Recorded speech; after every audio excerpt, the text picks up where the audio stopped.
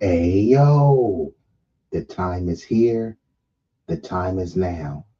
We are activated.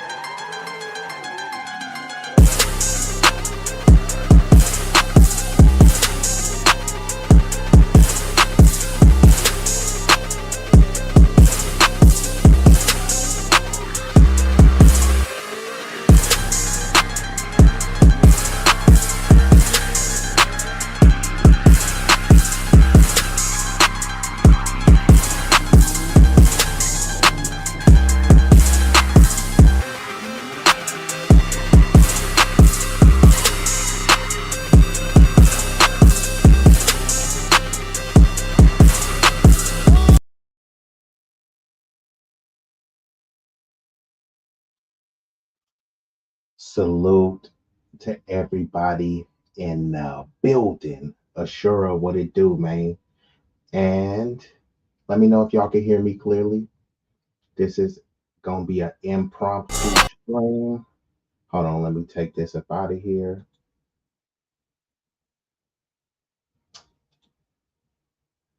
And we gonna get right into it. This is going to be an interesting stream.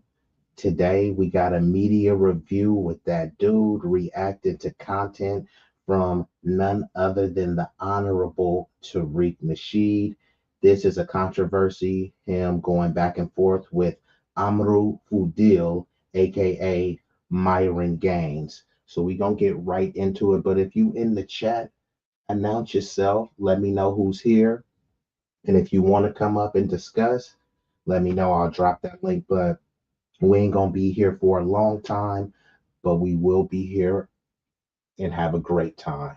So let's get right into the video. Let me know if you'll have any issues hearing it as well.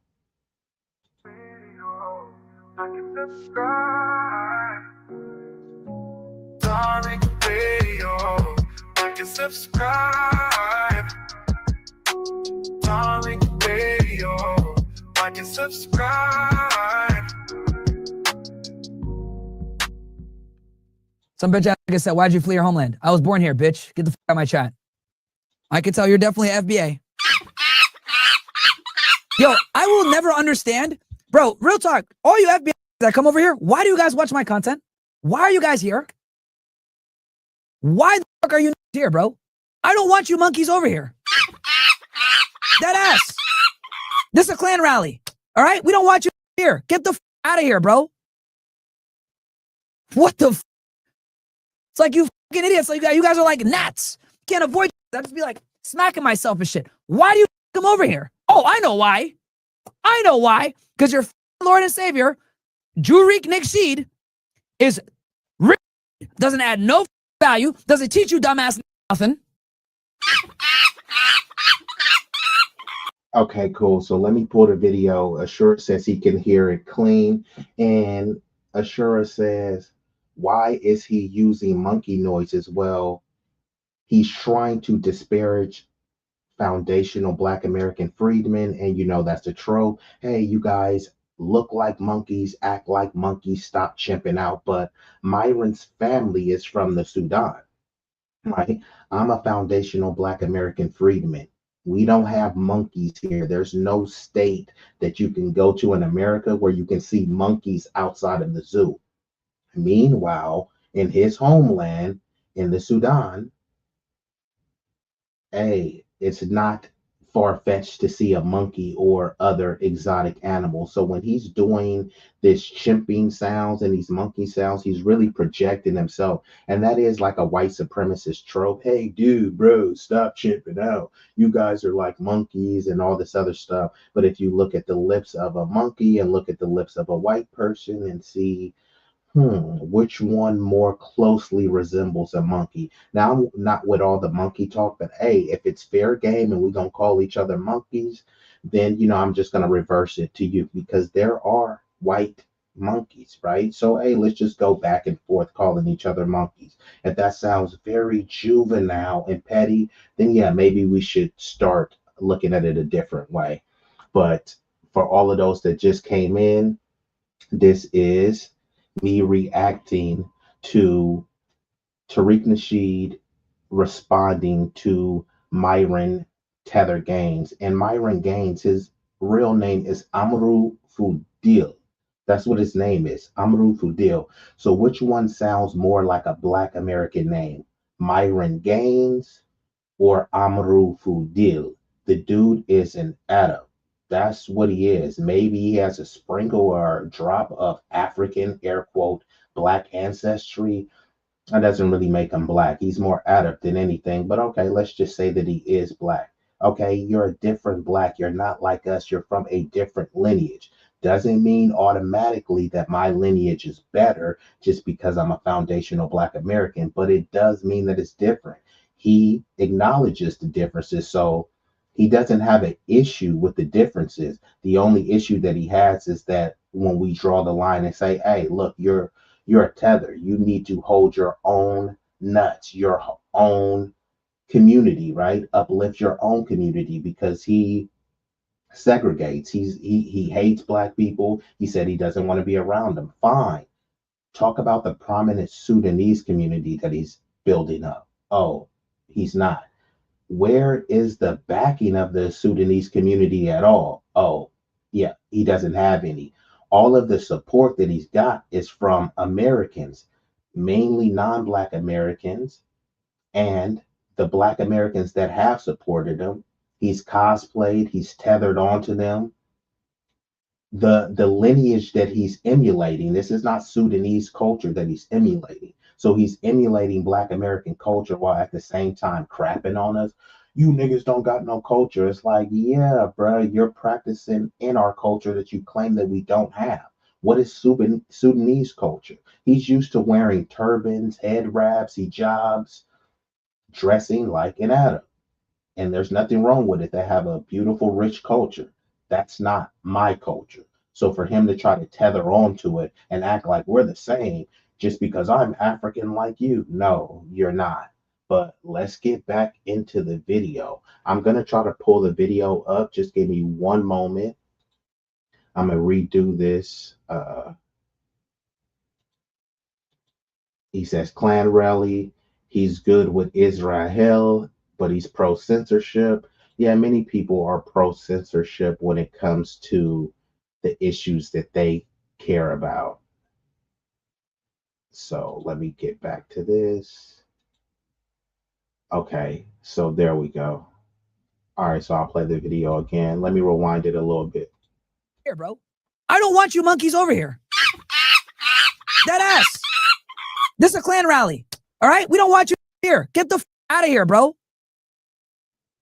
What the It's like you fucking idiots. Like you guys are like gnats. Can't avoid. I just be like smacking myself and shit. Why do you come over here? Oh, I know why.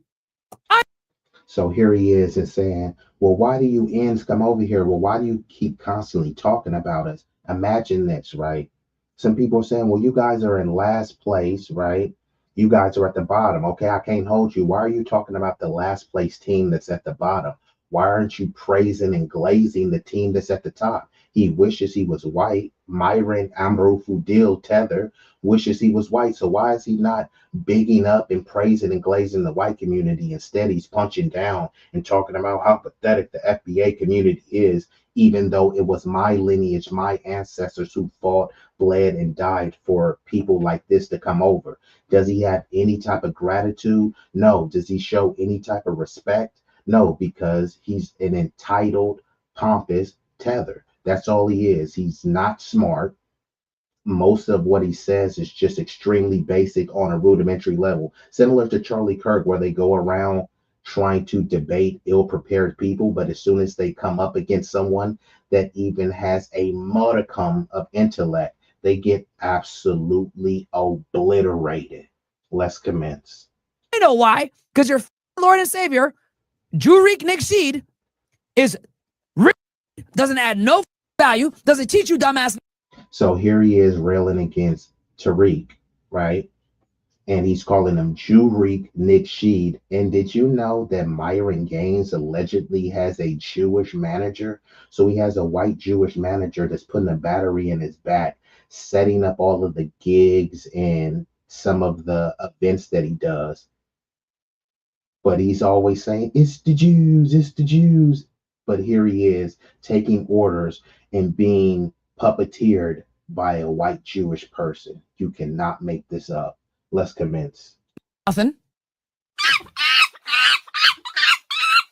All he does is cry about white supremacy, complain about why you guys don't got reparations, complain about slavery 200 plus years later, complain about systemic racism, which isn't real, it's a scam.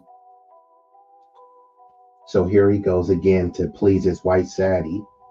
He's saying systemic racism doesn't exist. Well, you know who else said that? Tucker Carlson. Tucker Carlson says systemic racism doesn't exist. It's a hoax. And then he turned around last year and said it does exist. It just exists towards white people. So these are the type of tethers that people elevate and they say, oh, look, you know, I have a black friend and he said this. Myron Gaines is black and he said this. So, you know, it must be right, or this can't be racist because Myron said it. Myron is a Sudanese tether. Myron speaks for the continent of Africa and Sudan and immigrants. He doesn't speak for foundational black American freedmen, even though he is cosplaying as that.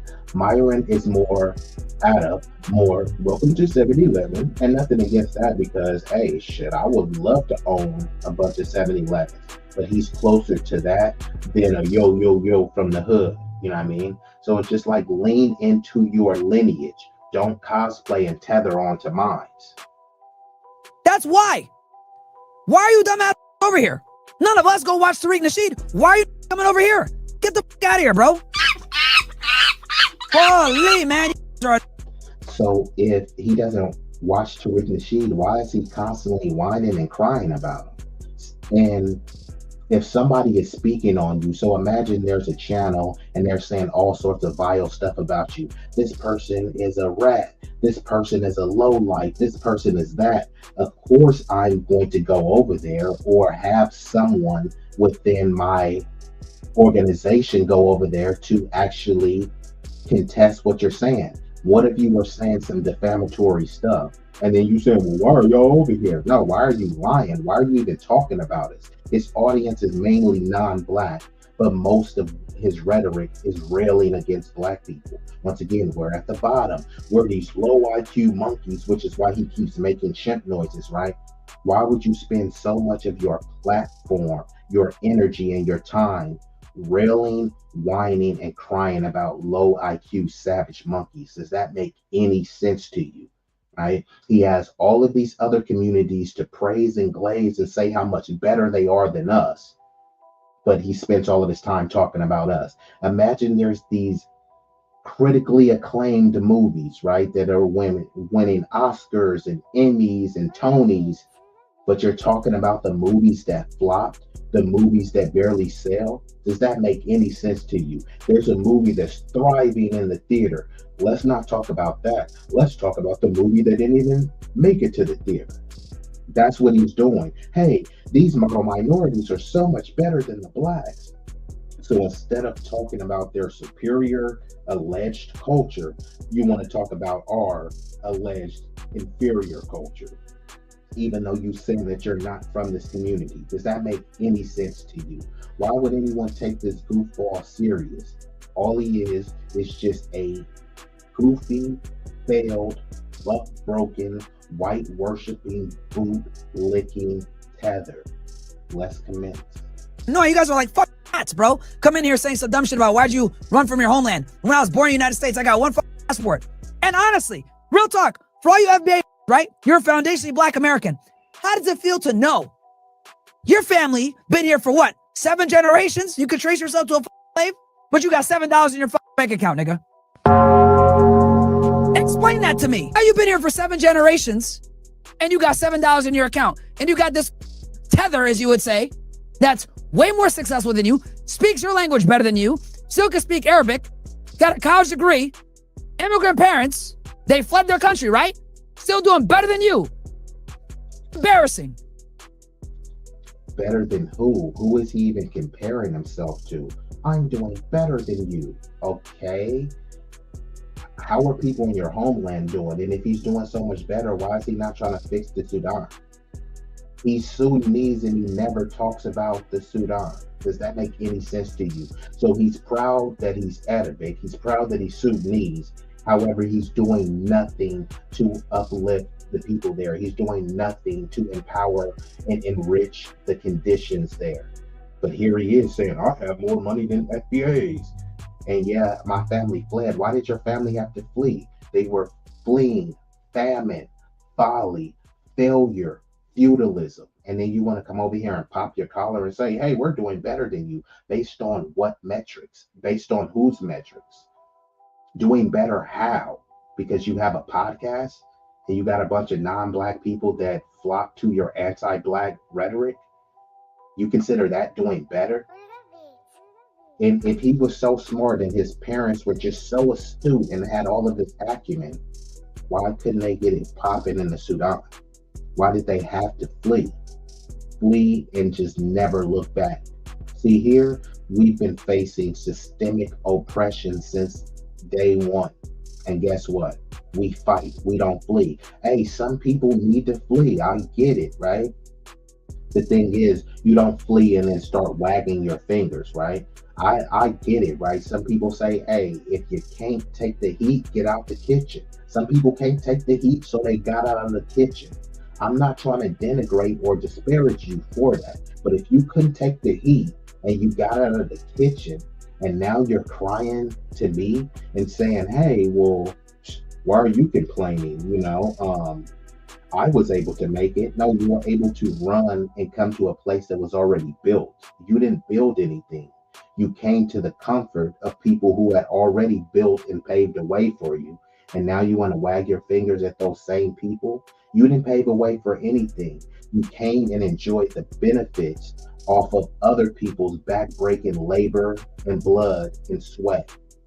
Just nothing to commend you about. You are a cowardly flea.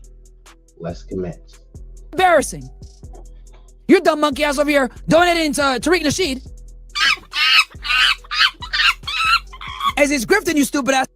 Why is he pocket watching? If somebody wants to donate to Tariq Nasheed, why does he care?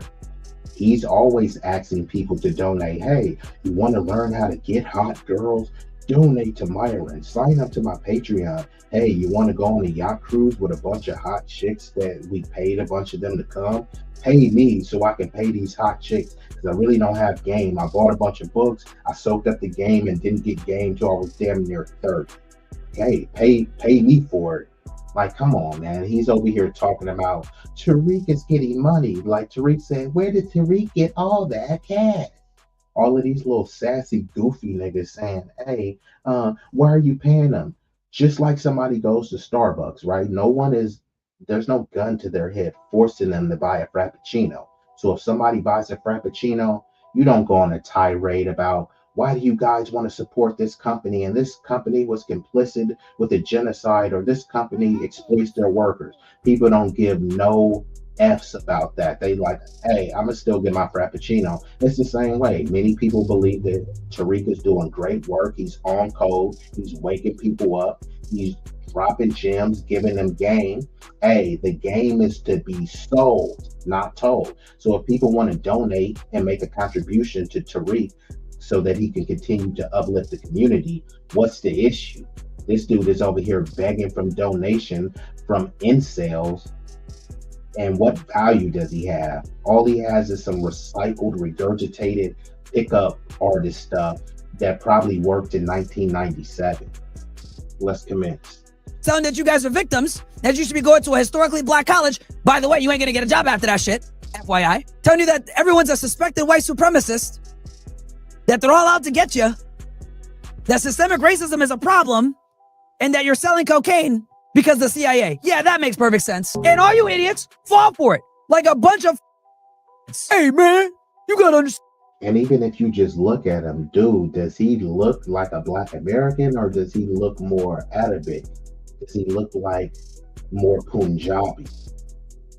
So any dude, especially a black male, well, I'll say any black person, if you follow this dude and you're justifying his rhetoric and trying to say, yeah, but he does make some good points, a dead clock is right twice a day. If I say F your mama and then I follow it up with 2 + 2 is 4, you ain't gonna say, well, yeah, he did tell a fact. You're gonna focus on that I said F your mama. Whatever I say after that, no matter how truthful it is, yeah, you're not trying to hear it. It's gonna go in one ear, out the other. So even if Myron occasionally makes a good talking point that he stole from someone else, what does it matter when he's going to denigrate and disparage a whole lineage that he's cosplaying and tethering onto? And you can just look at this dude. This dude is definitely not like us. He don't look like us. He don't sound like us. He don't act like us. He grew up around a bunch of white people in the bed, letting white dudes fondle his booty. He was laying in the bed with them, having sleepovers, probably, wearing thongs and watching Lizzie McGuire.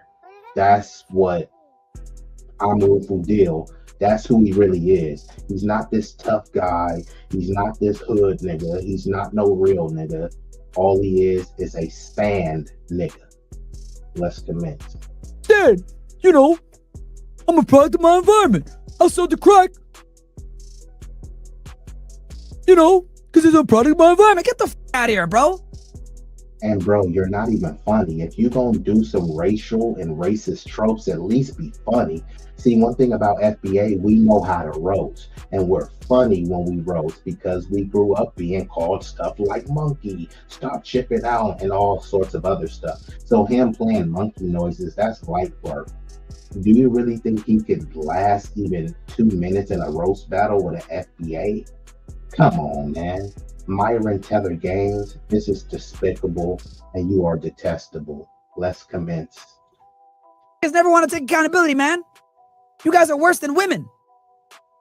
But what accountability has he taken? What accountability is the Sudan taking, right? They're in right now in an act of genocide. What accountability did the British colonial powers take when they colonized his homeland? So his homeland was colonized by the Brits. They never took accountability. Instead of holding them accountable, he ran to America under FBAs, and he wants to talk about the group that took him in versus the group that bent him over and buck broke him. The thing is, there was no force involved. He voluntarily pulled his pants down and spread cheeks and got buck broken. Buck breaking, the most important aspect of it is the psychological breaking. And clearly, Amru Tether Fadil has been broke a long, long time ago. Let's commence. Chat, man, come in here talking all this shit. Why do you guys watch me, bro? But I know why. You guys boring after a while listening to dumbass Tariq Nasheed talk about white supremacists all day. Or dumbass Dr. Umar saying you got to pay him $1,000 to have lunch. What the fuck? clowns, bro. You guys are clowns. Why is he spending all this time talking about clowns? If they were clowns, wouldn't he have moved on? Instead, he just keeps milking this. And if you go through his content, he mentions Tariq a lot. It's like, bruh, I mean, do you, it's like, do you fantasize about Tariq or something like that? It's like Myron has been known to have proclivities for being like a little fruit. So maybe he has a crush on Tariq and he wants Tariq to kind of rail him. But hey, Tariq is a family man. He has a wife, bruh. I don't think you're his type, bruh. But let's commence. Oh, Myron, well, these white people don't really like you, bro. They would deport you if they can. I don't give a what they want to do. I don't give a fuck. I'm just telling the truth. You guys are a bunch of victim. So here he goes. There have been a bunch of white people that said, hey, you can't sit with us. Yeah, we like that you rail against the blacks, but yeah, man, you're still a sand nigga. People have told Myron this to his face, and guess what he still does? He doesn't just bootlick. He doesn't just booty kiss. He spreads the cheek open and he licks the crack. Whatever your favorite flavor of ice cream is, that's how Myron is licking the hairy, funky, stanky, sweaty crack of these bigots, Zionist bigots, white nationalist bigots, Christian nationalist bigots, Arab nationalists. So yeah, there's no saving this dude. He's beyond he's beyond saving. Let's commence. Bitch ass. That's the truth. You sit for white people. And once again, look how much he says, nigga, nigga, nigga, nigga, nigga, nigga, nigga, nigga. So this what happens, right? We are the ones who reclaimed nigga, right? Nigga is a Black American slang. It's also a slur, right? So he comes over here and that's what you want to pick up. You want to say our culture is this, our culture is degenerate, our culture is this, and rap music and stuff. One of the most prominent, people credit rap music for even further amplifying and magnifying the use of the N-word, right? And this Tether over here, Tether Fudil, is always saying, well, you guys need to have a better culture. Right? You guys need to stop listening to the rap music, stop listening to the sexy reds. But what does he come? He adopts ghetto hood culture while railing against ghetto hood culture. He's not adopting anything from jazz music. He's not adopting anything from R&B music. He's not adopting anything from gospel music. He's picking up on negative tropes, negative terms from rap music, and then he's complaining about the rap music, the same rap music he's consuming. And he invited a bunch of rappers on his show. He didn't invite any singers. He didn't invite any gospel. He doesn't invite many motivational speakers or people who are doing the grassroots work to build the community. He doesn't invite them on. He will invite ratchet bopper bimbos on and they complain and say, look, this is just a representation of women. Yeah, if you keep getting OnlyFans thoughts, why are you not getting no women from the church? Why are you not getting any professional women? And then when he gets them, he tries to own them as them being modern women. But this dude had a woman and she left him for some fat pudgy guy. This dude's in the gym working out every day, has a 6-pack. And she got left for a dude who looked like he just drank a 24-pack. The dude has a sloppy beer belly hanging. And guess what? His chick threw Myron the deuce. She left this frat boy for a fat boy. So Myron, bro, you're in no position to try to act like you have any type of game. You are an imbecile. Let's commence. Really? Yeah, here's the other thing too. White supremacists don't come into my chat talking shit. It's you bitch ass that do. Why'd you flee your country? Shut the up. This is your country and you're still poor. So he doesn't want people asking why he fled his country. We do that with anybody. If it's somebody that's from the hood and somebody got ran up out the hood and you go to another state, people will ask, hey bro, what happened? How'd you get ran up out of your hood?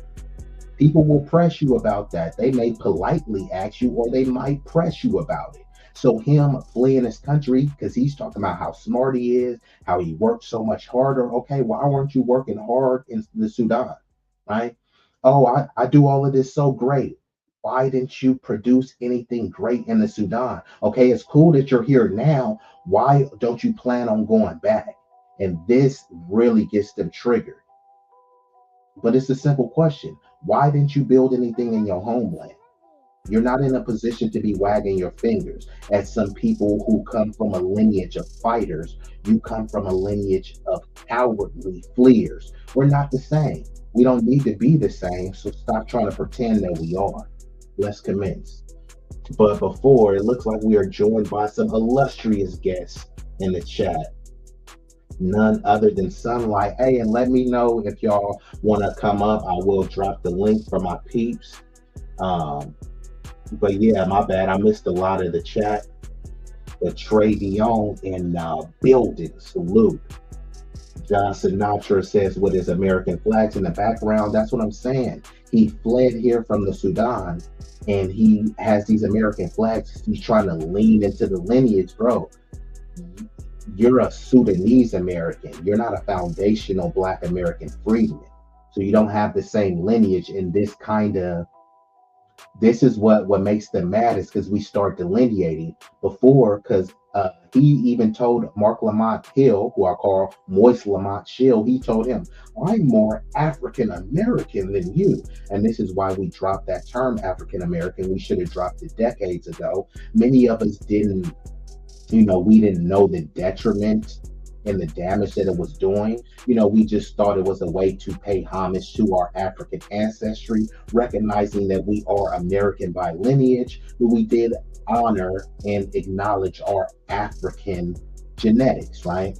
But what that turned into was a nebulous term that anyone could just tether onto, leech on, extract benefits, and then also discard it at any time. So Myron will say, I'm African American because I'm from the Sudan and the Sudan is in Africa. So I'm more African than you. And based on birthright citizenship, I'm just as American as you. So you know what? Fine.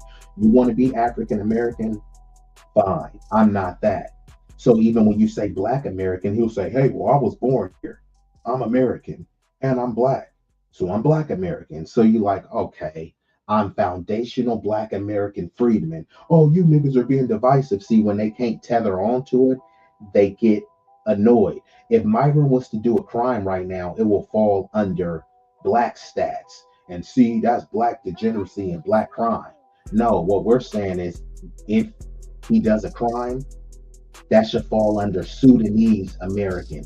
Don't put that onto us because see, everyone has to hold their own nuts. Everyone has to hold their own filth. So once we go out there and cut up, fine. We have to take the negative backlash. But we not taking credit for nobody else's mess. Imagine there was a bunch of dishes in the sink and you only put 2 dishes in the sink. And somebody said, no, you put 14 dishes in the sink. Like, nah, I only put 2. I'm not taking credit for all them extra 12 dishes. I only put 2 in there. And that's what we're saying too. With all of this nonsense, hey, y'all got to hold your own filth, just like y'all hold your own accomplishments. If a Haitian person does a crime, oh, that's just Black people doing crime. That same Haitian person wins an award. Shout out to Haiti. Shout out to the motherland. Shout out to the Caribbean. All we saying is keep that same energy. You Haitian 24/7. We foundational Black American 24/7. Myron is Sudanese 24/7. We can all come together. We can all build. We can form Voltron and we can become the one big Voltron global Negro, but that's not where we are right now. And even if we did form that global Negro, there still is a delineation process taking place. We still need to disaggregate the data so we know who and what we're dealing with. And Sudanese people are so much more successful, so much more smarter than us. Hey, then let's disaggregate the data and let's see if those numbers show that. But nah, they want to lump all the numbers up together to try to make it very convoluted. We're done with that. But and he said, "What is DJ Khaled looking as, bro? He looks like um the camel, you know, from that Joe Cool. I think it was from the cigarettes. Like, yeah, that's who he looks like, Joe Camel." And Travion says, "Apu or Rupinder or Pujit or Pajit." And he says, "Tariq cooked that boy." Yeah, a lot of cats cooked him. The dude is just a very average debater, and he tries to pick and choose who he's going to debate with so he's in control of the conversation. And they always kind of obfuscate and frame the talking points so that they end up on top, where you're arguing something that you didn't say. You're battling. They do something called gish galloping, where they just throw a bunch of stuff at the wall, and then you get off from the original point, and now you're arguing against something that no one even said. And we got none other than the lovely, the exquisite Sunlight in building. Salute to you, Ozzy Report, Braxton in building. Ashura, man, I think it's past 30 minutes, but you're still in here rocking. He's a Hamite. And we got none other than the enchanting, the ravishing Jackie Gaines. What it did it do? John Sinatra still in the building. Okay, so let me get back into the video. I may not be able to get to all of y'all comments, but like I said, if y'all do want to join, just let me know.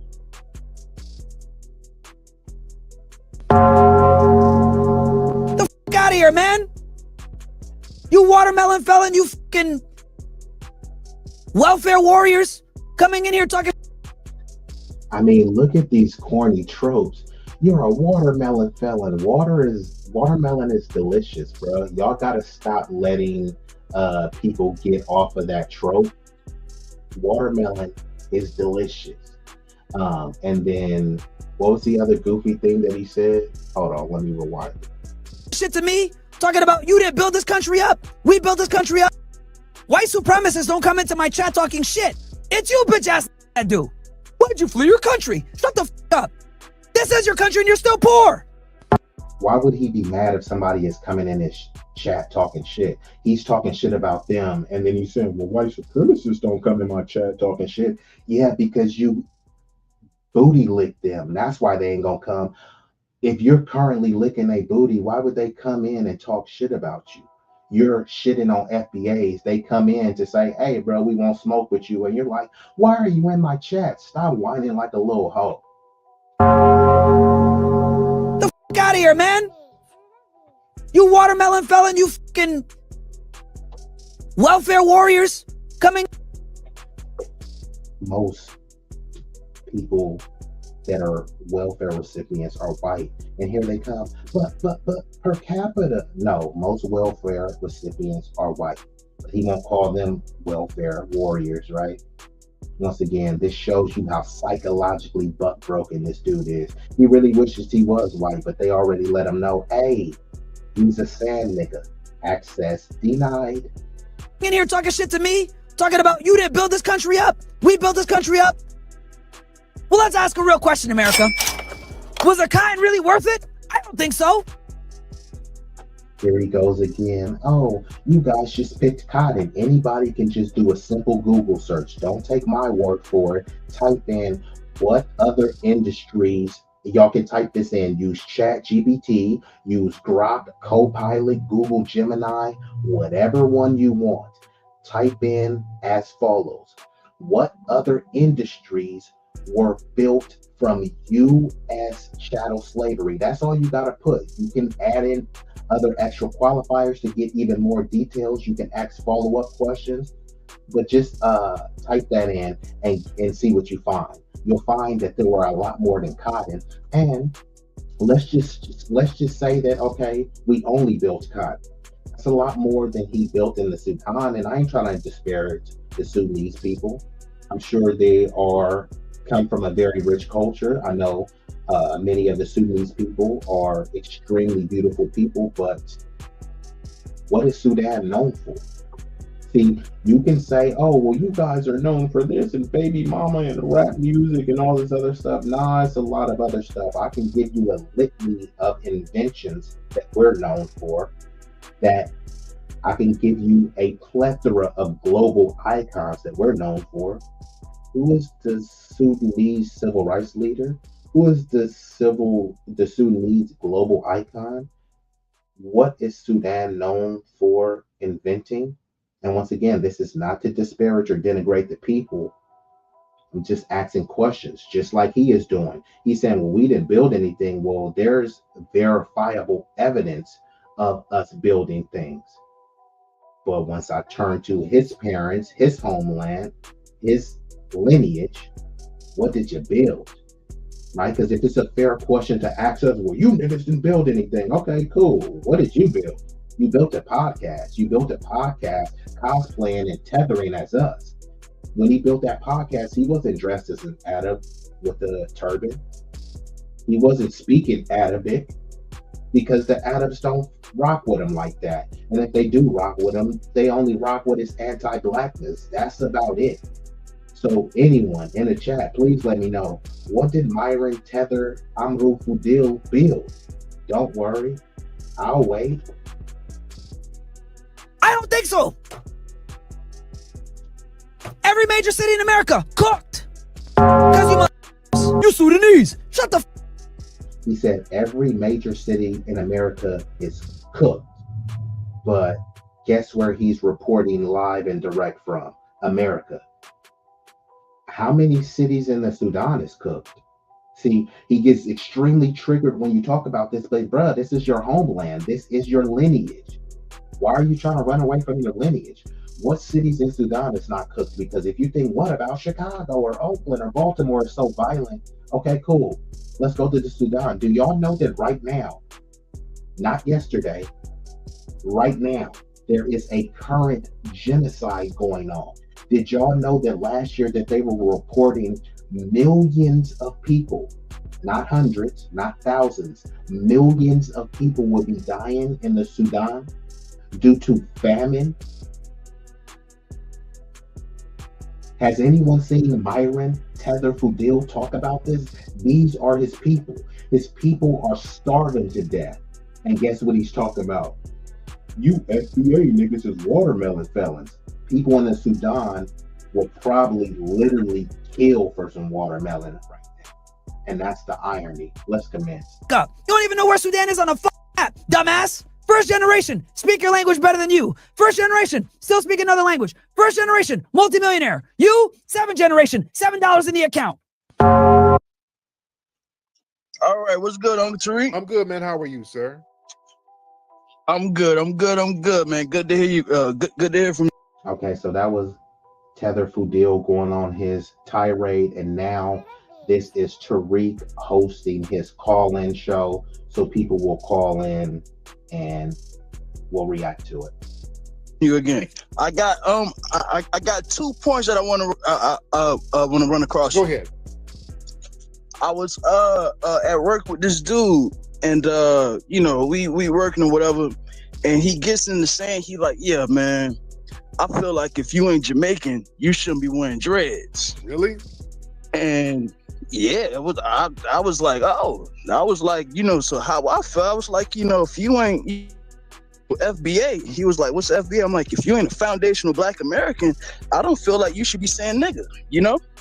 I was like, that word is exclusive to us. That's our word. You know what I'm saying? Like, I agree with that. See, what happened is because we are so loving, and because we all Black, we all just one global Negro, we've been the only ones upholding that sentiment. We've been the only ones stomping for Pan-Africanism and standing on that.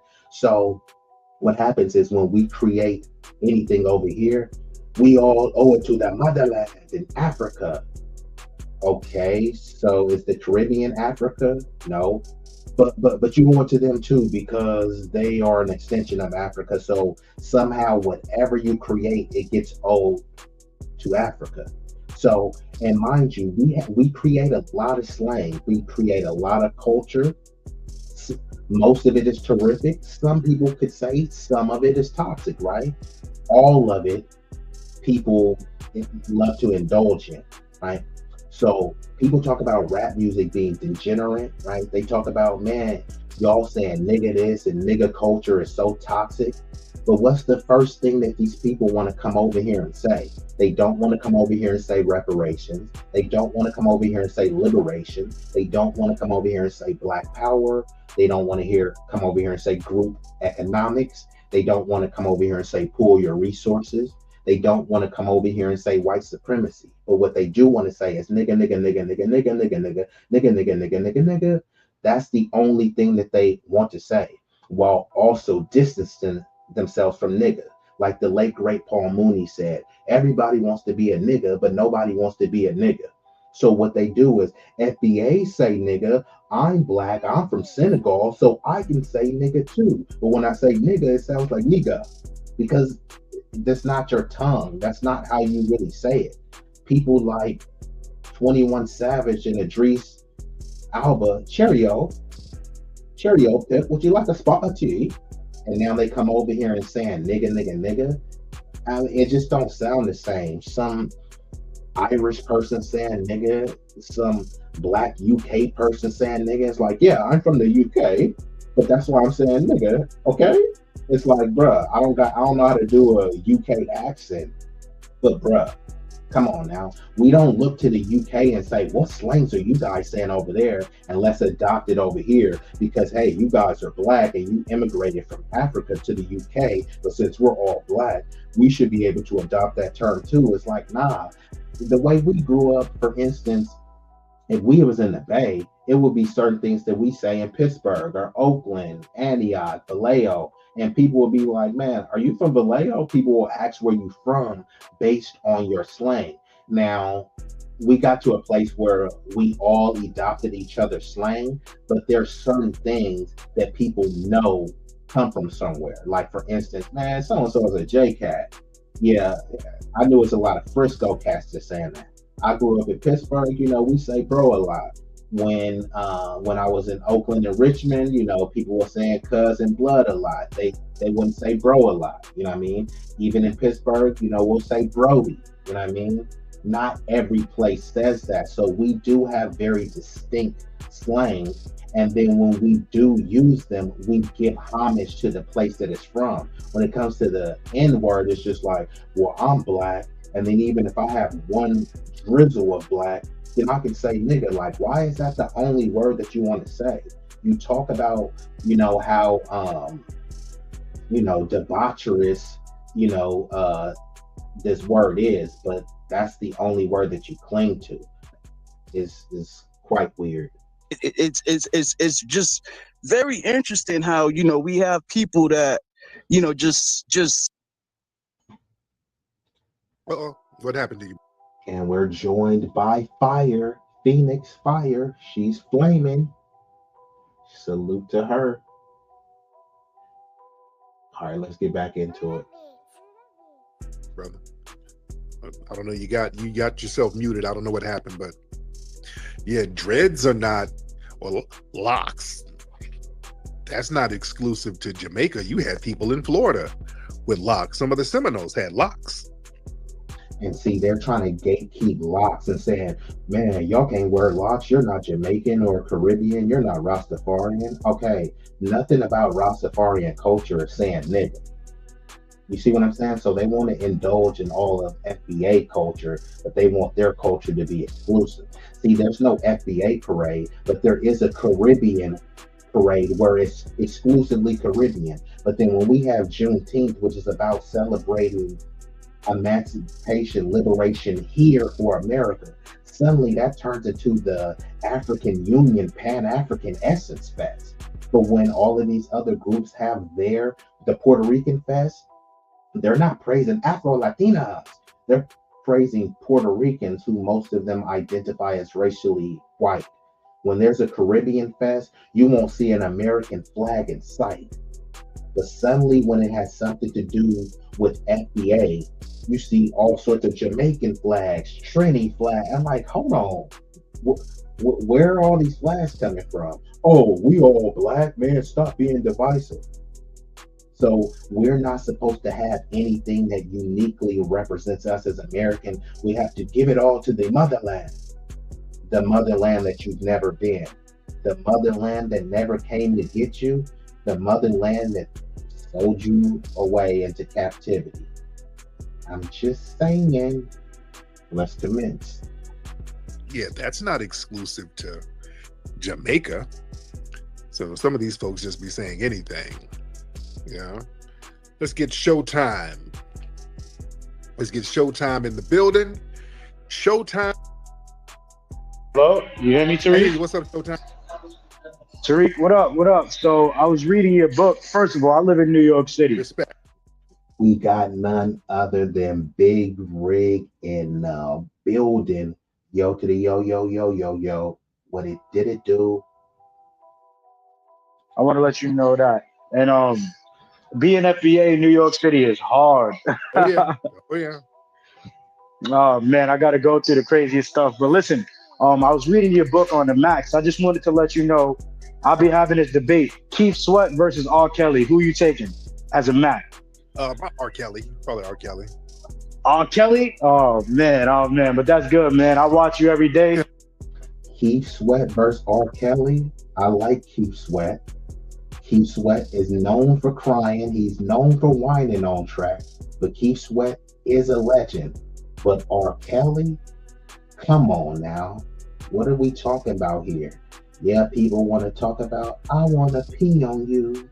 Also, a lot of people didn't like those golden showers. So I'm, gonna not talk about that right now. I want to talk about the man's acumen, the man's awesomeness, and his artistry. R. Kelly is, man.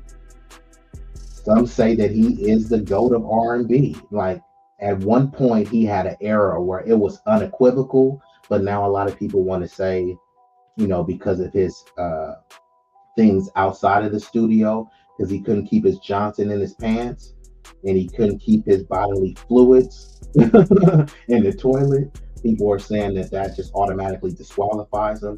But man, I'm still listening to R. Kelly, especially if you have, your partner, your lady friend on, and you cut on some. It seems like you're ready. Some bump and grind, the 12 play. I'm just saying, like if behind a nice derriere and R. Kelly is playing, are you really gonna be thinking about those golden showers, or are you just gonna try to last in that slip and slide for another hour? I'm just saying, let's commence. Keep up the good work and step on Yeah, it. much respect. Keith Sweat is coming to LA too. I should go to the concert. Keith Sweat is Keith Sweat. I think it's Drew Hill and Case. They're coming to Inglewood. I should go to that concert. My wife would be like, "Don't take me to these old school concerts. We have a good time because I got to go to the young shit with my lady. Then she got to go to the old shit with me. If I go with her to see Chris Brown, you got to go with me to see Charlie Wilson. See, we got to have a balance in this relationship." Shout out to Chris Brown and Charlie Wilson, and shout out to the none other than sweet, solid, sincere Saida. What it did it do? Let's commence.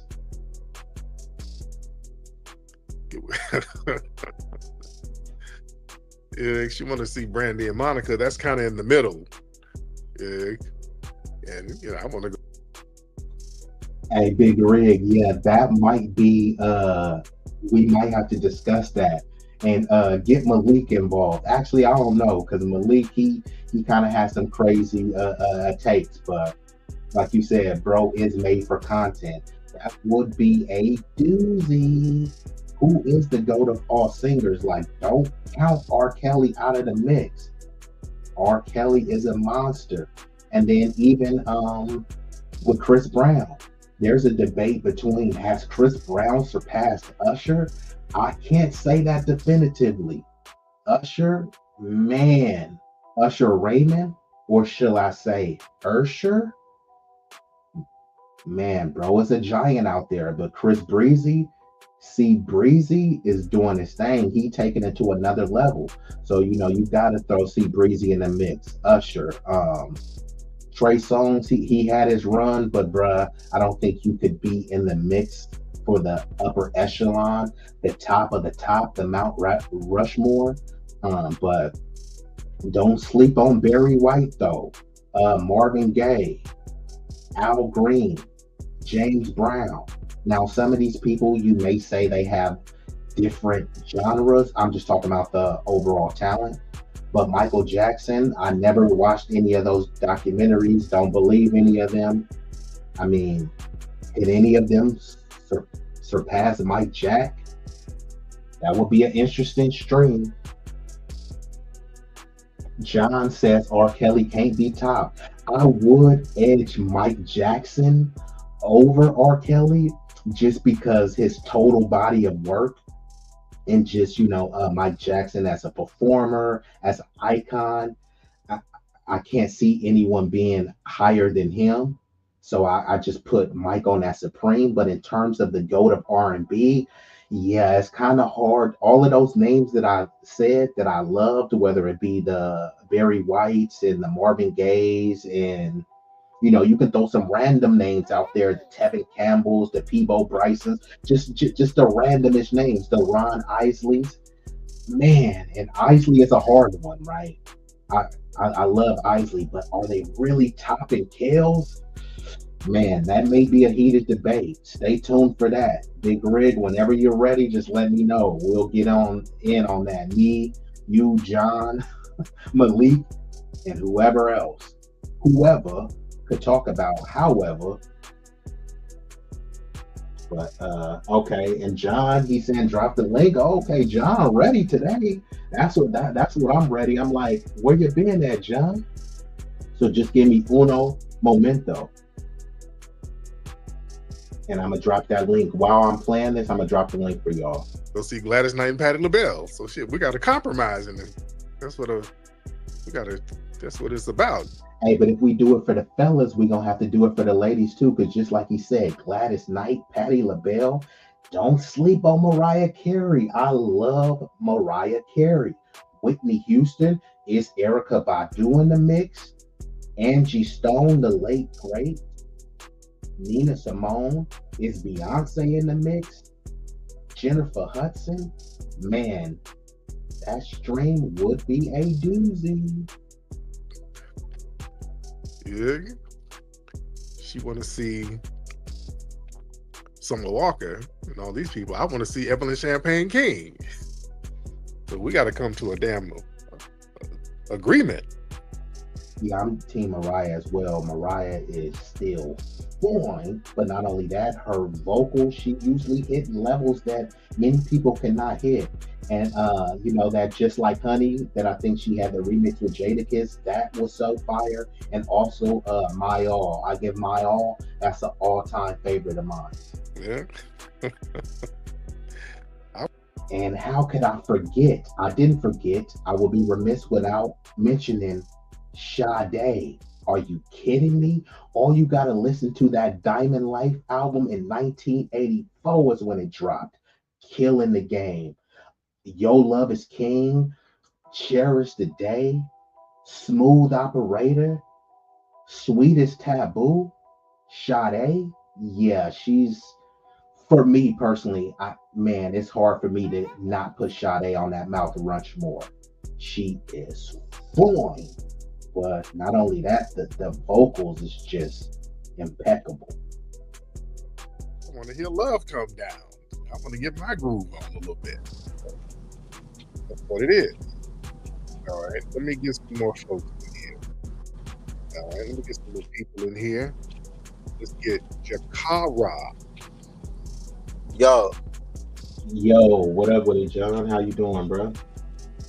shit in this traffic, man, trying to go. I still gotta get my wisdom teeth pulled and shit. So I'm on medication on my way to pick up some more medication and shit till Tuesday and shit. But I'm feeling cool right now. I heard you talking about the Chris Brown, Usher, R.K. Look, bro, it's like this. I don't be trying to take nothing away from Chris Brown, because Chris Brown is a great artist, entertainer, and shit like that. but it's like you can't mention him with Usher or R. Kelly. As far, I just feel like we gotta wait. Give him another like 10, 20 years, something like that, bro. And then let's see how, you know what I'm saying, it pan out, because his music gotta sit. Like, as of right now, because you remember when he first came out, he came out with the Is Your Man on the Flow. He had the excuse me, miss, and then talk to you. He had some little ones, so that's aging well. I don't know how good his music is gonna age well. Me personally, I really don't listen to a lot of, when it comes to R&B. I don't rock like with his music that much. He can sing good. He got some songs that's some hits, undeniably. Girls, people love his music, and he can dance good. He's a good entertainer, like performing and shit. Now, nigga ain't saying that R. Kelly could dance better than Chris Brown, no, but it's just his body of work, bro. The nigga I'm talking about, bruh, all his albums hit. You know what I'm saying? I really can't recall no period where R. Kelly even fell off. Like, he just really was at a steady, he consistently dropped hits, bro. In his timeless music, bro. He got shit from the 90s and shit all the way that's hitting harder than shit now. And then even his shit from the 2000s, from the 12 Play 2 and up in the Chocolate Factory. And when he was going through his court, he still was putting out classic music. Not to mention, we talk about the Isley Brothers, a classic group. R. Kelly was writing songs for Ron Isley and shit. So he got hits with Ron Isley, like, you know what I'm saying? So I feel like, man, it's kind of disrespectful to kind of put, I mean, I want to give Chris Brown his flowers, you know what I'm saying? As far as the new generation, Chris Brown is on top. Usher kind of came in after Usher came in, of course, after R. Kelly, and he held it down for his generation. I think Usher can't be top. If you bringing up the Trey songs, all them, they can't fuck with Usher. You know what I'm saying? They can't fuck with Usher. Not at all. But Trey Songz he got some good songs and shit. And, you know what I'm saying? He great at what he do, but Usher, bruh, Usher really crawled so Chris Brown could walk. I ain't gonna lie, bro. That's real. That My Way, real bruh, shit. That My Way album was, come on, bro. That Usher been going crazy. Yeah. And then he could act. Yeah, too, right? and he was in some movies and shit. I forgot. Yeah, he was. He cool. He cool with the acting. But the entertainment shit, bro, Usher, girl, got it locked, bro. Like, you feel me? And then let's keep it real too. Oh, you know what's crazy? Let's see, Usher, Chris Brown, R. Kelly. Bro, they say all three of them, I think, got like herpes allegations and shit like that, bro. So I'm gonna just say they all goats for the fact that they could be damn near certified got herpes, bro, and still get any female they want, bro. The women is still passing out at their concerts, bro. They all kind of shit. So they just goats just out the gate just for that. You feel what I'm saying? But like besides that though, like I say, man, Usher in the league of his own. R. Kelly definitely in the league of his own. And I think Chris Brown, as far as his generation, is in the league of his own. He's selling pictures for $1,000, bro. And females is really paying him $1,000. Like, that's the dopest shit. Like, you feel me? I can't knock him for that. You know what I'm saying? Like, get your money. You know what I'm saying? It's just that I don't feel like his music has aged good enough, bro, to talk R. Kelly and Usher, bro. They hit songs. I don't know if people are going to be playing the Chris Brown song like that. Now, when we're going to talk about Michael Jackson is probably the best all-around R&B entertainer, because I'm talking about with the singing. He's just too iconic and too legendary. Like, everybody kind of, like I say, Usher crawled so Chris Brown could walk. I was going to say he crawled so all of them He crawled so all of it, yeah, for sure. So Mike definitely is in a, you know what I'm saying? He's in a but I'm gonna just keep it real. I listen to way more R. Kelly songs than I do Michael Jackson songs, and I love Michael Jackson songs. They classic. You can't, you know what I'm saying? But R. Kelly just, man, bro, I don't know, man. Yeah, no, I agree. And we're not even mentioning that the best of both worlds. With Jay. Come on, me, man. I'm not even, and this is not even being biased. You know, I know Malika would want to kill me for saying this, but like, I believe on that album, which was extremely fire, they did have a lot of features on there, but I thought R. Kelly carried that album because the hooks and of course, Jay-Z, bro. what now? And I'm gonna call this, I call it straight up and down, man. Jay-Z is a good rapper. He ain't a good song maker. You know what I'm saying? Like, he need people on the hooks and shit like that. That ain't taking it away from. That's just like the game. The game can rap good, but he really don't make good hooks. And it's a lot of people that's like that. You find your strengths and weaknesses. You know what I'm saying? But he needed R. Kelly for, of course. That's why it was the best of both worlds. Jay-Z at the time was on top of the rap. R. Kelly always been on top of the R&B. So it was a good clash. And they did a 1 and a 2. And both of them was fire. It's just that R. Kelly had all that shit going on, and it kind of stunted the growth of how far they could have really promoted it. But yeah, bro. And like I say, Usher too, because Usher was doing all them songs with Jermaine Dupri and them and the Brat and all them, like the whole so. I think, bro, I ain't gonna lie, Jermaine Dupri don't get his flowers, bro, because when you talk about Dr. Dre and Timbaland and Puff, you gotta talk about Jermaine Dupri, bro. That nigga been putting out since Criss Cross and all that, man. Jermaine Dupri is definitely a GOAT. Criss Cross, he put out the Brat, then he put out Brat, Jagged Usher, Edge. Jagged Edge, like the Jagged nigga, Edge man, come was on, fire. man. Jagged Edge is arguably Bow one of Wow, the best R&B and we groups. can't sleep on Bow Bow Wow Wow. too. The run that he had in his early career, Bow Wow was just everything he was touching was platinum. Had it locked down. He had it locked down. He used to be married to Janet, so you know I gotta give him I forgot. for that. Hey, that nigga had Janet Jackson too. You feel me? Like, come on, in bro. her prime. So it's like she and was not still only looking that, cool. Jermaine Dupri is only like 5'2", 5'3" ish. So it's like little bitty. He probably about 4'11" with no shoes on, but he 4'10". To keep it real. So when people was acting like, hey man, you know, I can't, you know, I'm an incel, I can't get no cooch, it ain't nobody out there for that me. don't mean shit. You just gotta get your bag up. That's what I was gonna say. You just gotta increase your value. Get your bag, increase your value, bro. They don't care how short or tall, fat you is. Man, let's keep it real. I think women prove they didn't care about the herps, right? If you they got care your about bag, the herps. No, look, NBA Youngboy got herpes too. They going crazy for him. Bro got like baby mamas. They really be falling out for bro. That's why. They be signing keep up. it real. This is a show in itself. Women don't, as long as your success is at a certain level, women will overlook anything, bro. You could have one eye, you could be fat, skinny, you could be short, tall. If your success is period, bro. Women is gonna go for it, bro. You know what I'm saying? The thing is, they don't be respecting the men that they with because they don't feel that the men that they be with have the status that the people they look up, that they idolize have. So that's why they won't want to be your baby mama number 9 or 10, but they'll go to Future or NBA or hell yeah, they gonna get knocked up. You know what I'm saying? And they gonna have every excuse. That, look at Cardi B. Cardi B was mad at Offset because this nigga always cheating. Now she was Stephon Diggs. This nigga was cheating out publicly, and he got another chick knocked up. So as he knocked up Cardi B, he got another chick knocked up at the same time. And Cardi is cool with it. Yeah, because he got that bag. Offset. Yeah, because Offset bag, her bag was bigger. Her bag was bigger than Offset bag. So she like, nigga, you can't do this because I got more money than you. But she'll be baby mama number whatever for the football player. You know what I'm saying? And then, she mad at Offset because Offset is like, yeah, you're right. Your bag is bigger than mine. So now I'm suing you for child support. So now they calling him a dusty deadbeat nigga. Bro, let that man get his bag, bro. At the end of the day, women do it. They do it to us. Shit, let him eat. Shit, let him eat, bro. She talked all that money shit. I said, okay, well, help provide since y'all divorcing, and he want to maintain the lifestyle. Look at Tiana Taylor, how she did. Well, she was with a football. What that nigga? He played football. Iman Shumpert. Nah, he played basketball for the Knicks. Okay, yeah, athlete. But yeah, she took all his money and shit. Like they do it to men all the time. So why men can't? He sued her in court and she had to pay, and then the sisterhood came out talking about, nigga, why is you suing her, blah blah blah. I'm like, are y'all kidding me? Like, she lied on the man. Man, listen, man. Go ahead. I'm gonna tell you. You know, I always talk about the piss theory, B. And I really came up with this whole theory.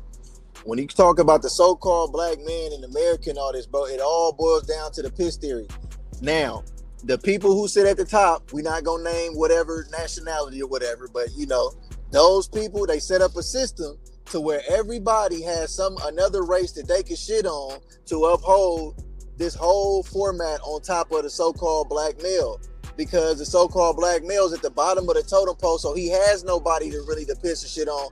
and even the black woman was elevated above the black man so that they can be in a higher position so that they wouldn't respect them, and then it would make it harder for them to form an alliance and rise together, which we need them and they need us, you know what I'm saying? But like I say, with the piss theory, the black woman, she's still black, so she gets disrespected to the umpteenth power, but she still got the black man that she could talk down to and talk down on, and that's what keeps the piss theory and this whole foundation going, bro, because you know, like I say, the black man just at the bottom, he get all the piss, man, and there's nobody for him.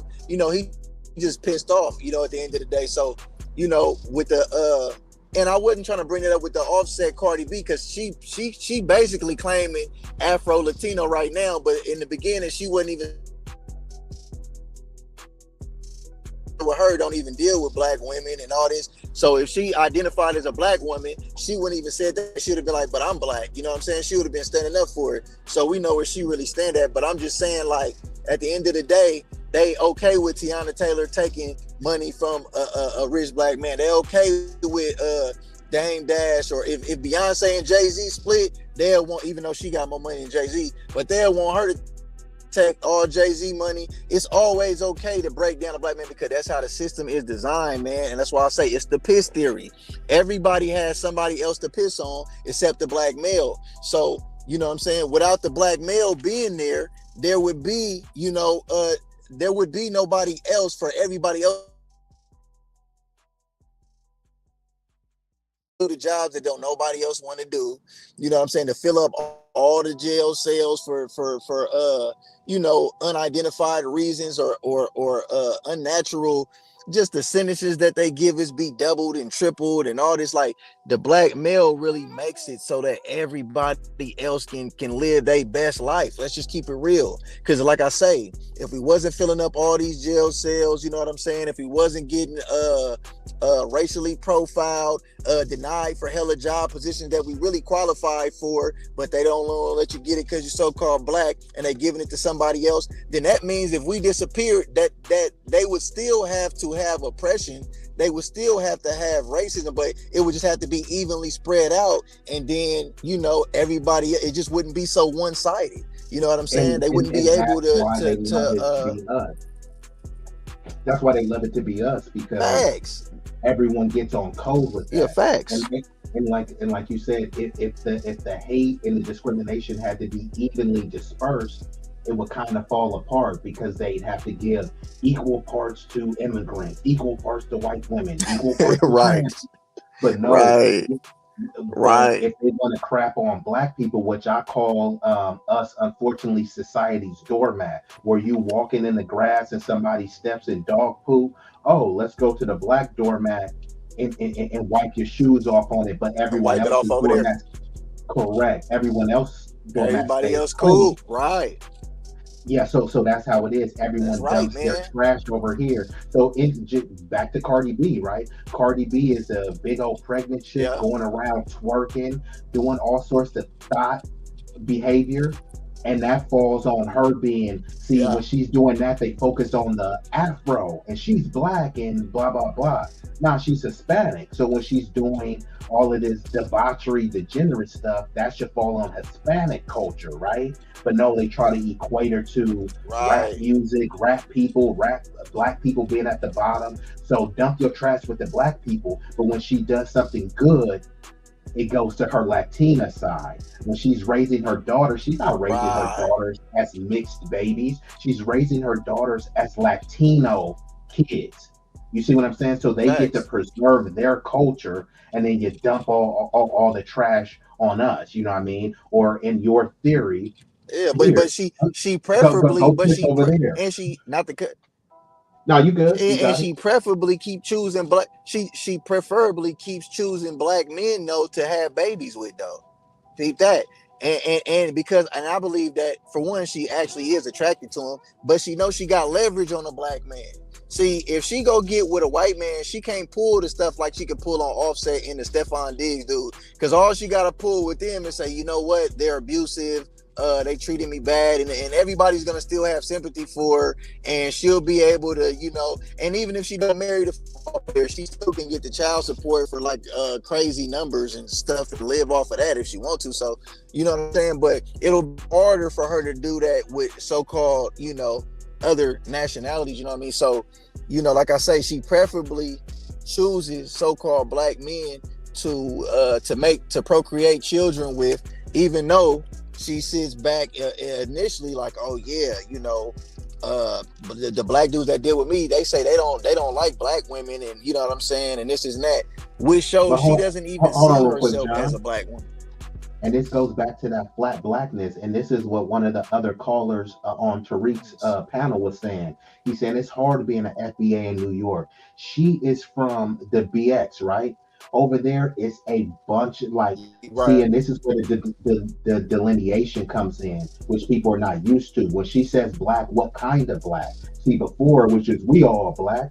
What black men has she really dated though? Like maybe she's probably dated a combination of FBA men, African men. Because if you look at the Bronx, it's super segregated. Yes, black people, but the Caribbeans stick with their side. You know what I mean? Why you think they have Jamaica Queens and Spanish Harlem and Little Haiti? Right? We're all supposed to be Right. together, Right. so all of these groups segregate. So Facts. even her, she's air quote black, but she's Dominican. So it's a bunch of black Dominicans over there saying, I ain't no black, Poppy. It's a bunch of black Caribbeans over there. I'm not black, I'm Jamaican. I'm not black, I'm Haitian. So what type of blacks was she dealing with? But you're not supposed to ask her. Maybe it was a foundational black American that she was with. Maybe it was a Jamaican. But just like one of the other ladies was talking on Big Rig panel, remember how she was bigging up Jamaicans? Jamaicans are so much good. Oh, okay, cool. If they're so much better. Hey, But and I'm then gonna when tell it, you, go I ahead. almost brought that lady up, bro. Because when I was talking about the pitch theory, man, she is the reason why stuff like that can keep going on. Not just her solely by herself, but I'm saying the so-called black woman has to realize that until they really want to see the black man elevated to a degree that don't got nothing to do with just being equal to them, because they got us fighting over equality with each other. Like that's what this gender stuff is about. Oh, the black man do this, we should be able to do this. No other races is going through these gender wars like so-called black men and women, bro. And it's what they got to understand is that, genuinely we love them and we have love for them, and we want to be able to do the most and that we could possibly do for them. But it takes two, you know what I'm saying, it takes us and them together for us to all reach our full potential. And with women like that want to just side off and just, oh yeah, man, she want to praise Jamaican men who obviously don't even give a damn about her, because they don't want to marry her, they don't want to, she probably done had a few flings or something with some Jamaican dudes or something, but they don't take her serious. And then to her, she trying to say, oh, the only reason why I'm not married is because it's by choice. And yeah, but you say that you got so much good chemistry and y'all on the same frequency and all this, right? But you can't find one that want to marry you. Oh, so you mean to tell me they've been proposing to you, but you turning them down? But you saying that these is your frequency and your match, and they better than the FBAs, right? No, it is.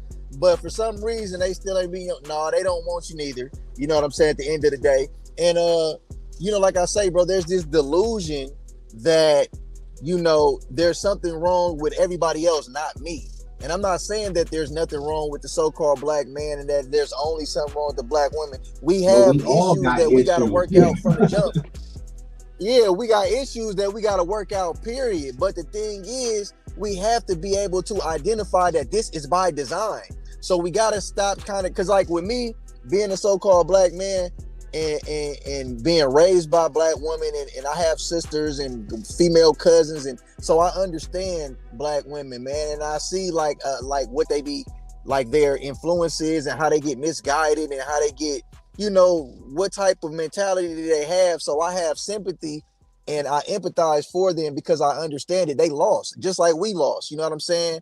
We don't have the proper structure from the beginning. You know what I'm saying? So we got to be a little more lenient with each other in understanding that, okay, I can't expect you to have this, that, and the third in order, because it by design, you were not supposed to. The system that we were raised and born under was put together for us to be this way. So their plan succeeded in having dysfunction within our families. But now that we are able to identify and realize that, okay, let's pick up from, what I'm saying, where the ball was dropped at, and just instead of complaining about it and just doing the, okay, you my shit smell better than yours, or this person is dumber than, let's just say, okay, you need help here, I'm gonna assist you here.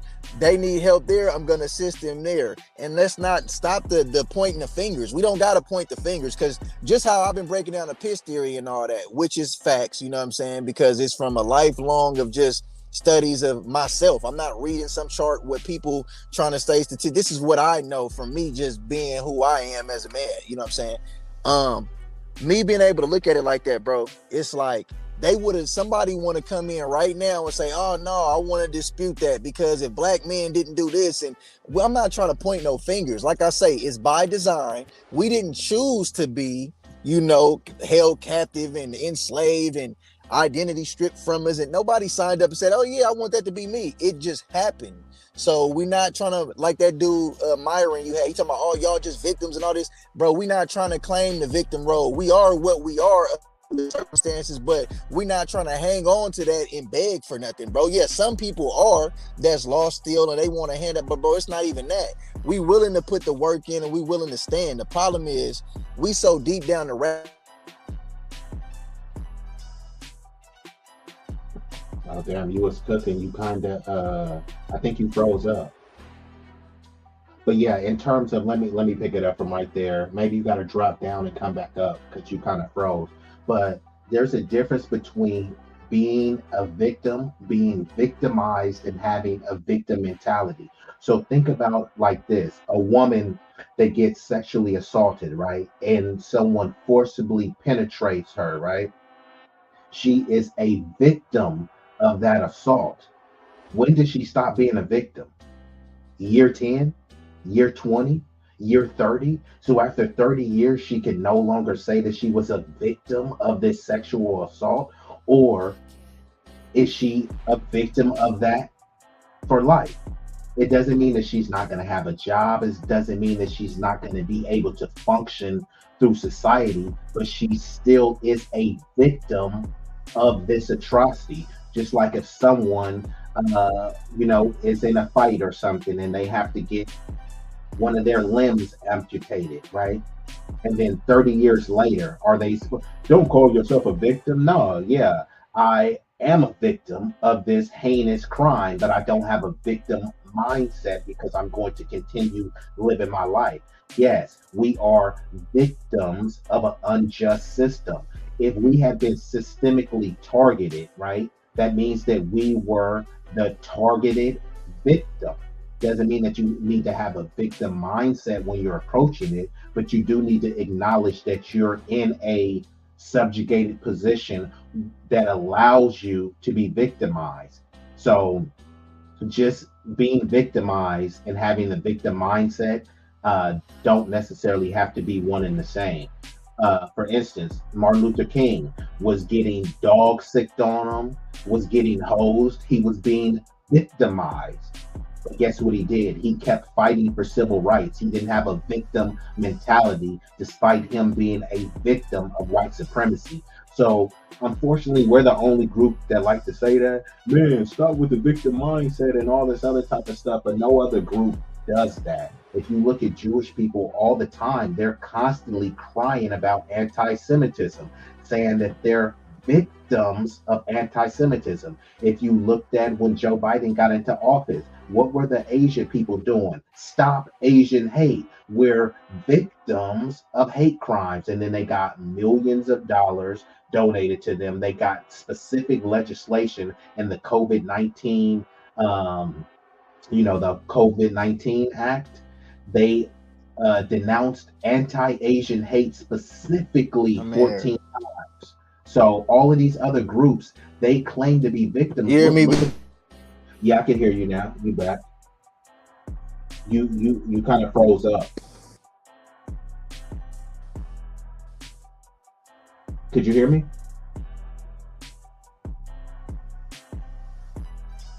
Well, let me just finish my point because I don't hear what you're saying. But yeah, Every other group says that. Even just this year, the Jewish students of Columbia, they said that they were victims of the people protesting. All people said were free Hamas. Free Palestine, and some people may have said globalize the Intifada. Right? Jewish people said we're victims, and guess what? They got millions of dollars to the tune of $21 million because their feelings were hurt and they were victims of words. Nobody was saying, pull yourself up by your bootstraps. Stop acting like a victim. This year alone, Trump gave 94 million with an M, 94 million to over 500 different Jewish organizations because they were victims of words. People were saying stuff that they perceived as anti-Semitic. Even if you say the Holocaust didn't happen, which I don't agree with, but if you say that, that's considered anti-Semitic and it can be considered a hate crime. And guess what? Jewish people are saying that their lives are put at risk and they're victims. But no one is telling Jewish people, stop acting like a victim. The Holocaust, it didn't happen in America, but guess what? America helped facilitate reparations to Jewish, here comes that word again, victims. So the only people that have an issue with victim is people where it's like you think that you're upholding some sort of warrior code. I'm not a victim. I'm not a victim. Okay. That doesn't put you in any sort of superior position. You're still being redlined. You're still being discriminated against. And it's not based on your mentality. It's based on your melanin. Get that through your thick skull. Okay, John, it looks like you back I'm now. back. Yeah, Before my bad. you, My phone had overheated, and then like when these phones get too hot, it shut yeah. off because I had a portable charger on it, and the portable charger's been getting hella hot, man, and it made it. Hold on one second.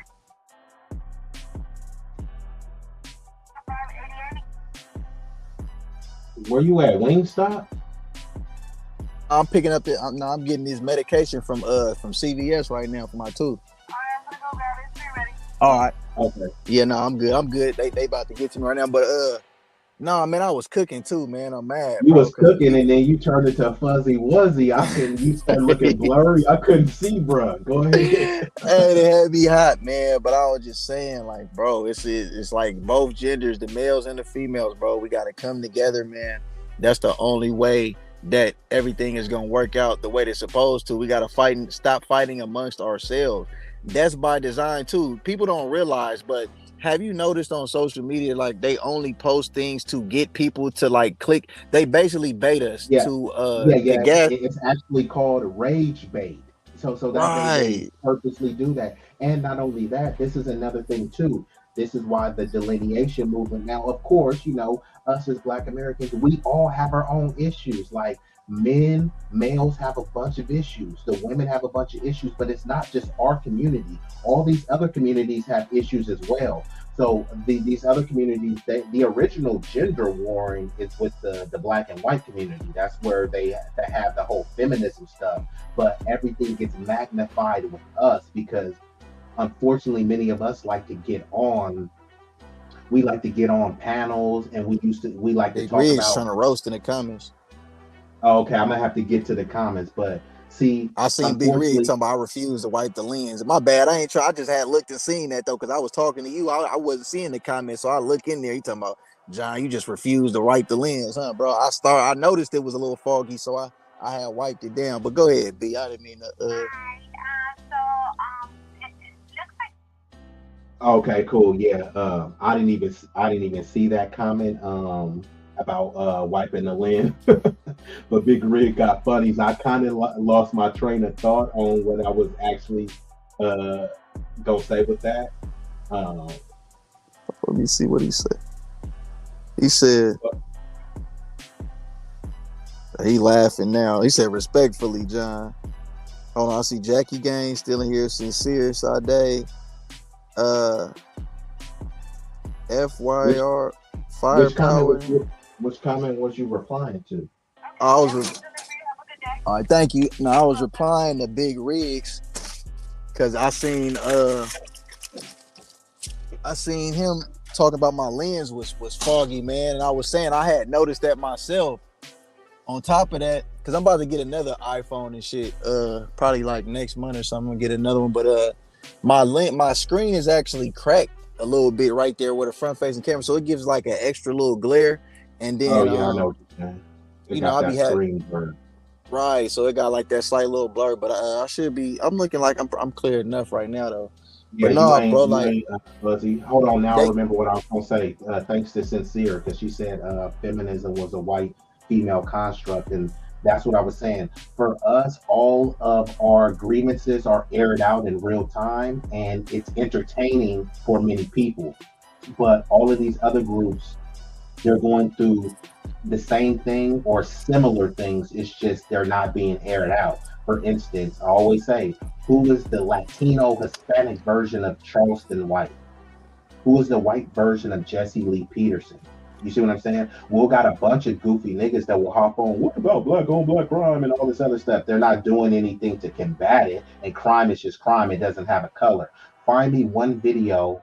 Jewish people commit crime, but find me one video of Jewish people talking about Jewish on Jewish crime. I could pull up articles right now of a pedo committing crimes on an underage minor, being mm, acquitted, and then fled to Israel where they protected him. I could pull these articles up in real time, which I might actually do. But what you won't find is videos of Jewish people talking about that. And I'm not saying that this is a good or a bad thing. I'm just saying this is what it is.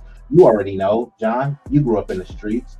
The Latino gangs are bigger than the black gangs. They're more organized because for it's, sure. it's just random. It ain't just Mexicans. It's Mexicans, Hondurans, anyone that could speak Spanish, they'll adopt you into that Latino gang, right? In Show me the video of California, them talking about for brown sure, on they the brown biggest crime. one. Yeah, and that's mainly what I'm talking about is California Mm-hmm. because they're overrepresented out here. Show me one Mm-hmm. video of them talking about brown on brown crime. We grew up in with the Nortes calling the Sereno scraps, Hey, right? prime example. You seen it's a burrito spot slash food grocery market in Antioch, right? Just this week or last week, the owner got killed, and somebody else that was with him, and I think a 15-year-old got shot in the head. They was all Latino. Uh, when I looked at the comments, since of course it happened in Antioch, you know, the little racist They people thought it that was be us. Yeah. they like, oh yeah, I already know. This is not surprising. When They they say still was. when they say usual suspects, they talk about us. They If talking they about say black people. bloggers, they talk about It us. ain't had. Thank you. If And it they ain't say had nothing to do with it. didn't do nothing, they talking about us.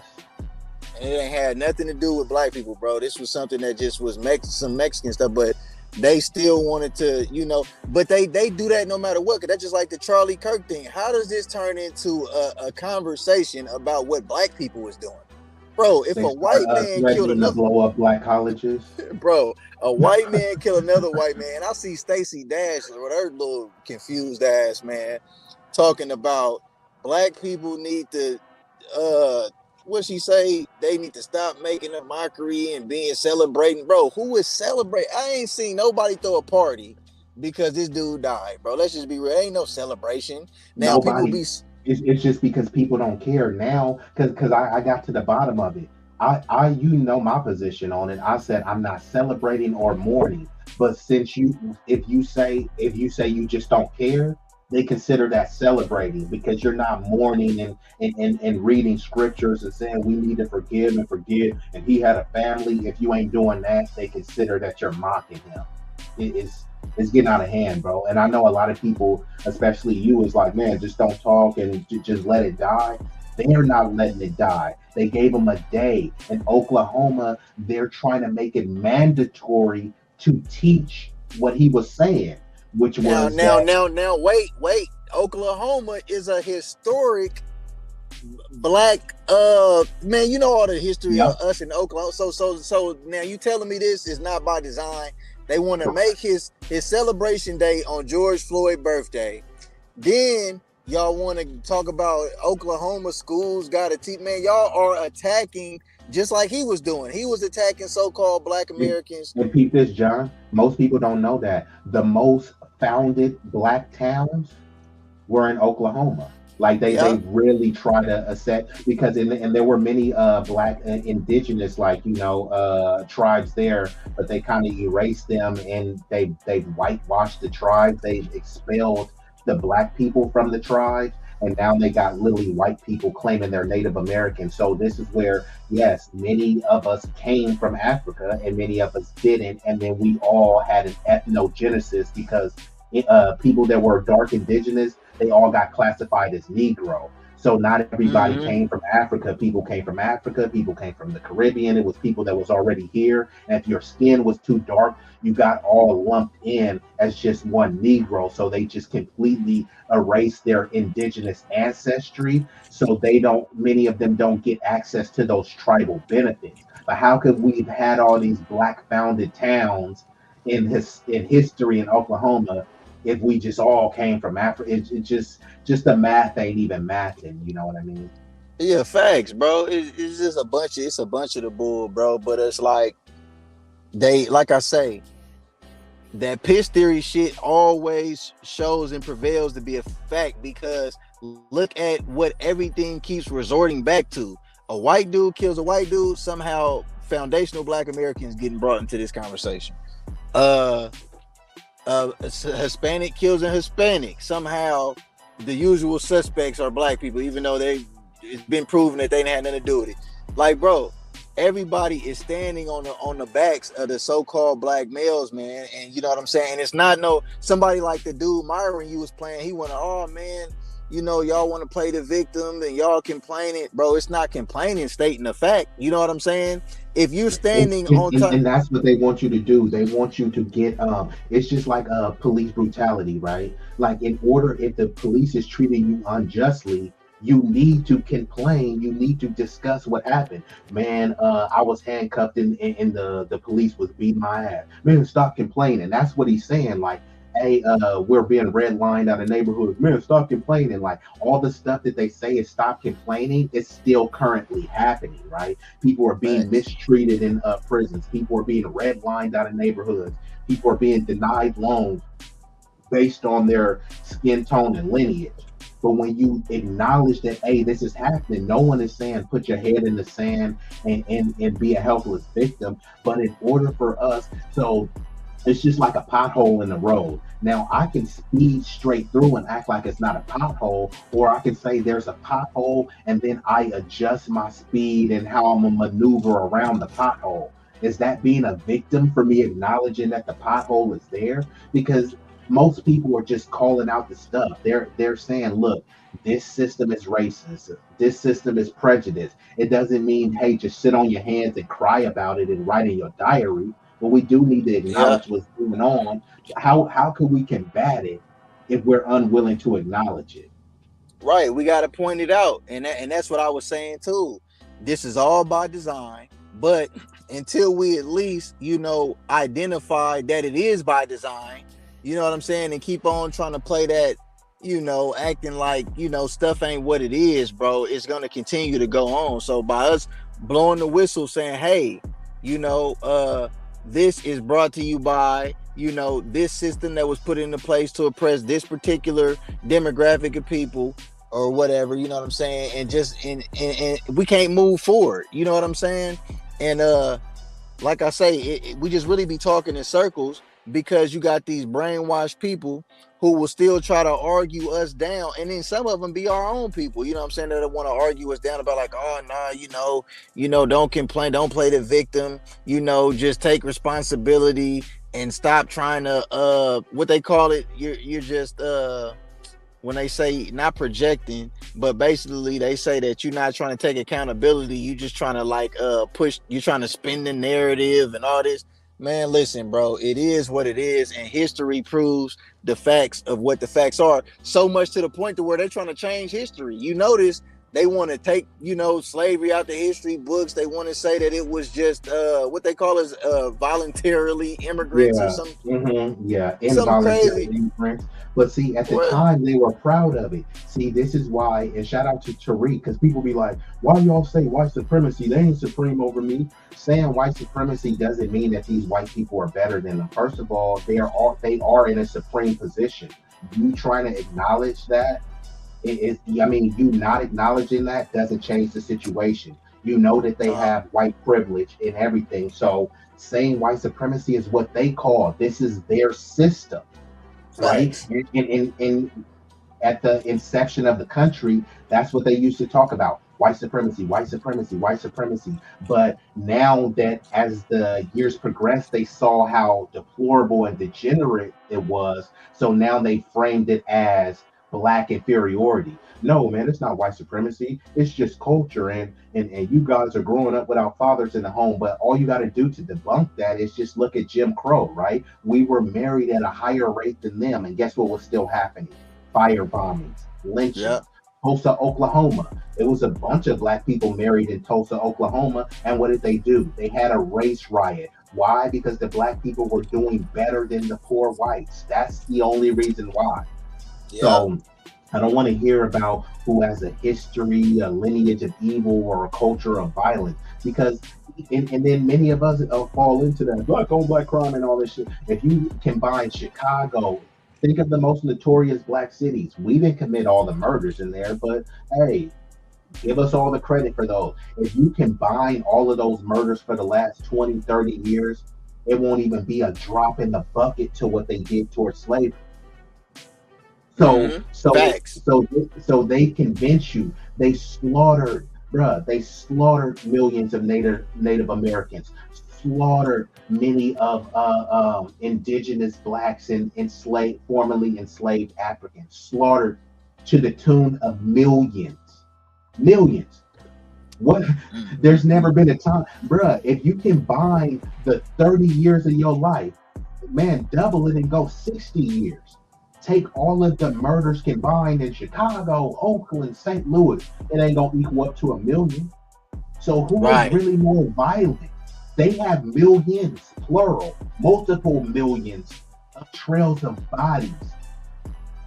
You can't say that we've killed millions of people here. We just haven't. So that's why they try to focus on per capita. Pick a dangerous city. I already broke the math down to you. Just pick any dangerous city, right? Go to Chicago. See how many murders it is in Chicago and divide that by the number of black men there, and you're not even going to get 1%. You won't, you're going to get 0.0000 something percent, not even 1%. But hey, forget it. Let's give it 2%. That means 98% of the population is not committing that crime. Yeah. Go ahead, John. You Break got it. breaking that shit down, bro. Yeah, it's facts. You know what I'm saying? They only want to point us out and give us the whole, like you say, they'll make it like it's only us that's doing some shit, disregarding what it well, it goes back to what you said. When it comes to so-called black, we get to blame when something's bad. If somebody does something good, oh, it's a Haitian or a Jamaican. But if that same person does something bad, oh, it's a part of the demographic of so-called black people that's doing it. So that's how they be trumping up these numbers, bro. It be biased, you Yeah, know what I'm saying? and arrest. This is the thing too. Why do you think they focus on arrest? Because we are over 50. We're 13% of the population allegedly. Our numbers are higher, but let's just go with that. 13% of the population, but 53% of the exonerations, which means that this person was wrongfully convicted or there was some sort of misconduct within the sentencing as well. So if there's a murder spree going on and they know that one person did it, they're gonna round up a bunch of black people, and guess what they're gonna do? Fingerprint and count all of them. So for this one murder, they've arrested 20 black people. What are the stats gonna show? Man, look at black people. Look how many black people were arrested for murder, but only one person is getting charged. And they use these arrest records to trump up the numbers. Look how bad the crime is. And that's why we need more dogs. We need robot dogs. We need more militarized weaponry, because look at all of these arrests. That's why they specifically focus on arrests, not convictions. And this information is voluntary. So if there's a bunch of white crime being committed, the police departments can say, no need to report that. So anyone that purports themselves to be an extremely high IQ and numbers don't lie, they should be able to tell you this as well. Because that's what you hear. 13% commits 50% of the murderers, but that's not true. A lot of those murders go unsolved. So just like how you were trying to say in the Antioch, right? It was some Mexicans who did the crime, but if people don't know, they assume it was a black person. If a crime goes unsolved, there's oh, that probably was a black person. You have no definitive proof, but you just assume because of your culture, it probably was a black person. So you got to look at the sleight of hand, how they focus on arrest and not conviction. They could arrest 10 people and only convict one, but the report is going to focus on 10 arrests more so than one conviction. And we've been joined by an illustrious guest, Travion, and building. What did it do? What's good, gang? What's good, gang? Hey, I wanted to say something about Myron's bitch ass, man, because I seen a video where right after CK, I shouldn't even use them letters, but yeah, that guy when he was talking about when Kirk got unalived or whatever, he was assassinated, and he was saying something about if any one of us black people die, we just get killed or murdered or whatever. And I'm sitting there thinking when I was sitting there watching what you was playing just a little bit ago, if he got, and I said it in the comments too, I said I hope nothing happens to him, but if something does happen to him, you know, he ain't gonna get the same treatment that they give Kirk. You get what I'm saying? He gonna get treated like he would like he ain't nobody. Why he's on some step and fetch shit. So it's like, you know, there was a video where he was outside and he was doing this little spiel, and a black dude was about to press him, and he stood behind that security or whatever. So you could tell that Myron, he run his mouth, but he really ain't about that life or whatever, you know, because that's one thing about all these immigrants and stuff. They got no problem running their mouth on internet and stuff, but they didn't get the memo when they got off their plane or off their boat that you can say whatever you want here, but you're gonna have to put your chin up, man, and take that on the chin when it comes. You get what I'm saying? And he's not about that life at all. Like, he try to act like, oh, he's tall and he be in the gym. I can't tell he'll bust a grape in a fruit fight with Napa Valley with golf shoes on. But, you know, I rest my case. Yeah, I appreciate that, and I concur. I'm gonna play a little bit more of the video. And Jackie said, "Not stepping fetch it." Yeah, man, Amru Tether Fudil. Look, bro, this dude is not about that life. He was a freaking Homeland Security, bro. Was a true Fed. He has a Fed channel, bro. So I don't know why any respectable black person, whether you FBA or whatever your lineage is, to follow this dude. This dude is an Tether. Come on, bro. Does anybody know somebody from the hood that's from the soil, foundational freedman named Amru Fudil? That's what his name is. His real name is Amru Fudil. Which one sounds more FBA? Amru Fudil or Myron Gaines? So as much as he hates us, why didn't he even keep his real name? He loves Sudan. He loves being Arabic, right? He's talking about, I mean, he loves being Arab and talking about how he speaks Arabic, right? But he speaks, all of his content is in English and he gets an FBA sounding name? No, we can't let dweebs like this just get off disrespecting us. All the slang he was using, though, is all FBA slang and stuff too. It's like he derogatorily wants to use the word nigga to describe us, but in reality, it's like how do you even use the words that you use and then turn around and use our slang like it's cool for you to use it when it's like dude, you're a straight goofball. That's really what it comes down to, and it's like, you know, like if he was a cartoon character, he'd definitely be a raccoon. Man, I agree. He'd actually be a little bit higher than a raccoon. Like, you know how Goku, how he's just a Saiyan and he reached to that level and ascend to a Super Saiyan? That's what he would be like. His cooning knows no bounds, man. So, yeah. And let me get back into the video too. And this part, y'all heard what Tether Fudil had to say. So this part is the call-in people. Let's get Miss Jakara in the building. Hi, Siri. Hey, Jakara, how are you, dear? I'm good. How are you? Good. Jakara, where you calling from? I'm from Chicago. Okay. Where's your family from? My family's from Mississippi originally. Everybody's in Chicago, and then my immediate family lives in Tampa, Florida. Okay, cool. So what's on your mind, dear? So I had three things. I'll be really quick. So first, I'm a big fan. I actually been like watching you since I was a kid. My uncles used to play Hidden Colors in the barbershop. So Love it. Yes. um second, I just wanted to say I don't like how it's been like very minimal coverage of the Trey Reed story. Yeah. Yeah, I haven't seen too much about that, but they're going really, really hard. And if people don't know, the Trey Reed story is a brother at I believe it was HBCU. I don't know the exact state, so I don't want to guess. If someone in the chat knows the Trey Reed story, it was a young black brother who was found lynched, hanging. They looked and his legs was broken. They said nothing to see here. It was a self deletion, no foul play. They immediately ruled that out. And look, there are a lot of depressed men. Most men that commit self deletion are white, but there is a growing population of depressed black men. And I'm hoping that, they get the mental health that they need, but also that, they have love from the community so that we can kind of talk out these issues and come to a solution to where people don't feel like their only option is to self delete. Now, I don't want to get into the psychology of, hey, if I was to do this to off myself, but as a black man, it's hard for me to fathom that if you were going to take your life, the way to do it is to break your own leg and string yourself up and lynch yourself.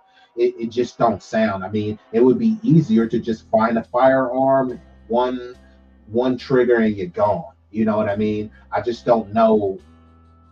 I mean, to me, it just seems like foul play, but they want us to just sweep that under the rug. But y'all look into that story. Trey Reed, a young brother who was lynched, and they immediately ruled no foul play. Let's get back into it. There was a white dude that got lynched with him though. The second dude, he was white. I did see that as well, and they said the same thing. So and like I said, I'm not only making this about, it was a black brother that got lynched. No, I'm specifically talking about this because we have to be specific with our community, just like they're doing with their community. Some white girl on a train got killed by some deranged black dude, and they're being specific. White genocide. I think he was a Tether too. I think he was too, but that story seems very skeptical, and they're being tight-lipped on the lineage. See, with us, they always used to dig it in. Well, who raised them? Okay, cool, but now you see they don't like to ask that too much more, because when you say who raised them, and then you look and dude's name is Dikembe Mufasa, like, okay. And then we're saying, that ain't one of us. No, he's black, nigga. Like, no, the dude is from a different lineage. He is from Chad. Hey, he may be black, but he's not us. You got to hold your own filth. Mm-hmm. And then thirdly, I just wanted to know, like, how do you think, not how, but like, where do you think they're really trying to go with the whole Charlie Kirk situation? Because I feel like it's definitely something bigger with it. I don't think they would go this hard. I feel like they're definitely trying to make him into a martyr. But like, why? Yeah, they're really trying to use his death. Thank you for the call, dear. They're trying to use his death to mainstream his anti-black racist talking points. And those talking points galvanizes their base. You see. Laundry can be really, especially if it sits in the washer too long. So they're really using this as a major springboard to mainstream, because that was the purpose of Charlie Kirk anyway. The purpose of Charlie Kirk was, again, he was funded by. And actually, thanks Fire, because Fire brought up a good point.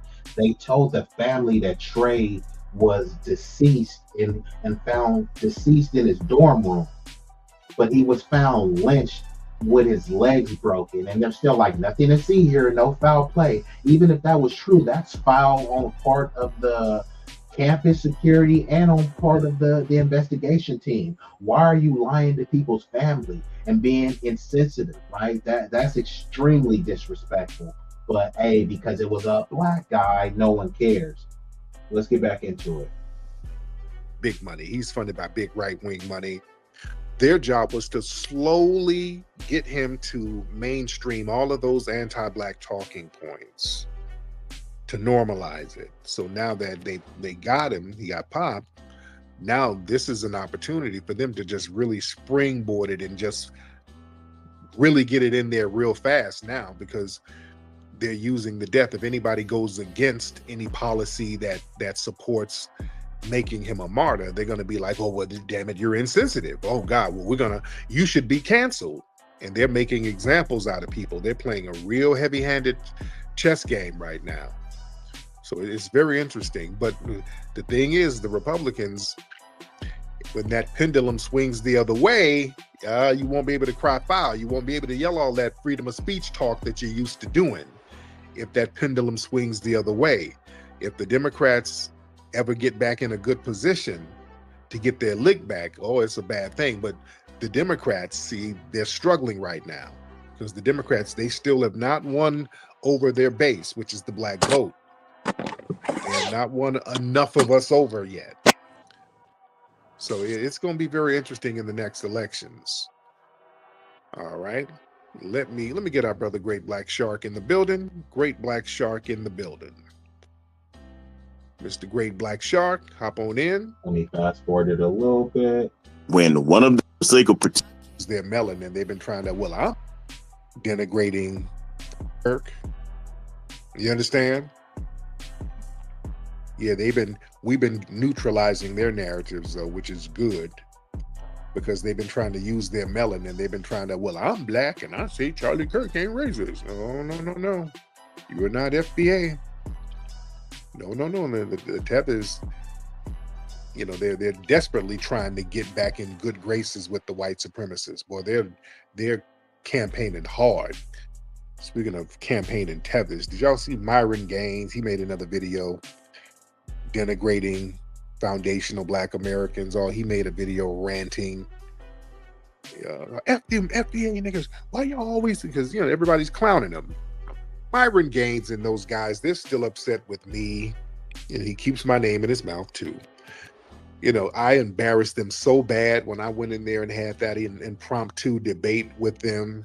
I went in that room and just sliced them all. Yeah, Myron is still salty. I think it was last year.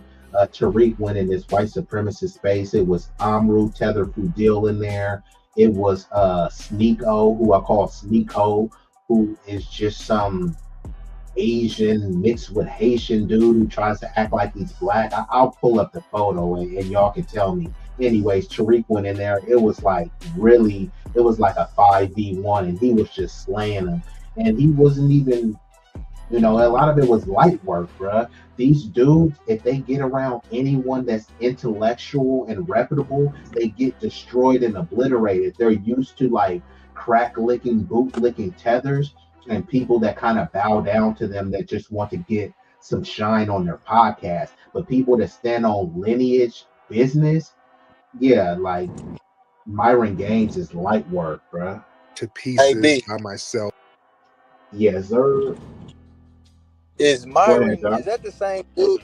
Is that the same dude that be having the female that be arguing with the women all the time up there? Yeah, so he has a podcast called Fresh and Fit. Both of them are Tethers. The dude Fresh, I think he's from like Barbados or something. Dude is always stuttering, can barely speak English. He literally looks like closer to like a gorilla.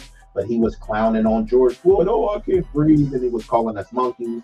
Amru Fudil, who is Myron Gaines, who clearly looks like an Arab Joe Camel.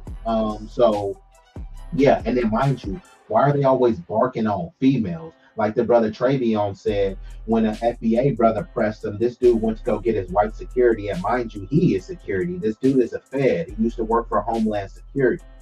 So this is a fact, you know what I mean? Go ahead, John. Comments, I said that the dude said they're worse. He's worse than women or something. I said, bro, he said that like he don't like women or something, bro. Like, what type of shit is that?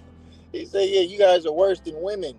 Like, bro, so Well, women are bad. he's Like, suffering a what's wrong? recent breakup too. He's suffering a recent breakup too, where he had this little I think it was some Latina chick, and then she left him for some fat other Latino dude. You know what I mean? So he was over here trying to give all this game to people, but then he couldn't even keep his own chick. So like So this people dude be is, paying this dude for relationships. yeah, they be paying him for relationship advice. They be throwing parties where they'll pay a couple bimbos to come there, and then they'll tell the dudes like, they may pay the bimbos whatever, and then they have some other thoughts that just come there for free. Here we got a bunch of bottles, and then they pay. Their audience is a bunch of incels, so the incels they be paying like upwards of $600, $1,000 to go and party with them on a yacht that they rented. So basically, they're getting all of the incels to pay for their lifestyle, and then they're flaunting their lifestyle as if they're doing it big. And now, now they do have money because it's the fake it to make it thing, right? They were renting all these flashy cars, renting jets, taking all of these high class photos, and then it's like, here, pay me, and I'll teach you how to do this. So now they have money, and now they're like, oh, we don't need you niggas. Y'all FBA niggas is broke and all this other type of shit. But these dudes are dweebs. They never had money. And Myron, I'm gonna try to find some pictures, like, and I can ask you or Travion, like, both of y'all grew up, knowing white people and have some cool white friends, I'm sure, in your lifetime. Could anyone find a photo of y'all laid up in the bed with a white dude with him kissing on you? You can find one of Myron that, and That's he what and yeah, I'm gonna find the photo, and then and this is what he said.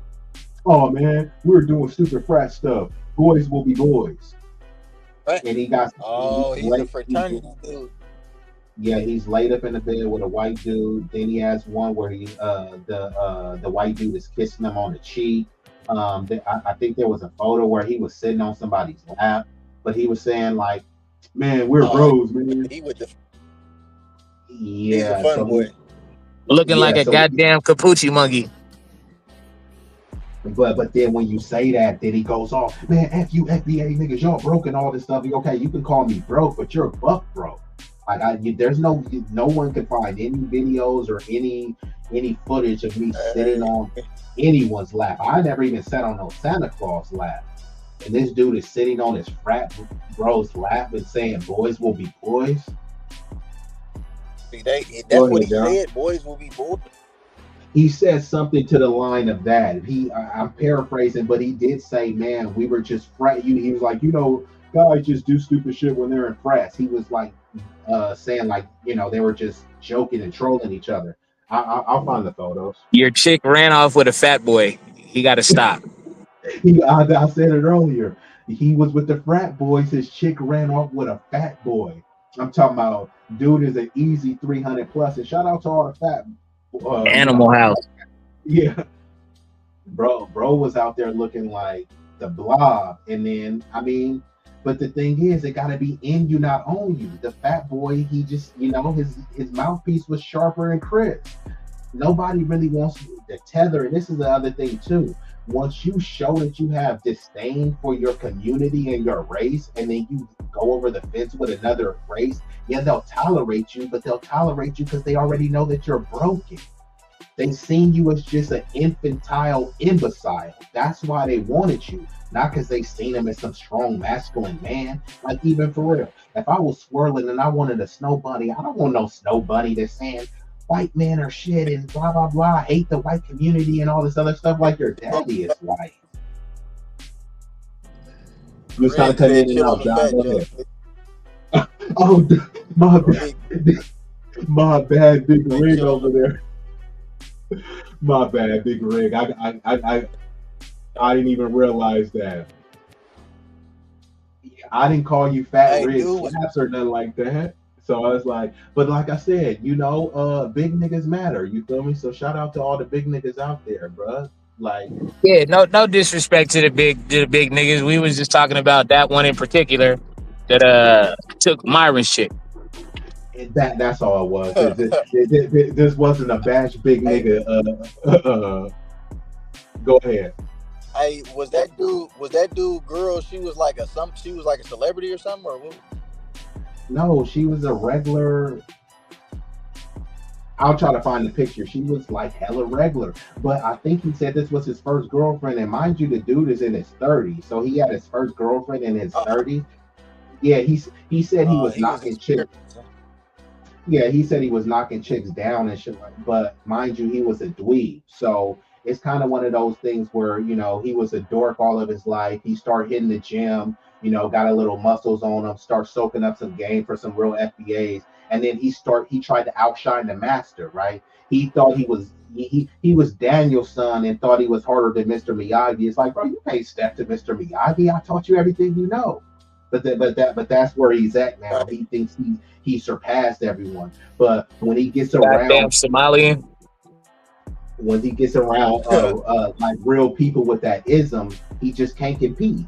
That's another reason why he hates Tariq so much, because Tariq had put out the Mac lesson, which was way before his time. He don't like Jason Black. Anybody that can give him some true game. See, they like to soak the game, but not give credit to where the game came from, and that I can't respect.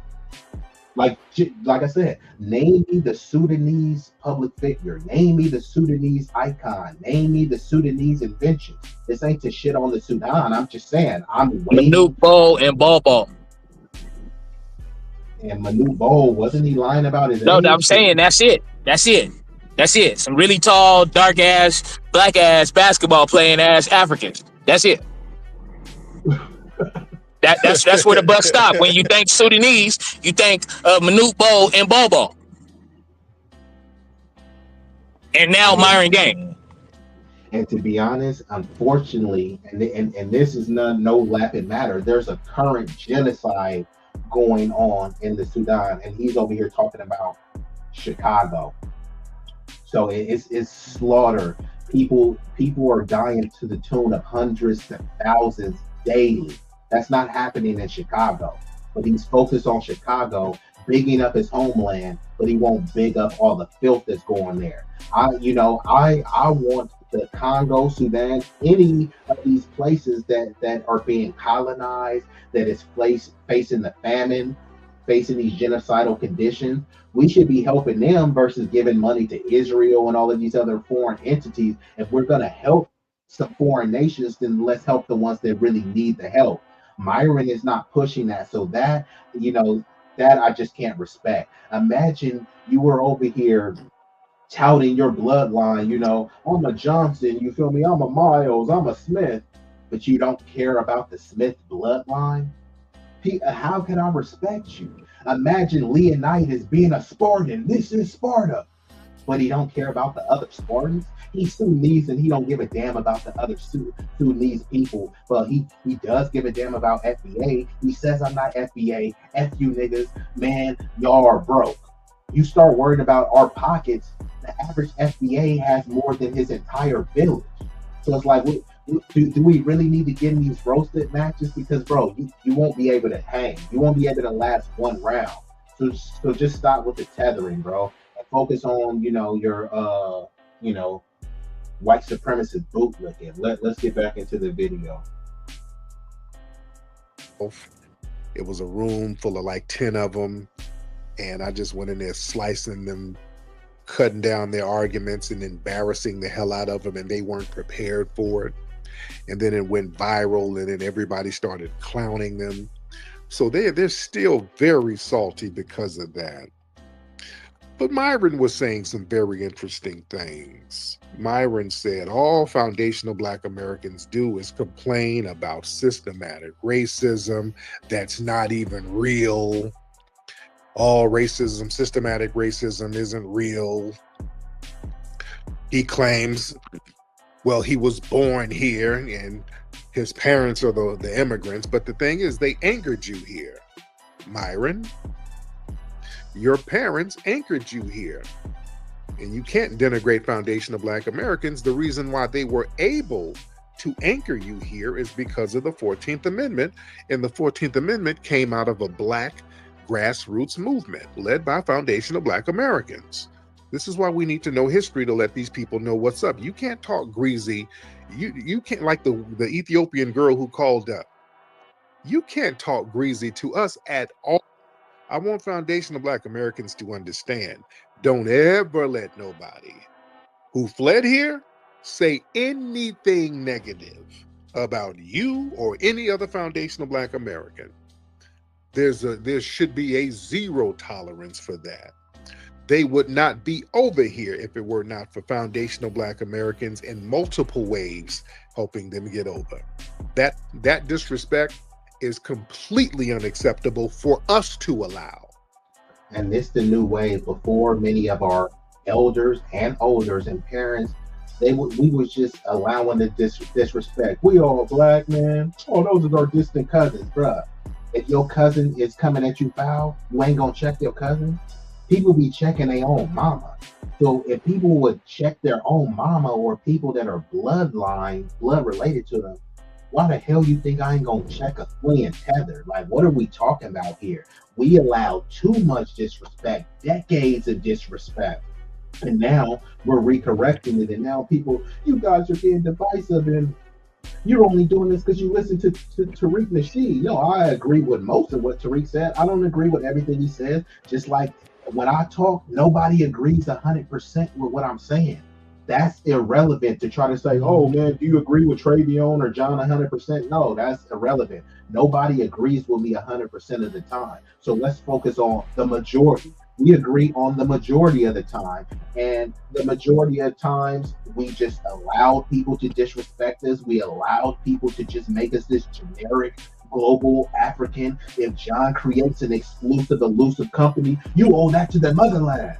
If Travion makes a fire song in a booth, the reason why you did that was because of the ancestral energy of the motherland. It had nothing to do with the West Coast, had nothing to do with Seattle, had nothing to do with Arizona, nothing to do with Oakland, nothing to do with San Francisco. You owe it to the distant motherland.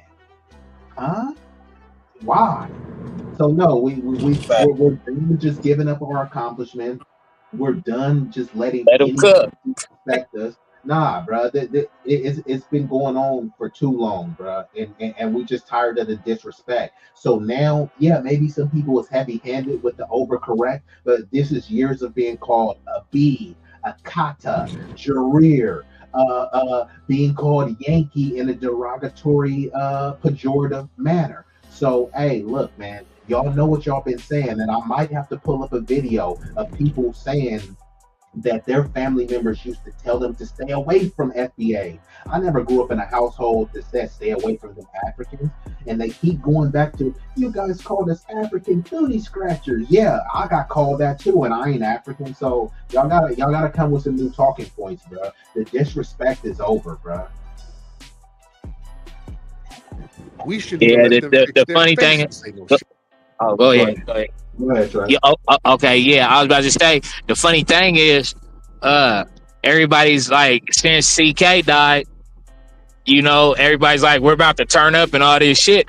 You know, we've been on some chill shit, but you don't want us to turn up too, because the shit go both ways. It's not one of those. It's not one of those things where it's like you get to just keep doing the bullshit you're doing. That like they know they days is numbered.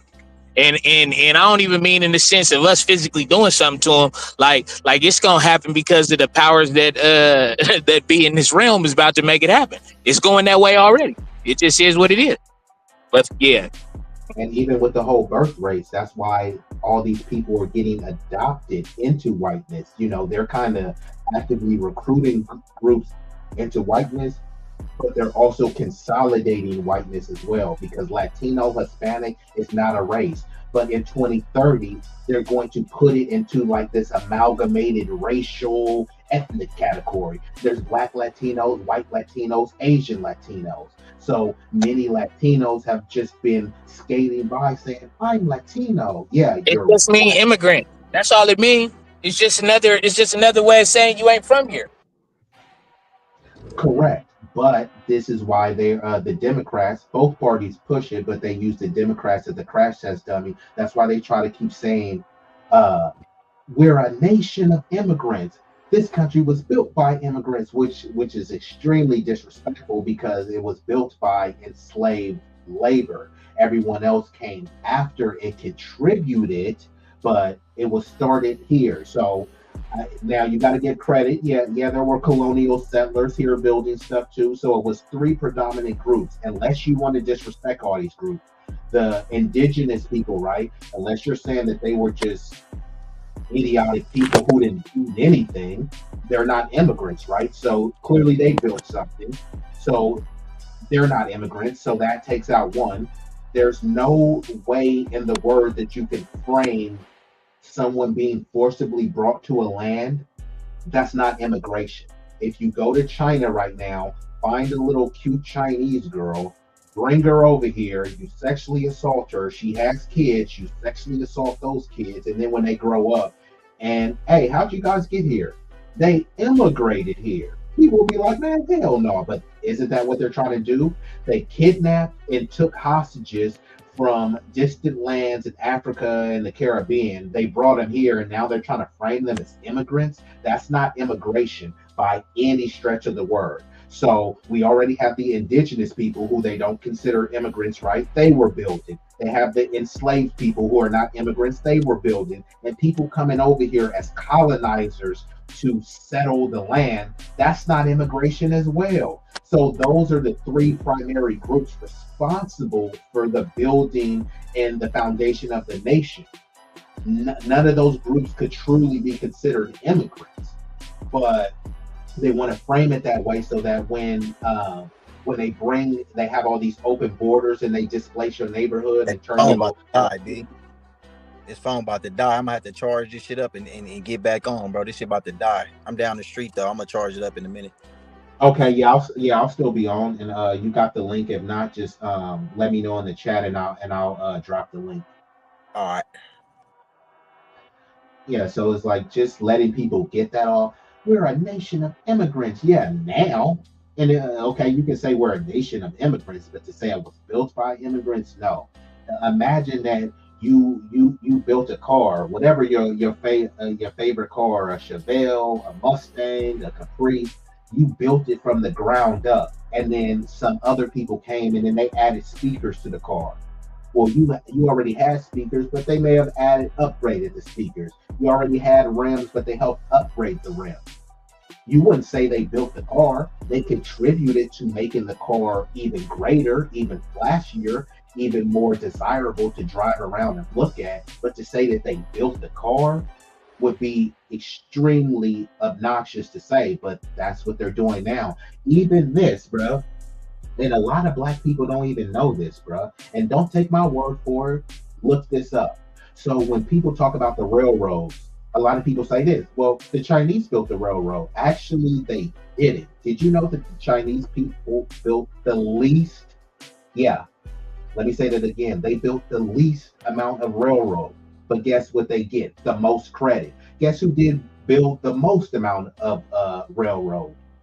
Foundational Black American freedmen. Don't take my word for it. We built the whole country, and they don't want to acknowledge the real. Look this up, bro.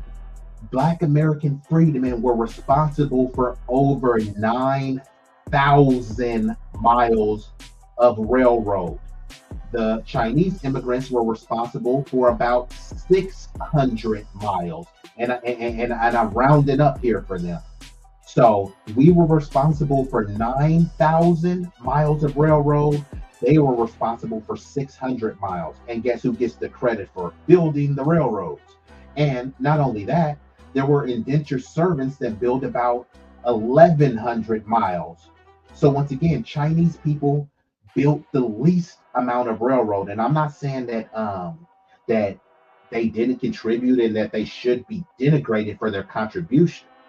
But what I'm trying to say is, how could we praise them for building less than 1,000 miles of railroad, but just completely erase the fact that our ancestors built over 9,000 miles? Don't take my word for it. Look this stuff up. Against us in any capacity. Don't got YouTube Premium, so uno momento, and we back at it. And then the Myrons and all these people, they come over talking about racism ain't real, ain't no white supremacy. You're over here because of white supremacy. As we know, Myron Gaines is Sudanese. His family's from the Sudan. Sudan was decimated by the damn British. And he knows that. See, they hope that we don't know the truth. They hope we don't know the truth. Britain, the white supremacists sat up there spanking your ass because of white supremacy. Britain, they sat up there and artificially merged two separate regions. So they forcefully unified northern and southern Sudan. Has anyone heard Amru Fadil talk about this? Ain't no white supremacy, and he won't literally talk about the white Brits that came over there and colonized his land. The British colonized Sudan through military conquest and political maneuvering in the late 19th century. And it was under direct control under the Anglo-Egyptian condominium from 1899 until Sudan got its independence in 1956. So decades of its people being decimated, being disenfranchised, being colonized, butt broken, enslaved, whipped, beat, tortured, mutilated, maimed. He doesn't give a fuck about that because he's too worried about what about Oakland? What about Chicago? Yeah, what happened there, the numbers, the sheer numbers alone, it would take 30, 40, 50 years in America to even reach those numbers, maybe a lifetime to reach those numbers. But he doesn't care about any of this stuff because he has a cowardly mindset. He fled. He didn't want to fight to preserve his homeland. He didn't want to fight to protect his lineage. He wanted to run up under white mommy and daddy and then cozy up with the FBAs. And the FBAs who took him in, he wants to shit on us in favor of being accepted by white mommy and daddy, who basically called him a sand nigger. This is who Myron Amru Tether Fudil is. He is a joke and he is a pathetic man or a pathetic male. Let's get back into it. These are regions with vastly different ethnic groups and religions and cultural identities. So they forced these groups together, and that created generations of civil war. They still got ongoing conflict because of that. And the British went over there and did some kind of racialized identity uplifting. The British sat up here and uplifted the Arabs over the darker people in the southern part of the Sudan. So they kind of low-key empowered the Arabized northern part of the Sudan. And that created more ethnic divisions. Yeah. And the southern part was basically deliberately isolated and underdeveloped, and the north part wasn't too much better, but they just gave them a couple of extra shekels and butter biscuits to make them feel like they were better. And that's where that Myron mindset comes from. They were the elite over there. They were the elite beggars over there. They weren't doing that much better, but they elevated them slightly above the people in the southern part of the Sudan. So they were just being the flunkies of the damn British white supremacists over there. And then the British white supremacists abandoned their asses too. Basically, Myron was like the house nigga of Sudan.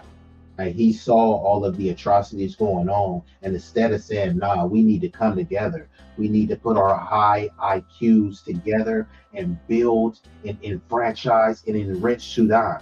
Instead, he was like, nah, man, the FBA's got it popping over there, and I can just run over there. Runs over here, man, you niggas is lazy, you niggas is dumb. Okay, if we're lazy, what does that make you? Because you didn't build in your homeland, you were too lazy and you ran. Okay, you're so smart. Why is your homeland in shambles? Where's his plan? He has all of these plans for every other group. He has a plan to how to get a chick. Here, you want to know how to get a hot chick? I have a plan for that. You don't have a plan to how to save and liberate your people? Come on now. Who will respect this dude? What lady will want to dweeb like this? Let's commence. Yeah, the British, they sat up there and basically bounced with it. I think Sudan became independent in 1958, something like that. So the those Arab elites up there in the Sudan, they never got no real political clout or no real rule. The British were still ruling this shit. Another thing, he's Arab, but he won't talk about the anti-blackness in the Arab world. He speaks Arabic, right? But he won't ever say, you know, how subjugated black Muslims are, especially in the Arab world, right? And he likes to claim black, but he identifies as Arab and Muslim. That's what his true identity is. So go around those Muslims saying nigga, nigga, nigga, nigga, nigga, this, and talking about all this adultery language, and you got to knock down 50 chicks before you consider settling down.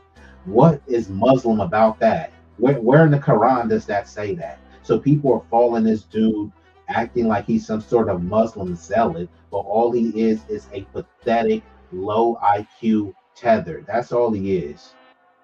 They were just figureheads under the British. Yeah. YouTube Premium is ad-free YouTube and exclusive access to all things VR. So when the British pulled up out of there, they abandoned it. Because that's what the Sudan is. It's basically an abandoned British colony that never recovered. So that just made everything vulnerable to coups and rebellions and all types of shit. All of that was orchestrated by the damn British. The white supremacists, and they did it based on race. White supremacy made this fool have to flee his damn homeland. Yeah, and we don't play that game. We don't sit up here and ignore white supremacy like they did, or flee from it, because what he had to do was flee from it. You're over here because somebody decided to not ignore white supremacy. You were able to come over here and flee because somebody had to stand up to white supremacy and say, hey, people of melanin descent, they're going to have to get some benefits around here. And the only people who were standing up to people doing that was foundational Black Americans. So yeah, we're not going to have anybody disrespect. Yeah, the disrespect is not going to be tolerated any longer. And I get it. People are used to, oh, well, why are you guys being divisive? No, we are responding to the divisive rhetoric that has been going on for decades. It would be disrespectful to our ancestors who fought, bled, died, shed tears, lost family members, lost limbs, just to provide a pathway to citizenship for tethers like this, just to make sure that there was civil rights and that there was equality and equal rights. People actually died for that. People died for many things that people take for granted. If you want to disrespect your ancestors, fine. I'm not disrespecting my ancestors. If you're the type to disrespect your ancestors or my ancestors, that's okay. It's just I don't really want to be around you, because I know if you're willing to disrespect your family members, your lineage, your community, what does that say about me? Many of you, you know, hey, you might be cordial, you may be acquainted with me, but many people are not, you know, they don't have all sorts of adulation with me that they'll just say, okay, yeah, this dude is talking bad about his community. Give me some more of that. Unless you're truly anti-Black, I don't know why you would want that.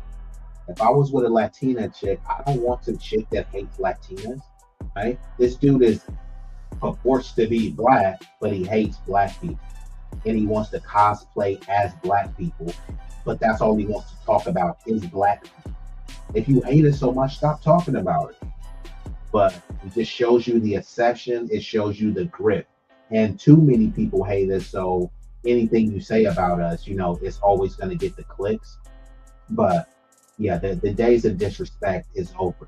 Now, many people will agree with me, but they just say, hey, well, maybe you're just a little bit harsh and you got to tone down the rhetoric. Have you went to Amru Fudil and told him to turn down the rhetoric? Did you go to Nick Fuentes and Charlie Kirk before he got murked and kirked? Did y'all go to him and tell him to turn down the rhetoric? No, I'm actually being extremely mild and polite with my rhetoric. I can ramp it up to level 10 or I can ramp it up to level infinity. I'm being extremely mild. Actually, I haven't even started cooking yet. I really haven't. I'm just thawing the meat. You feel me? I didn't put no seasonings on it. I didn't chop no onions or bell peppers. The meat is thawing right now. When I start to cook, man, you will not be able to take that heat in the kitchen or in the house. You're gonna have to get out the house. They say if you can't take the heat, get out the kitchen. If you can't take the heat, you're gonna have to get out the house, because this is gonna be an inferno going forward. Disrespect shall not be tolerated and will not be tolerated. Call me the intellectual enforcer. Let's get back into it. Then he started complaining about, yeah, these foundational Black Americans. Yeah, I've been here. I'm a first generation immigrant, and I got millions. And you FBA niggas, y'all been here for 7 generations, and y'all only got $7 in your bank account. Well, that's $7 more than the village your family fled from. All right. Got him. Where's the lie? Yeah, you got these fantasies of immense poverty with foundational Black Americans. No, you're not going to project your fantasies onto us. We're not living in shanty towns. We're not living in mangers and giving birth in barns and shit. We're not living like that. Don't project your stuff on us. We're not living foul and third worldish like you, Myron. And Myron loves to play little monkey sounds. That's very ironic. See, Myron projects a lot of his shit onto us. They do a lot of projecting. He always talks about foundational Black Americans in a derogatory way and then start playing monkey sound effects. Sir, you're from Africa. You're a continental African. Your family's, they're continental. You guys are where the monkeys were. You guys were right there with the monkeys. Foundational Black Americans, we didn't. You in the heart of where the monkeys is, and they like to say, "Stop chipping out. You're acting like a monkey." And that's supposed to be where one of their gotcha. That's supposed to be the greatest insult. But when you FBA, we used to being roasted. We used to being called a lot worse than monkey. So him pulling all these monkey sounds and everything is just a projection. He looks at whatever the white supremacist slurs and epithets are towards us, and he tries to magnify them and say, hey, look, I'm a Black person saying that, and we need to stop being so sensitive. You should be okay calling people monkey. He hates Jewish people, but he never calls them a slur. He'll talk about immigrants, but he won't call them a slur. The slurs are revised or reserved for us. I say all slurs matter. You want to call us a nigger, go ahead. But you're obsessed with the N-word. You clown and criticize Jewish people all the time, but you won't say the K word. Why exactly is that? You grow up with monkeys. So are you playing those monkey sounds for yourself while you wash your hair in cow pee? Which is a thing. That's not me being facetious. There's Sudanese tribes over there, those images that were circulating around the internet for the longest of an African tribe washing their hair in cow pee, that's in the Sudan. For comfort in every room, rely on 2 brands you know and trust. The Lennox powered by Samsung mini split system is a quiet, energy efficient solution that maximizes. You see? And the thing is, he starts talking about, yeah, you guys are watermelon felons and all of that. Yes, watermelon is delicious. Yeah, your stereotypes of us, that's not offensive. Yelling about fried chicken and watermelon, fried chicken is delicious. And see, there are videos. I mean, I could try to look it up, but there are videos of people in this village washing their hair and other bodily parts with camel pee, maybe elephant pee, cow dung, or whatever. FBAs never have done that. So he does have a lot of projection going on when he talks about us and lazy and degenerate stuff.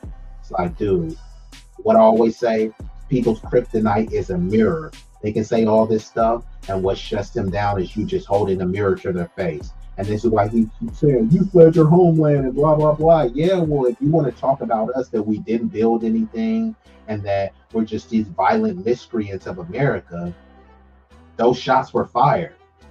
What, are we not supposed to fire any shots back? Come on now. Some Popeyes earlier. Fried chicken is delicious. And when he said, you guys are watermelon felon, people in the Sudan would love to have some fried chicken right now, whether it was Popeyes, whether it was crispy, crunchy gas station chicken, whether it was KFC, Raising Cane's. They would love to have any sort of chicken. I don't think they would be picky. They'll take grilled chicken, fried chicken. They would love that in the Sudan. They would love watermelon. So here he is trying to clown us. Y'all some watermelon eating niggas. Okay, watermelon is extremely nutritious. So what's the trope again? Watermelon is delicious. That's not an insult. Watermelon is a healthy damn dish. It is. Watermelons are healthy. That's one of the most healthiest fruit/vegetables you can eat. Foundational Black Americans knew this. This is why we cultivated it. They made it negative just because it was associated with us, but there's nothing negative about a watermelon. You know?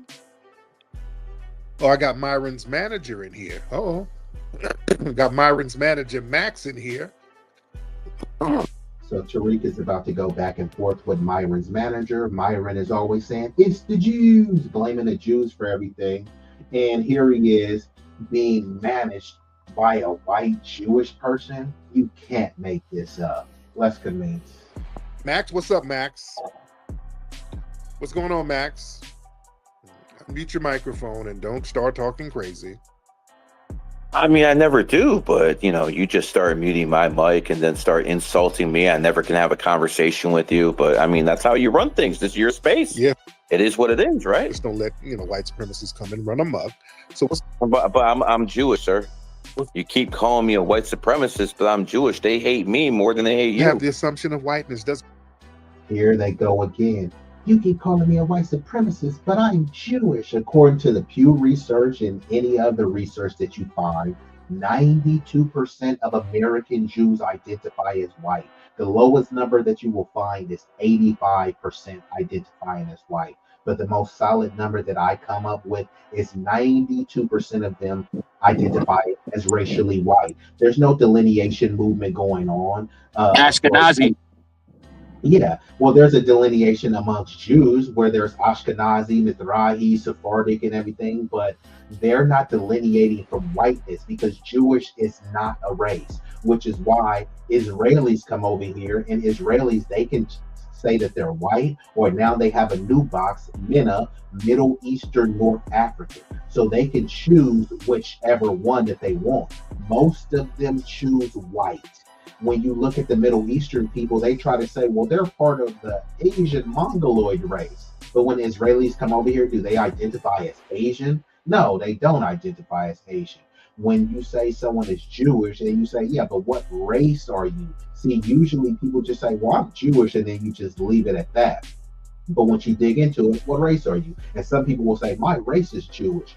What group do you think has the power, money, and influence to get Jewish a race, right? If they really wanted to, because if they got MENA as a racial ethnic category, Middle Eastern, North Africa, do we think that Jewish people wouldn't be able to get a box on there that says Jewish? Yes, of course, they are smart enough, they have enough resources to do it.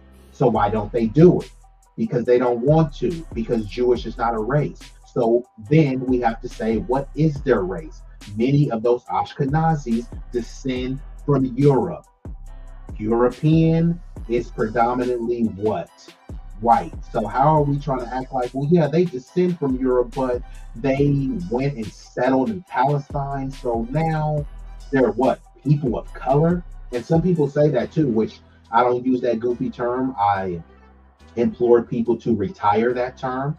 But since many people try to lean into it, This is where it gets that this racial three card Monty. They can identify as a person of color, but also white, but also Middle Eastern, North African. No, ask them plainly, what race are you? Because Jewish is a religion and an ethnic identifier. It is not a race. And for those people that say Jewish is a race, follow it up and say, well, why are you guys not pushing to have a box on the census? Right? They have a box that says two or more races. That on the 2030, they're going to have a combined box of Hispanic / Latino.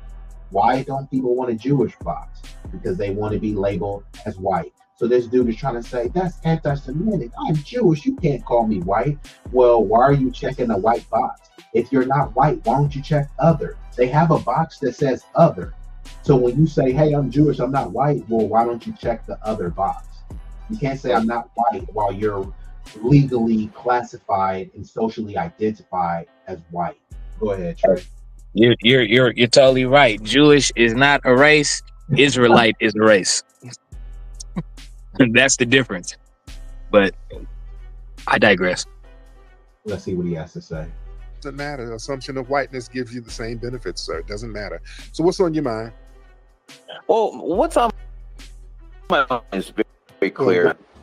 You're an 11 life path in numerology, and you have something in common with Nick Fuentes.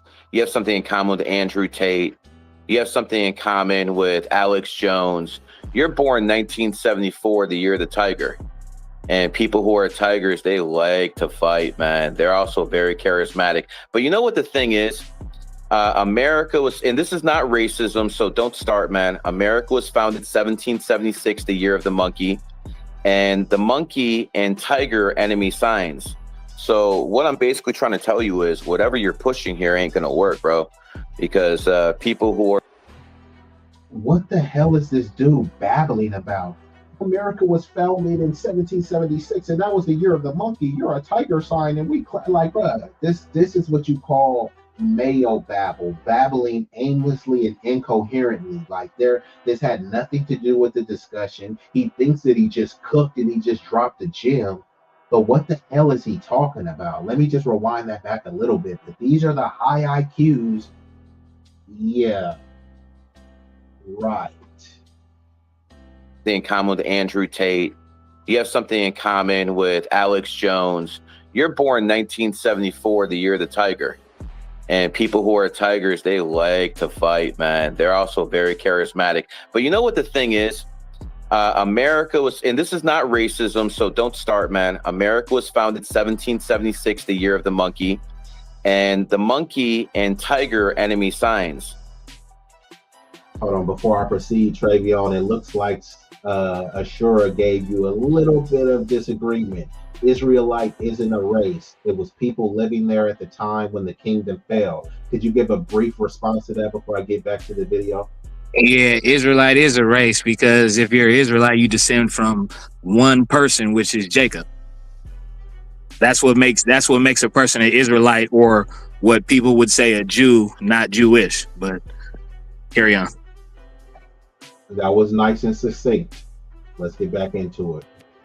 So what I'm basically trying to tell you is whatever you're pushing here ain't going to work, bro. Because people who are born in tiger energy, this has nothing to do with your race. This has nothing to do with your ethnicity. This has to do with you. What am I pushing? I'm asking you a question. What am I pushing? I don't know what I'm pushing. I didn't know I was... You're pushing our narcotic that makes people think they're victims when they're not. And that's people what they're... Here they go again. So he's accusing Tariq of pushing a narcotic, which is victimhood. So he's calling Tariq's rhetoric a narcotic. Mind you, this is a white Jewish person. He will never go to his community and talk about their victimhood.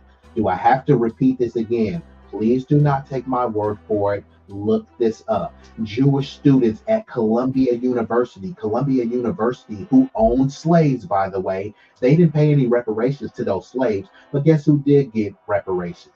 Jewish people got reparations this year, some students, to the tune of 21 million. Why? Because their feelings were hurt. because people were saying free Palestine from the river to the sea, globalize the intifada.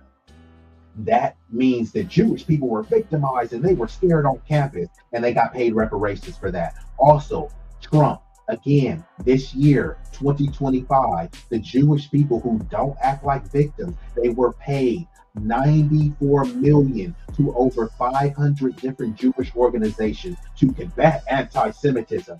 And what do they always say? Well, you can't throw money at the problem. You get called a nigger, and I'm like, man, that kind of hurt me. Oh, shut up, nigger. It shouldn't matter. Stop being stop being a snowflake. Stop, facts don't care about your feelings. But there's no reports of Jewish people being called the K word, the word that rhymes with spike. Nobody was accusing them of calling that. But they were saying, well, they said free Palestine and they called it a genocide. So they were awarded 94 million for that. Last year, 2024, governor of New York, Kathy Hochul, gave 83 million to Jewish people, survivors of the Holocaust, and their heirs. So what that means is, when people say, well, you were never a slave. Yeah, well, these people were never gassed in the chamber in the Holocaust, but it went to their heirs. If someone in their family was a victim of those Holocaust atrocities, then it goes to them as well. It's a debt that's owed. Same thing when they say, oh, well, you were never a slave. Well, you didn't pay the slave. So that kind of, that falls, your point becomes moot because you paid the slave owners. And okay, yeah, you were never a slave. Yeah, but my ancestors were, and you were supposed to pay them. Since my ancestors died, that debt is still owed, and now it transfers to me. It's just like an inheritance, right? If somebody stole some land and now they die, but they have the deed, are you going to say, oh, that was stolen land? You're going to be like, oh, well, I'm not the one who stole it, but I will take that land, right? Well, I'm not the one who enslaved you. Yeah, the U.S. government helped facilitate it, so that's who should facilitate the payments. Just like the U.S. government is facilitating these payments to the Japanese who were interned. Do you know Armenians? Did you have anything to do with the Armenian genocide? Yeah, but we paid reparations to them. Did you have anything to do with what happened in Guam? No, but the U.S. government paid reparations to them. So people understand reparations. They just want us to see it as, stop big and it's a handout. And whether we get it or not, I'm never going to stop fighting for it. Think of it like this as respect, right? If you in prison, yeah, there's going to be some groups that don't respect you. No matter what you say, they'll never respect you. Are you going to stop demanding your respect? Man, they ain't going to respect me, so I'm going to just hold my hand down. Man, they ain't going to give us reparations, so I'm going to just hold my head down. Yeah, I don't care whether I see it. I'm still keeping them on the hook for the debt owed. That's not begging. That's accountability. What are they trying to say about the Black community? The Black community has an accountability problem. I would beg to differ. We're held accountable more than anyone else. We hold ourselves accountable. How many times you hear black on black crime, we killing ourselves and blah, blah, blah. That's accountability. We are locked up disproportionately. That's injustice, but it is called accountability. You do the crime, you do the time. Oftentimes, even when we don't do the crime, we do the time. That's accountability. We got people from outside the community, tethers like Amru Fadil. We got Asian people, white people, all sorts of ethnicities talking about Black people and what Black people need to do. That sounds like accountability to me. But on the flip side, find me one video of any Jewish person talking about Jewish on Jewish crime. Find me one video of any prominent Asian person talking about Asian on Asian crime. You won't find that. But you will find every group talking about us, including us. You will find the justice system disproportionately putting the hammer down on us.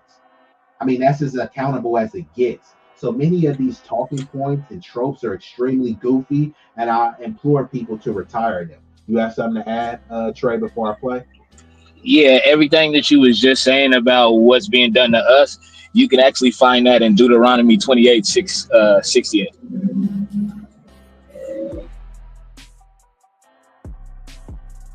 All right, I'm gonna play the video. What was that scripture again? Deuteronomy 28 all the way to 68. Got you. not victimized by. We are victimized by systematic white supremacy. So is everybody lying about that? Huh? Is everybody lying? Oh, Max, hop on.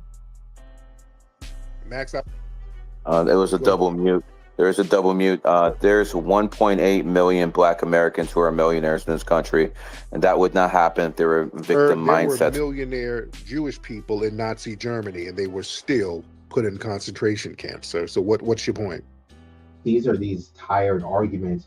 Oh, how was there systemic white supremacy? There was a black president. Yeah, there was a biracial Kenyan president. So, but that has nothing to do with ending white supremacy. And then he's trying to say there's 1.8 million black millionaires, and the reason how they got there is because they weren't victims. Okay, 1.8 million out of 40 plus million. What percentage is that? So again, they want to focus on this tiny percent versus the percentage that's not millionaires. The majority of white people are not millionaires. So should we focus on the 1% and say, hey, because the 1% is doing good, we shouldn't care about what's happening on in Methville and Appalachia? Nah, we care about all Americans. I'm America first, so I really want to help everyone. I just have to focus primarily on my group, but I don't want to see a bunch of poor, methed out white people. I'm a humanitarian. I love people, but just like every other group, I have to put my lineage, my race, my community first. But it doesn't mean first and foremost. It just means first because we're at the bottom. I'm trying to enrich and enfranchise each other so that we get from the bottom, but it's not at the expense of other people, right? We're trying to win the race just by souping up our car. We're not slashing anyone else's tires. We're not putting any sugar in anyone else's gas tank. But that's what other groups are trying to do to us, and then saying, hey, it's just your culture. Well, you have a culture of violence. You have a culture of savagery, sabotage, and barbaric, heinous atrocities. That's what your culture is. And we're not even close to that. But, you know, according to the narrative and the framing, apparently we are. But it's only a little bit more of this video, and we'll start to wrap it up. 1.8 million Black Americans are millionaires. Sir, there were millionaires in Nazi Germany who were Jewish. And they took that money real quick. Still victimized by the damn Nazis, sir. That doesn't matter. Stop selling. Black millionaires are victimized by white supremacy all the time. Puffy, Bill Cosby, several others. Oh, so you support pedophiles now? Nice. Who's a pedophile? A guy by the name of Diddy. I mean, he kind of has that name. Who? What? Here we go with the defamation, right? Who did Diddy do these PDF crimes with? Who did they saying it's what's his name, the Justin Bieber with? Hey, well, that I don't know to be a fact. That's all speculation until Justin Bieber come out and say that. I ain't gonna put that jacket on him. Maybe it's true, maybe it's not. But if we don't know definitive, this is America, right? People like to talk about America first, so we got to uphold these values. And the value is innocent until proven guilty. He has been proven guilty for what he was guilty of and proven innocent for what he was innocent of. He's not some benevolent angel, and neither are any of us. So when people are trying to hang this pedo jacket on him, that's a very serious offense. So why is Justin Bieber not suing him? So if Justin Bieber was getting his little booty cheeks clapped, hey, shit, it's either him. It's supposed to be something going on with him, Usher, and Bieber. And you know, Usher's the one that put him on, but this is all alleged. Yeah, and that's what I'm saying. For clarification purposes, this is all alleged, right? So this is what people do. They take the allegations and then they start projecting themselves. Hey, yeah, man, look at Justin Bieber. He was a hot kid, man. You already know, man. You know they would have bent him over. No, you would have bent him over. That's what you wanted. Yeah, they may have done that, but you don't have no proof of them doing that. So it's to put that jacket on them. It's just, but a lot of people, they just like kind of ridicule him. Oh man, his name is Diddy, man. That's why he had all that baby oil. Okay, cool. He had a lot of baby oil, but that still doesn't prove anything that he did with Bieber or Usher. And maybe he did. Maybe they was having these awesome orgies where it's just like everybody was turning up to the max. Now, then we have to talk about, was it consensual? Because if they were just having consensual freak offs, which they were, why are you being messy and trying to say, yeah, man, but he did this. Yeah, he did this with willing participants. He put baby oil on people who wanted baby oil on them. Yeah, he made Cassie get peed on. You seen the text, and Cassie was being excited to get peed on. That was her thing. She liked it that she was into some more shit than that, from what I heard. So that's what I'm trying to say. They was into golden showers, brown showers. So I don't just see them as just this demonic dude. I just see him as a degenerate freak. That's all he was. And Diddy is a small fry on the scale of the freak offs. I know I was talking to John about that dude. He's always throwing those white parties, and he was hugged up with Lil Baby, and he be with all the rappers, and he throws a lot of white parties, and every time they be with him, he be hugged up with these dudes, holding them like, I don't know, like now he wearing Daisy Dukes and shit, got thigh tats. You see what I'm saying? Bro wearing thongs and got his cheeks out and wearing dresses and saying masculinity is fluid. Yeah, I mean, I didn't see Diddy doing none of that stuff. If anything, Diddy was on some gangster stuff. Now, I wouldn't have been letting Diddy get off all that shit that he was doing, like Kid Cudi and all them cats was getting marked out by Diddy. But like they said, man, he was a real boy in the streets. But like, I just don't see that intimidation factor of Diddy.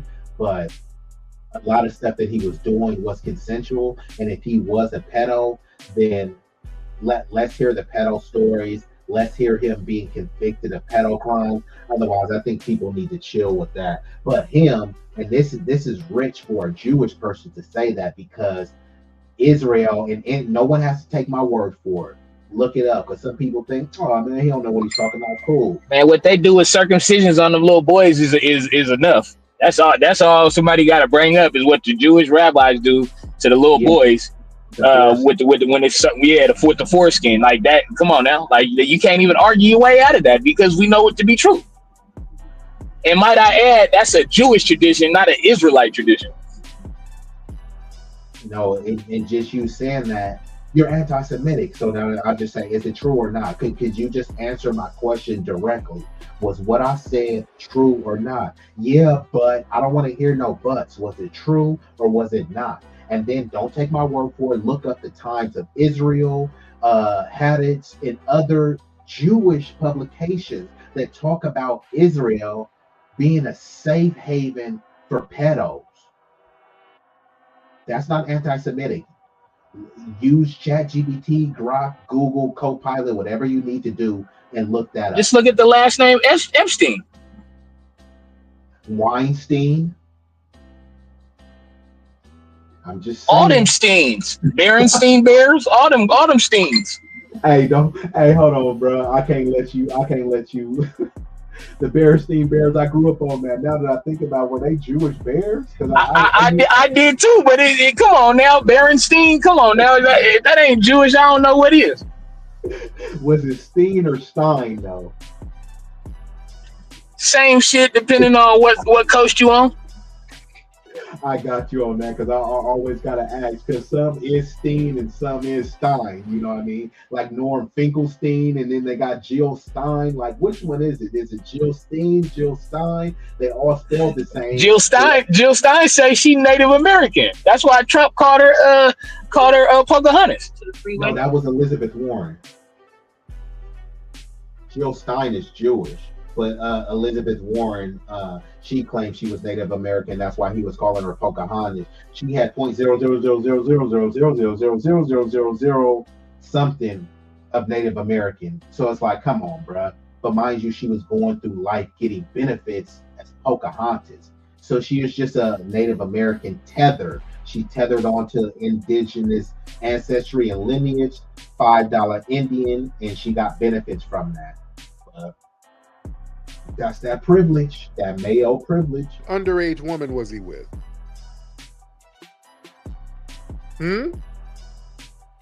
What underage woman or girl was Puffy with? See, if you're gonna call somebody a pedo, he should be able to say, well, he was with this, just like you brought up the Bieber, right? What, that's alleged, but at least you dropped a receipt and gave a speculated name. This dude is just saying he's a pedo, but he has no names to throw out there. See, that's like saying so and so snitched. Okay, cool. Who do you snitch on? He snitched on who? Bro was a snitch. But who did I wasn't at the foot of the bed, so that's why I just put the day, who the day is. Yeah, and that's what I say. You gotta throw the alleged out there, because for one, people could get you, as a defamation of character if it turns out to not to be true. But also, until you have a definitive fact, it is speculation and it is alleged. It's presumed, not confirmed.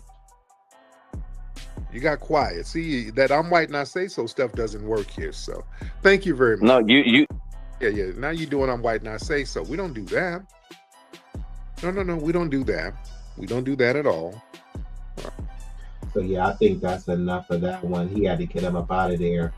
But like I said, this dude was Myron Gaines' manager. He's being managed by some white Jewish dude, and he's just always railing against it's the Jews and how they're causing all these problems, etc. And yeah, no group is above reproach. There's a lot of issues that some Zionist, elitist Jews have caused, but I don't think it's fair or appropriate to generalize all of them. Just like I wouldn't advocate generalizing all Black people for what one dusty nigga in Chicago did in the drive-by shooting. But if we gonna keep that same energy and say, hey, you have to answer for some random drive-by in Chicago, then y'all will have to answer for these Jewish rabbis sucking on infant penis and harboring pedos. Not just in the Catholic Church too, the Roman Catholic Church, the Pope and shit. Correct. Yeah, they're even worse than it. And how are they gonna try to talk to me about Christian values and Catholicism or any of that stuff when you want to talk about accountability, right? The Black community has an accountability problem. I introduced you to the Catholic Church. Where's the accountability there? You can tell that people don't read their Bible though, because the Most High's first commandment to man was be fruitful and multiply. And in order to be a pope, not just a pope, but a priest, you have to take a vow of celibacy. So that's automatically going against what the Most High commanded you to do. Like I said, I don't think people read their Bibles. Yeah, so a lot of people are reading their Bibles, but there's one thing to read the Bible and there's the interpretation. Because you can read the same scriptures and you can talk about Deuteronomy, but other people will read the same thing that you just read and give a different interpretation of it. Also, they stay out of that Deuteronomy book though. When it come to the conversation that we having right now, all the other races and religions they tend to steer away from Deuteronomy, because Deuteronomy literally tells about our captivity here in America and the ones that we were in previously before the captivities of America. And that book literally draws the line between who the curses from breaking the commandments affected on this earth and who they don't affect on this earth. You can clearly see it when you read Deuteronomy. That's why they don't want to go to that book. But that's in one of the first 5 books of the Bible, which is the law, which is Torah. So the fact that they don't want to touch that book, there's a reason for that. Yeah, no, and that's what I always say, man. You guys are supposed to be the high IQs and They think that we just these low IQ monkeys. And then when I was like, okay, bro, do you want this intellectual smoke? I'll drop the link and you can debate and whatever topic you want. I'll tell people too. We love smoke. We love smoke. Yeah, and I always tell people, man, when it gets smoky, more than likely you will get smoked. Hey, I'm still gonna be here afterwards, and this is why people like Myron and Charlie Kirk, they always used to go to certain colleges, and they would have some staged events, but they would have super ill-prepared people. Why are you going to these college campuses? Well, I know why they were going. It was rhetorical. It was actually smart for them to go because they were really going there to push propaganda, also to organize. So they did have a massive organization apparatus. So I do know why they were going there. But actually, let me try to find one of the Charlie Kirk debates, and that'll probably be the last one I do before I shut her down. I would have loved to debate Charlie Kirk on the scriptures, though. Like all that other BS he was talking about. I feel like I'm not even a debater, and I would have been able to chew him up on it. But the fact that he kept leaning on the scripture, it's like you're gonna lose that battle every time if you actually go line for line what the scriptures actually say and who they're actually talking about. So, but. He chose to stay in white America and go to them little colleges where there wasn't really no FBAs up in there really able to tell you the truth. Exactly. So you kind of picking and choosing, your battle, which is okay, but it's like I can't really praise that. I can't do no praise and glaze like these other people were doing. So for instance, if you were saying, man, I'm a real boy in the street, man, who woo me, man, I got hands. But you just keep going to try to fight high school. It's just like, where did you go test them hands at? You can't say you've been to the county and you came in there on a low level misdemeanor and talking about you got hands, but you didn't go to no gladiator floor. Like, what are you talking about? It's like, hold on, don't you live in the same neighborhood as Kimbo Slice? Why you didn't pull up on him? You feel me? Why you ain't pull up on Michael J. White or Rampage? And I'm just throwing some hypothetical names out there. But usually these people, it's just like when those white supremacists, when they go shoot up like the Dylan Roof, he went to a church. But when you look at his manifesto, he hates black people. F those niggers, right? So why you didn't go to the heart of the block where they at, right? You saying it's just a bunch of savage thugs sagging their pants and they're just these monkeys chipping out. Why you ain't go to the heart of the hood where they got Dracos and switches and Glocks and ARs? Why you didn't go there and get busy? You see? Hey, this is the first time where YT did another YT like that, or by any way of shootings or anything, and they're actually calling the white boy that did it an animal. Usually they keep those wordings for us. Whenever we do something that ain't even not even remotely close to the stuff they do, usually, oh, he was a troubled kid and all this extra crap. But now, for some reason, this is the first time I'm hearing that they're actually calling him an animal and stuff. But they're only doing that because they're trying to ride the Charlie Kirk wave to keep that movement going.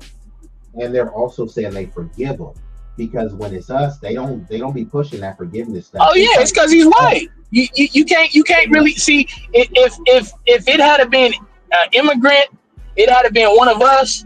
Anything other than them, it would have been civil war. It would have been hell unleashed on us. But because it was a white on white, that's the reason why a few panels ago I was asking the question to that one dude. I want to say Bernard, but he wasn't black, right? but I was asking the question. When you guys keep saying they, who the hell is they? Because you are them. So specify who you trying to get down on, because it was one of your own that did it in one of the whitest places on earth, white Africa. Yeah. Let's get into the video. So right here, this is the brother, Phil Scott. I think Phil Scott is out of Houston, Texas. H-Town, stand up. And he's playing a video of this sister. And this sister, I think I'm not sure if she's FBA or not. And I do know that she is her boyfriend is white. Not that that matters. I'm just giving some context and perspective because while she does make some good points, overall, I've seen her on some other videos, and she's one of those more intersectionalists where when it comes to black issues, they have to tie it into everything trans issue, feminist issues. She makes typically black centered lineage status specific issues into a all life matters, all marginalized groups intersect, and that I can't really rock with because when there's a trans issue, they're stomping for trans issues. Will they recruit other people to push and promulgate their cause? Yes, but they stay solidly focused on advancing trans issues. Same thing with Latinos, right? They'll talk about black and brown, but they only do that to galvanize us to crash out for them. And then when they get some legislation passed, it's not no black and brown legislation. When they're doling out resources, it's not black and brown resources. When there's a bunch of black people, they say, hey, well, there's a bunch of brown people, so you got to speak Spanish now. It's like, yeah, but I'm American and we speak English. Well, that's not the official language, and you need to speak Spanish. And you see what I'm saying? It turns into that. But there's no flip side of that. So we have no friends. We are alone. We all we got, but we all we need. So let's get into the video. This is Phil Scott, and I believe her name is Naima, going up against Charlie Kirk. Why we never seen Charlie Kirk, MAGA's new messiah? Why we never seen him, really debating any seasoned vets that's out here? He always wanted to go to college campuses and try to debate with, college kids. And not nobody that's seasoned in any kind of conversation about America, Black Americans in particular, right? He always try to go debate somebody like that. And this video right here that we gonna check out is the prime reason why he didn't do this, because Charlie Kirk got cooked by a young college student. Let's go ahead and check this out. I want to talk a little bit about his policy on DEI. As you know, in his first weeks in office, he signed the executive order declaring that DEI is both unlawful and a threat to national unity. And I just kind of want to ask you to elaborate on why DEI is unlawful. Well, based on the Civil Rights Act, which I have disagreements with, but based on the Civil Rights Act, which is the law of the land, it says you shall not discriminate based on color, race, creed, or origin. He said he has disagreements with the Civil Rights Act, and he doesn't really go into what his disagreements are. And when he does do a disagreement, he does this little vague term, and then people say he was taken out of context, because people like this, they don't like to give direct answers. They kind of like to waffle on what they're saying and dance around the sentiment so that it's up for interpretation. He's against the Civil Rights Act, but he's against Martin Luther King entirely. Yeah, he can't definitively tell you why he's against the civil rights. But if you ask them specifically, hey, do you believe people are created equal, blah, blah, blah, etc., then he'll say yes. Okay, so that's civil rights. So what are you against exactly? The civil rights is associated with Black rights, even though the civil rights were intended to uplift Black American freedmen, but it turned into a all lives matter, rising tide lifts all boats. And they try to make it seem like Black people got this disproportionate benefit. And these high IQs people refuse to say that, yeah, that mainly benefited immigrants and white people, but white women in general. But most white women are married to white men, so that benefits white people. He won't say that, and this chick, she's with the white dude, so of course she's not gonna bring up that element as well. Of nationality. Yes. And DEI definitionally does those things. How does it definitionally do those things? So for example, if you say you are going to hire a certain amount of people or have scholarships only for a certain people, you are then prejudicing against another group. Which group are you prejudicing against? White people, Asians as well. I mean, white people are an easy one off the top of your head. So for example, in the Harvard admissions case, I said this earlier, the average test score for a Black individual was around 1,300 SAT, about 3.2 GPA. For a white or Asian, it would be about a 3.9 to 4 GPA and about nearly a perfect SAT. So you are disenfranchising and stereotyping and prejudicing against whites or Asians in favor of blacks. You're not. So once again, all you have to do, because they just try to act like Harvard is the only college in America, but look at the percentage of black people that go to Harvard, and it's like 7% or less, and many of them are immigrants. So when he's talking about this, and then on the flip side, Asian people are anywhere from 7 to 8% of the population, right? But they represent almost 30% of Harvard, well over a disproportionate numbers based on their population size. And then also Harvard specifically, they're about 40% legacy admission. So if your dad and your dad went there, then suddenly you should just get in because, that's not merit based at all. It's the total opposite of merit based. It's called nepotism. And that is about 40% of Harvard's admissions. But he will never bring up the legacy admissions. So that's one of the things I didn't like about him. That's what the other dude was doing. He was bringing up like points, but you're not telling the full story. To say that it's making it to where white people and Asians can't get the job or this and that. Well, let's look at what was going on before the Civil Rights Bill got passed. Black people couldn't get hired for a job at all. We couldn't get any damn thing. So who was that being prejudiced against? Or that's why when he said stuff like that, it's like he purposely left out the major point, because then his point that he's trying to make becomes mute if he acknowledges that part of the equation. Which is why he won't acknowledge that. He'll obfuscate, and then he will deflect to something else. And now you don't get a chance to make that point because he's already moved to something else that favors him.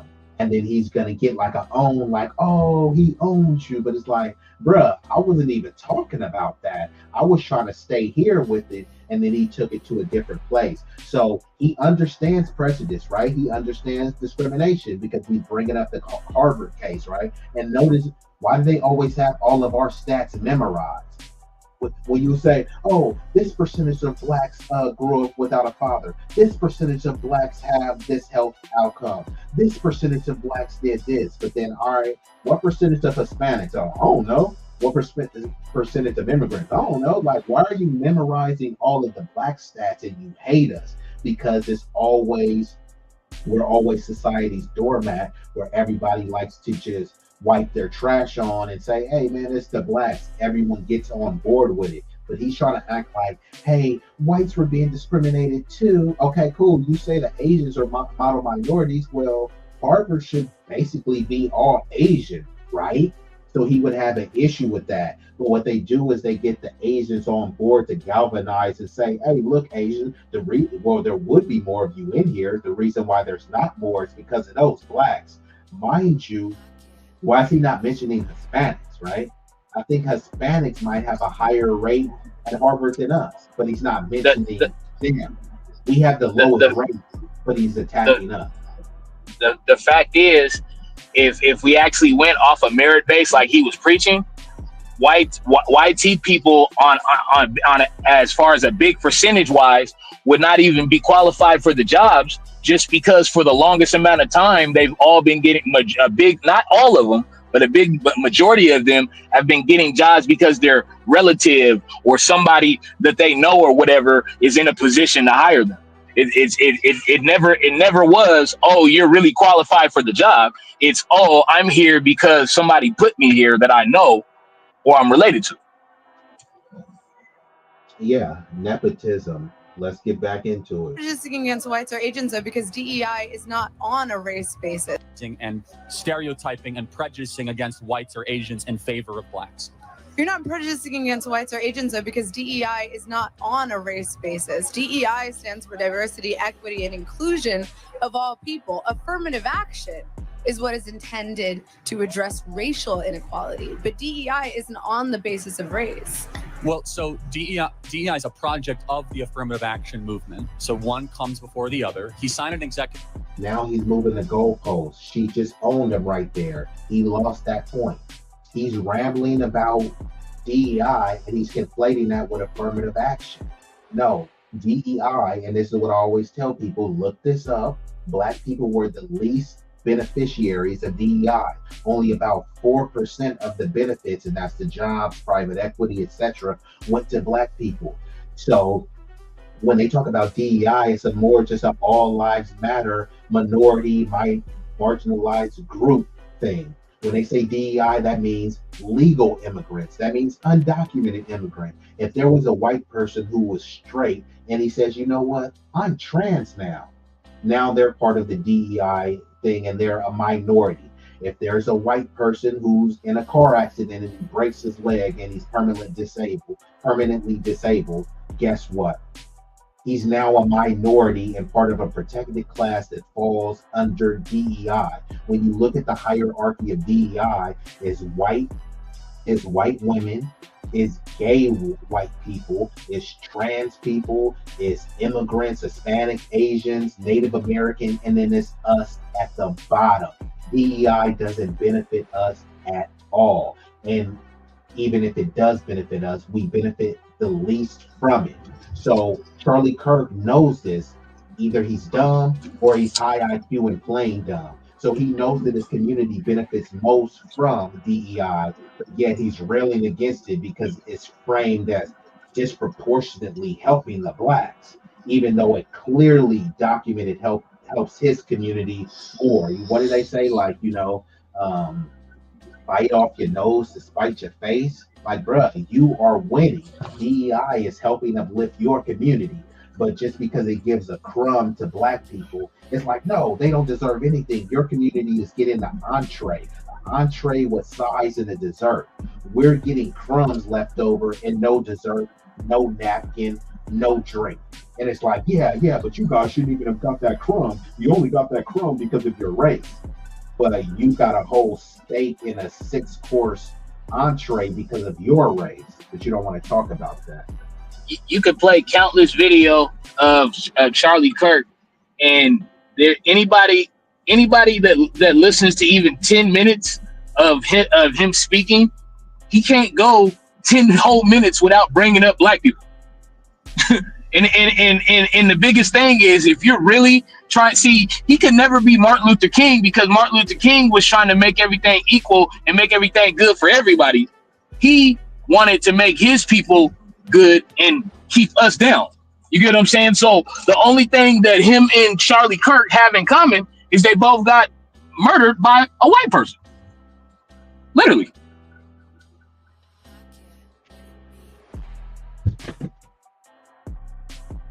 Order against both, for the record. So I wasn't sure which one you were talking about. I'm talking about DEI. So DEI, it depends what we mean in practice. So I can give you one example. There are Black-only graduation ceremonies at certain schools or Black-only dormitories. But those are kind of student-led. I'm part of a Black-only let's play this out. And it's run by students. It's not fair enough. The school. Let's play it out. So if there is a Black-only, let's pretend, which it's not, that building is Black-only. So mind you, they're talking about DEI. And since she already killed him on the DEI point, now he's talking about Black-only dormitory rooms. That has nothing to do with DEI. And are we going to pretend like there's not white-only dormitories, white-only fraternities? But he's not mentioning that. And so let's say that they always say that we're these violent thugs and ghetto Jamals and Shaniqua. So even if we did have a black-only dormitory room, y'all hate us. Y'all don't even want to even be around us. So what would be the issue? And we're more inviting. There's a bunch of non-Black people in Black sororities. Historically Black college, damn near 40% of the people is definitely not foundational Black American, and many of them are not Black at all. So many whites, Asians, and Hispanics go to there. And guess what? There's part of the sorority, part of the fraternity. So him over here saying there was a Black-only dorm room, and no one will follow up and say, hey, Did you want to live or sleep in that dorm room? That's one question. And two, were you denied access there? You know, even when they talk about segregation, the segregation was one way, just like in Sinners, right? In Sinners, and I haven't even fully completed the movie, but I know the premise of it, right? Those people from a different community was coming to the black side of town. But if the blacks went to their side of the town, they would be lynched. There were no whites and Asians being lynched for coming to the joining the black side. And the same thing with the dorm room. Unfortunately, too many black people worship whiteness and think that the white ice is colder. So if there's some white people that want to join in on black fraternities, we are going to be more accepting than any other group would. How many times do you do a dance and hear, hey, he's invited to the Jewish bar mitzvah? How many times do you see someone do a mariachi dance and say, he's invited to the fiesta? But you do see people listening to rap music and doing the Dougie and saying, oh, okay, cool, you could join our sorority. You are a soror, you know, you are part of the fraternity. You see that all the time with us. So this dude is just kind of whining and acting like a victim, conflating DEI with dorm rooms. Let's get back into it. I mean, I'm part of a black let's play this out. And So it's run by students. It's not fair through enough. the school. Let's play it out. So if there is a black only, let's pretend, which it's not, that building is black only. If I said that, if that building was I'm white, like the campus center? no, I said let's pretend it's not. Hypothetically, yes. Hypothetically, if that building was white only, you would agree that's a violation of the Civil Rights Act. Yes, but there Hold are on, no buildings on campus that are black only and white only. Well, and by the way, but there are on other campuses. No. So here he goes with the hypothetical. Yeah, if this hypothetical situation that's not happening, if it did happen, you would agree with me, right? So they try to create these straw men to try to get you to agree with them just because he just got owned on that DEI point. So now he's making this elaborate, kooky theory, a hypothetical situation that doesn't exist. And they're talking about the college that they're at now. She's saying, yeah, that doesn't exist here. And he's saying, yeah, but it does exist at other colleges. Cool. Name them. Right? Back to my point of so-and-so is snitching. Okay, cool. Who did they snitch on? Well, they're snitching. Yeah, on who? Tell me who they told on. You don't have a name. This other dorm room is doing that, and this is what they're doing at that college. Okay, what's the name of that college? Oh, it's a college. Yeah, but what's the name of the college? What state is it in? What university is? Well, it's just happening at the college. Take my word for it. These are the high IQs?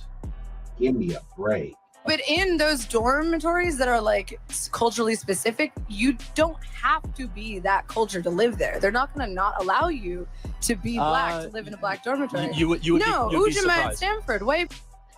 Here he goes. You'd be surprised. What does that even mean? So he said, you'd be surprised. Yeah, he's implying that, yeah, they wouldn't allow you in there because you're white, but he has no proof to say that. He's just saying, you'd be surprised, and he's hoping that the crowd will kind of gas him up so that he can go on this bloviating blather. But yeah, what facts has he pointed out?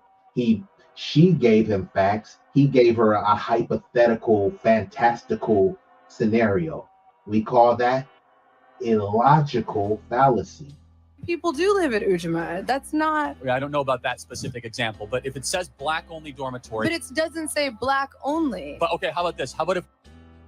So another straw man. If it says black only, another hypothetical, if it says that. Well, it doesn't say that. Okay, so let me try to find another straw man. So this is about 2 or 3 points where this dude is getting demolished.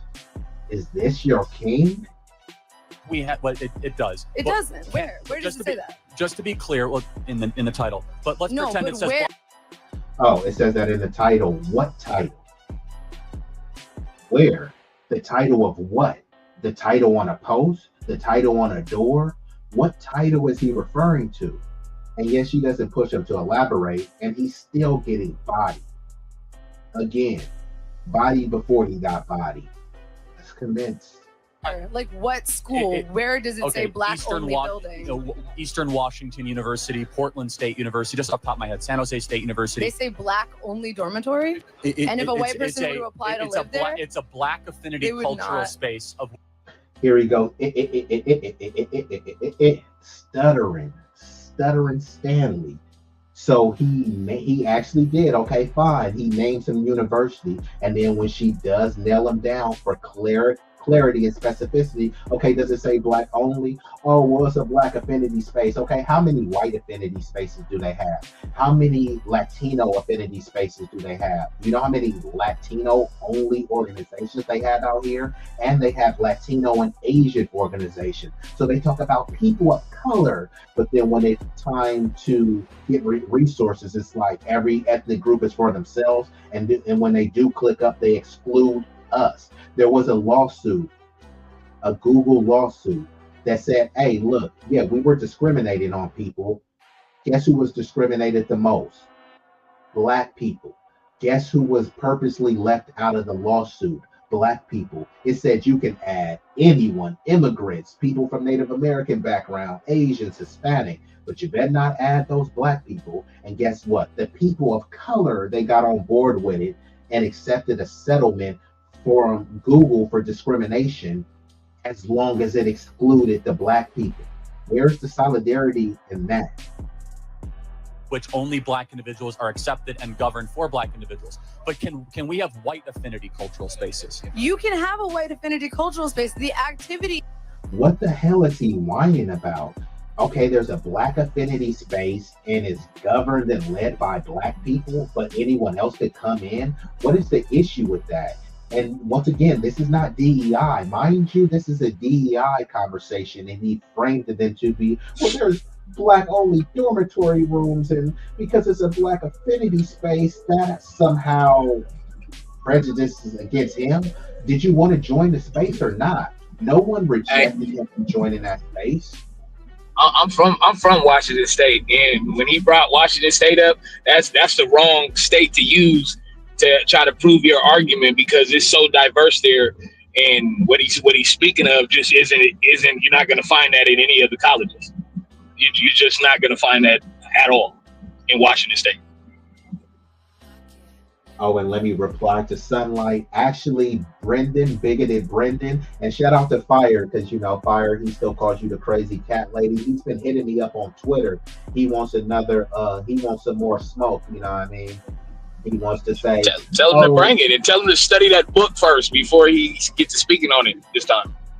Yeah, he said he's ready tomorrow. So if you are available, Fire, BT, Travion, John Sinatra, Sunlight, any of y'all can come up. Because for me, he's easy work, but I do like to put it on display because, people like to say, we have low impulse control and, inferior IQ. So when I like to bring up these alleged high IQs and, knock them down and smack them around intellectually, I do take great pleasure with that. But yeah, Brendan, he has been hitting my line. He is like, the topics are piling up and all this stuff. So salute to bigoted Brendan. He looks like he wants a round 2 and 3. So we gonna open up the book of Obadiah tomorrow. Hey, he said he been hitting me up. He said he been taking notes. Because it's literally it's going to explain everything that the white community is feeling right now, along with everybody that tethered with them. So, all right, let's get back into the video. Yo, phone was sounding a little bit kind of breaking up a little bit. But I'm gonna play more of the video just to. Yeah, I'm in the car. I'm in the car driving back to the house, man. That's why I keep trying to mute right after I get off. Okay, cool. Yeah, that'll be best because it does have a little bit of background. But yeah, like just when you hear something you need to say, just come back off. Plus, I'm gonna keep the commentary going. The issue is that you're saying. And I also just want to say salute to the chat. I'm just trying to get into the video, so if I don't interact with everything and everyone in the chat, it's just because I'm playing the video and my screen is kind of tripping, so I'm not seeing all of the chats right on time. But salute to everybody that's been still rocking in the chat.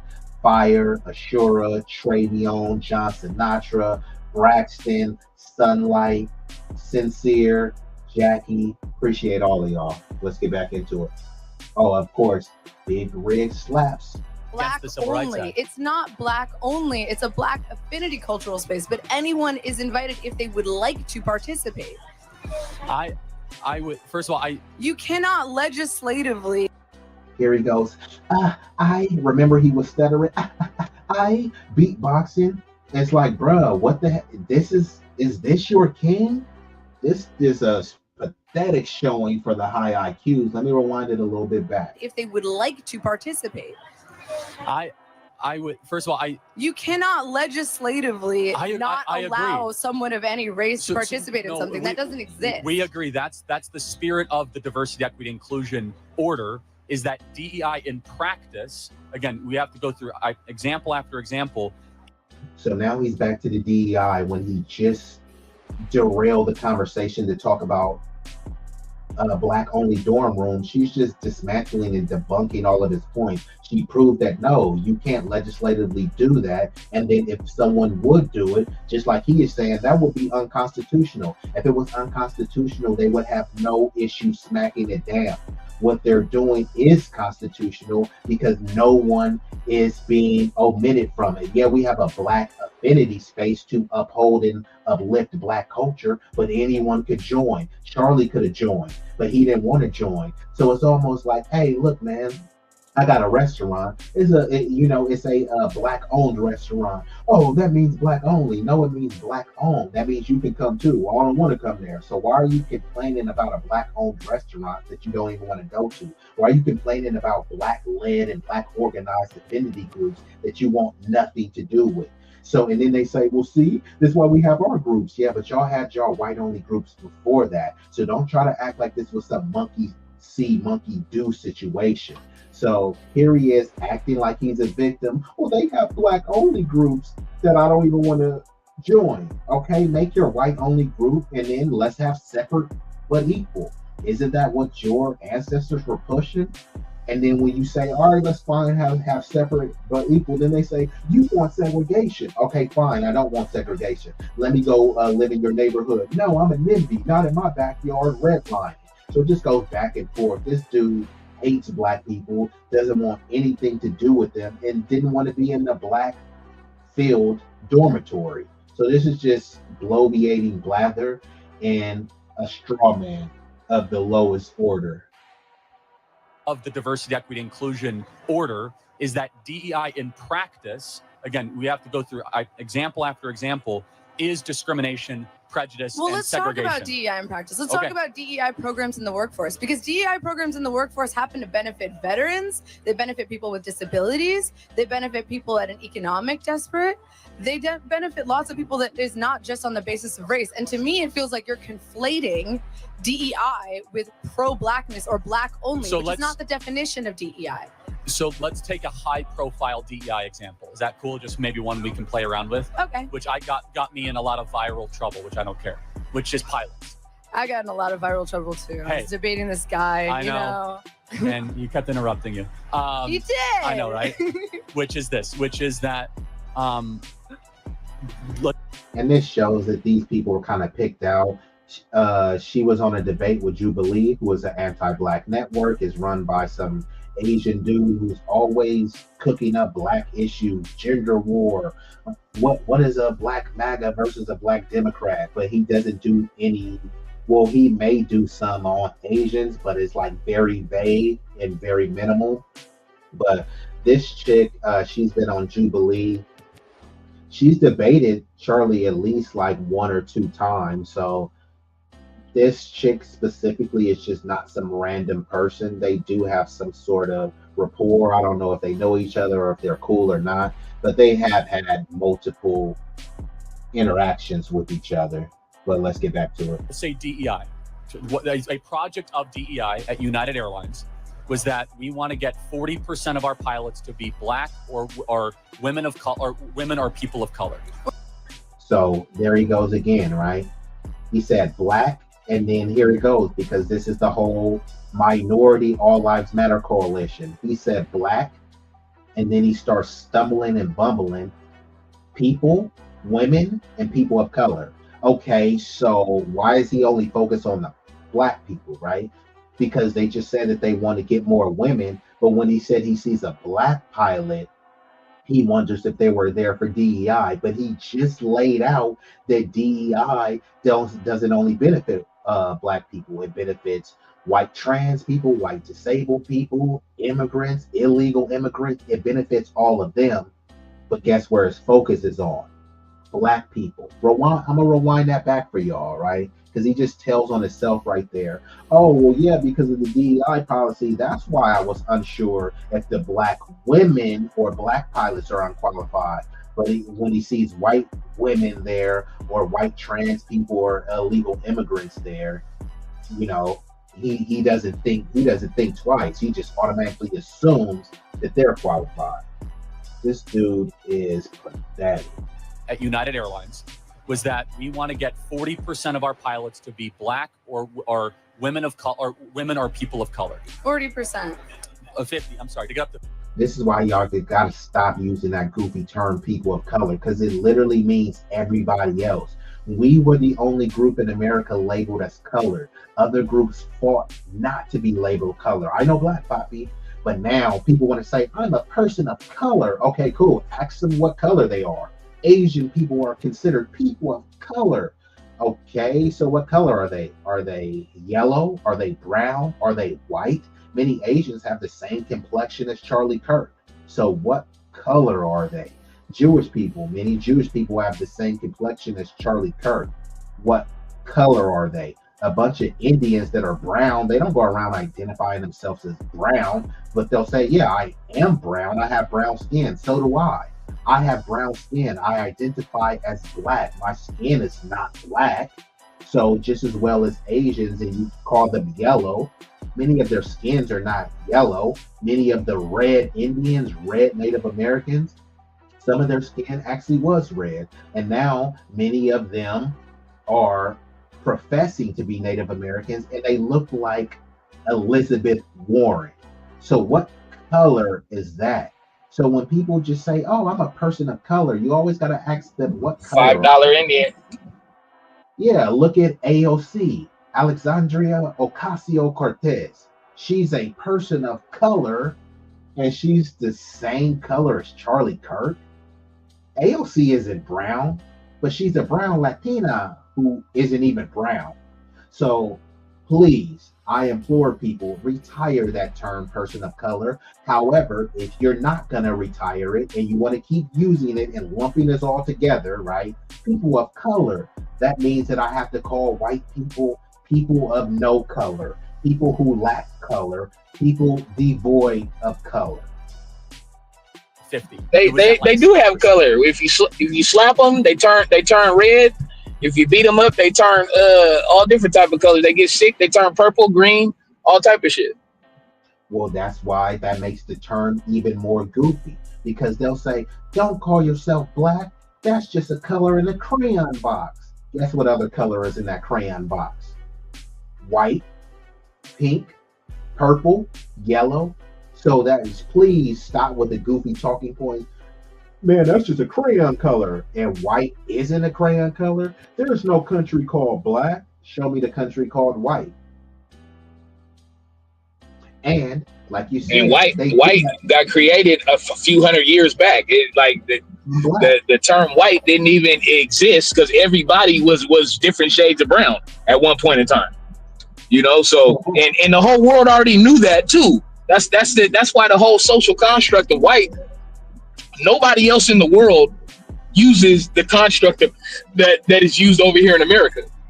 When white people go over to say Greece or say they're talking to any politicians, our politicians here don't go over to these other places talking about white. They don't talk like that. They talk about the nation that they're from. Correct. Because it's stupid as hell. Yeah, it's stupid as hell.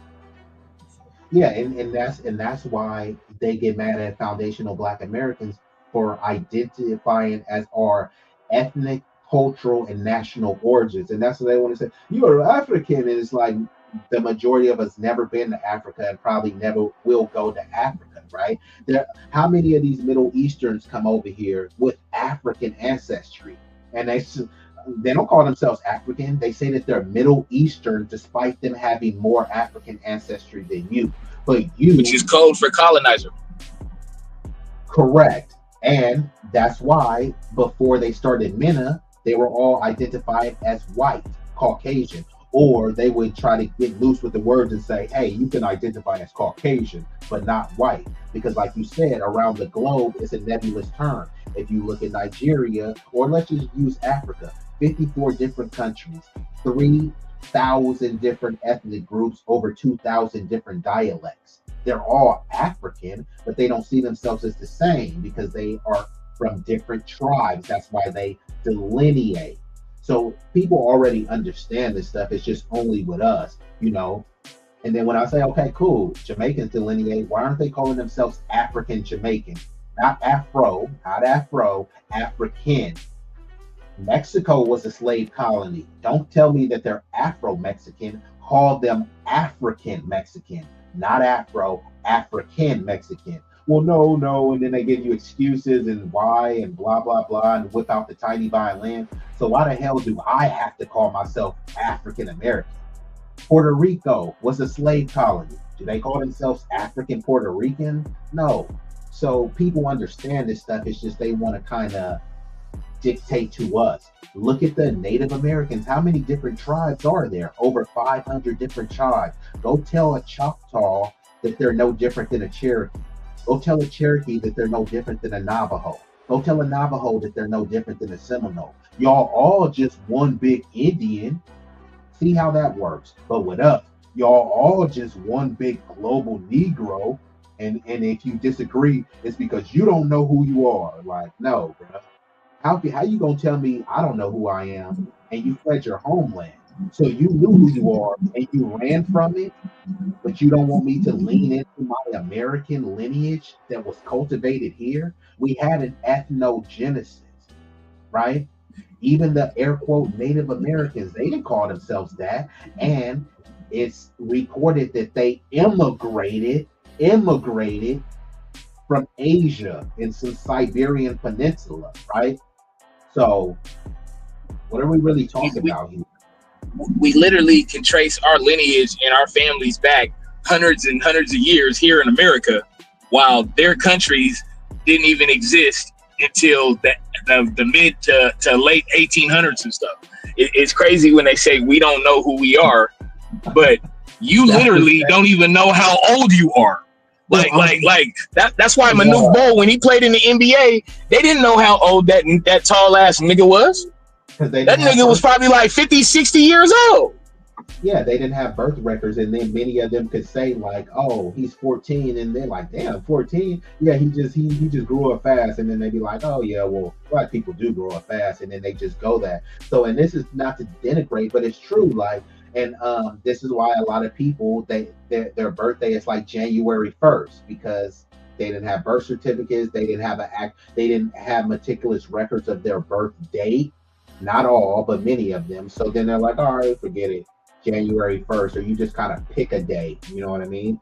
So that is extremely disingenuous and disrespectful to say you don't know who you are. Even with a lot of these white people, Greeks weren't considered white, Romans weren't considered white, Italians, they weren't considered white. All of these people were adopted into whiteness later. When when they figured out their birth rates was low, that's when they started adopting the Irish nigger, the Italian nigga. All these different Europeans was not classified white until they realized their birth rates were not what they're supposed to be. But because they mix all these different genres of white people, they let them classify now all of a sudden they're the minority. I mean, the majority. You're not the majority. You every few 10 or however many years, you let other minority groups classify themselves as white to bolster your numbers. Your numbers, like if you take all the different other peoples, because like again, what the hell is white? What country is white from? Yeah, even the air quote Caucasus Mountains and Aryan, that's more Indo-Asiatic than white. So yeah, Caucasian. Yeah, no, that's the original Caucasian. It's just just like anything else. It's been manipulated and transformed. And these are just all word games and number games. That's what I was saying. They intentionally miscounted our numbers. So if you look at it, bro, for like hundreds of years, our population has been 13% and never, when you was born, it was 13%. You turn 10, 13%. You turn 20, 13%. You turn 30. I'm like, come on, bro. Like, if you believe that, then you have 5 kids and it's still 13%. That's what I'm saying. Then they also say, you guys are aborting all your babies. So they'll say, one, we're aborting all of our babies, but then also, boom, Quisha is having 6 kids and she's on welfare. Which one is it? We aborting every baby, or then there's a bunch of baby's kids running around? You see what I'm saying? And then even with the whole Hispanic Latino term, which is not a race, right? This is how they created as a buffer group. Read the book Making of Hispanic. But a lot of the stuff you can just figure out. So foundational Black Americans, and not even, and we can include all of the non-FBAs, but just FBAs alone. We are we're the second largest outside of obviously Germans, who they inflated their numbers, you know, with the Homestead Act and just allowing all these poor peasants to come over here. But we are still the second largest ethnic group in America. They don't like to tell you that. So what they say is Hispanics are a larger group. But what that means is, just like how you were talking about with the whites, how they try to consolidate because of their birth rates. They consolidated Hispanic to That's exactly what they did. To make the ultimate buffer group, right? If you look at a bunch of, I don't know how many Hispanic people you have where you're living at, a bunch of Mexicans, they don't really rock with El Salvadorians like that, but they're both. I'm in AZ. I'm in AZ. You know, it's hell of them out here. Yeah, but most of them are not all Mexican, but they're all lumped in together. They got Hondurans, they got people from Belize, they got people from Venezuela, and they're all lumped together, all separate. Like one big Mexican. Yeah, and that's all they are. So then if you put our numbers, FBA versus Mexican, more of us. FBA versus Venezuelan, more of us. FBA versus Brazilian, more of us. But then if you combine Mexican, Brazilian, Puerto Rican, Venezuelan, Honduran, El Salvadorian, Chilean, now they have a bigger group than us. And it's like, hey, their group is much larger than yours. And that's why we need to focus on them. That's all. That's why they scared. That's why they scared. Because we're really we're really one lineage of people, and all these other people groups is a whole bunch of like Asiatic people. They'll say, oh, if you're Korean, you're Asian. You're whatever, you're Asian. You're Chinese, you're Asian. So you go into the group of Asian, and now you're this percentage. Same thing like you were saying with the Latinos or whatever. You know, they like, because at the job I was working at not that long ago, they like they had El Salvadorians, all the places that's in South America, they had them working there or whatever, right? And they all speak Spanish, different dialects and stuff, right? But when it all comes down to it, they were looked at as one big Mexican.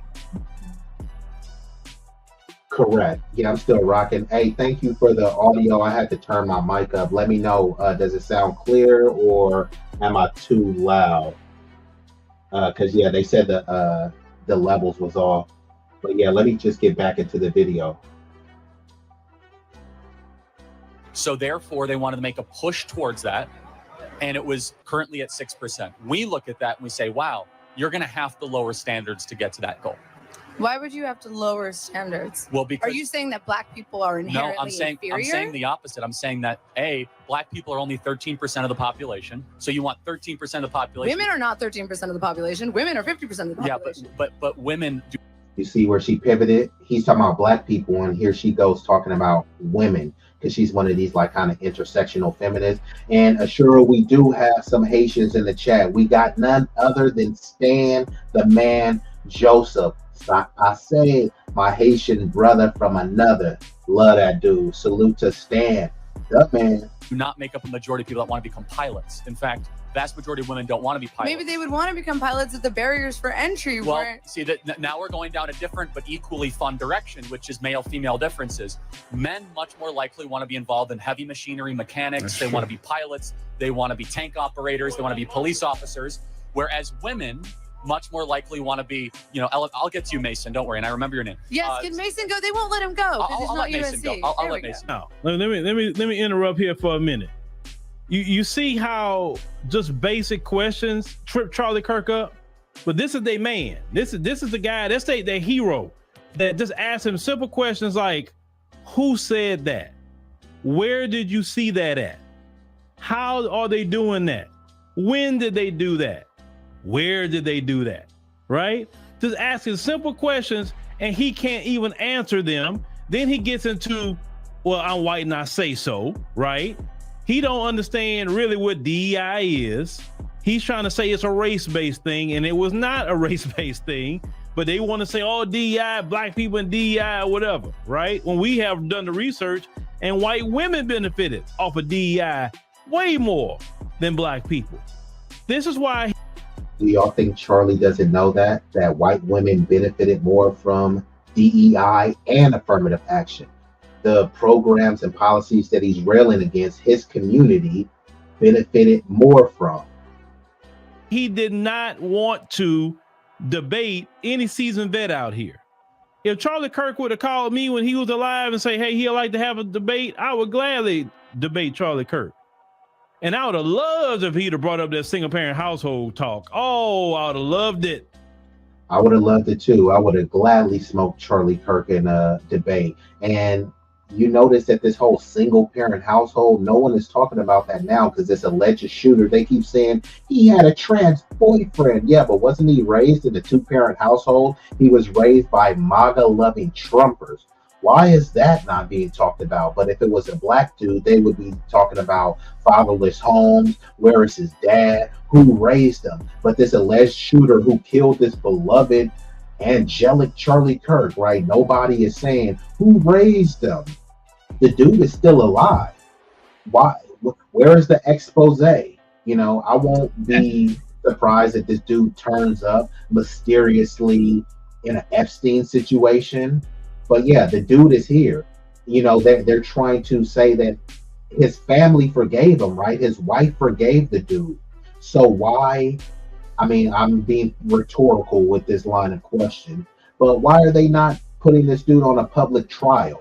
Why are they not airing out interviews so they can say, look, out of his own mouth, even if they were doing the whole Patsy thing, why they're not getting this dude to admit? A bunch of people are speculating he was killed because of his political beliefs. Was that because he was killed? I know people are saying maybe he was killed because the dude wanted to protect his trans boyfriend. Okay, that's speculation. We don't know that definitively. I want to know definitively why he was killed. They keep talking about these manifestos and showing these suspect text messages. Just talk to the dude. He's still alive. I mean, and the person said that he didn't do it. So, there's that as well. But let's. I forgot to say, I was watching the video. I got to send you the link. The video and the footage when the dude broke it down, you actually see the bullet come from behind Charlie Kirk, not from the front. And that's indicative of exactly the angle of where the bullet came from, and the exit wound. You wouldn't see that much blood squirt out from the front if the entry wound was in the front. It would have been in the back, where it was the exact opposite. That's the reason why all that blood came out in the front, because you see the bullet come from up above at an angle, and it entered like right under the bottom, like where the bottom of his hairline would be in the back. That's where the angle where the entry was. But I'll send you the link. Okay, cool. And it looks like they said your mic is kind of loud. I'm gonna see if I could try to turn it down a little bit. Otherwise, you can just hit. There should be a little. It looks like a screw or something like that, or like a gear. You can hit that button and hit audio settings and turn it down a little bit, because I think yours was turned up a lot and mine was turned down a little bit. But y'all just let us know in the chat if mine is too loud as well. Let's get back to it. Because he'd have been walking right down where I want him to walk, or talking about black crime. I would have loved that conversation. Oh, I would have loved it. But he's spewing all this stuff, and when he's No, John, he did get shot in the neck. Just people are speculating about where that shot came from, because the weaponry that they say was used from that distance, he wouldn't even have had a neck, right? His neck probably would have had a, let me see, like a mini basketball size hole, probably would have blew his neck off, blew a chunk out of his neck that would have looked like a shark attack, is what some are speculating. So some are saying that he could have been allegedly shot closer, because it appears that he got shot from the side, but the reporting is that he was shot head on from, the alleged sniper rifle. But this sniper, if you see those bullets, bruh, I mean, most people get hit with a 22 and survive. You get hit with something like this, people are not surviving, and usually limbs have to get amputated. Hey, the video that I was talking about, I seen, like when they literally slow it down right before he gets hit, and you see the bullet before it even enters into his the back of him. Like it's like there's like once you see the video, there's like literally no way for anybody to be like it came from the front. Yeah, so Fire says the video seems clear enough, plus the shot didn't startle the crowd, the blood gushed in. So that's another thing. And these are just basic questions, right? I'm not trying to put a conspiracy theory out there. It's just, hey, they want to murder this person and say that he was just such a beloved father. Okay, well, let's get to the bottom of this. Did people hear the shot? Was the shot suppressed? They say it was from allegedly 200 yards away. I see Ashura in the chat saying when he's seen a dummy, like a little dummy mannequin get shot from similar distance, their head explodes. That's kind of what I see too. From the videos I see, when people get shot with something of a bullet that big with that much velocity, it's usually complete, utter devastation, decimation, and decapitation. But this one, it did look like the blood was gushing. So we have to say, was he really shot with this alleged sniper? Was it a smaller caliber weapon shot from a different angle? It's all kind of speculative right now.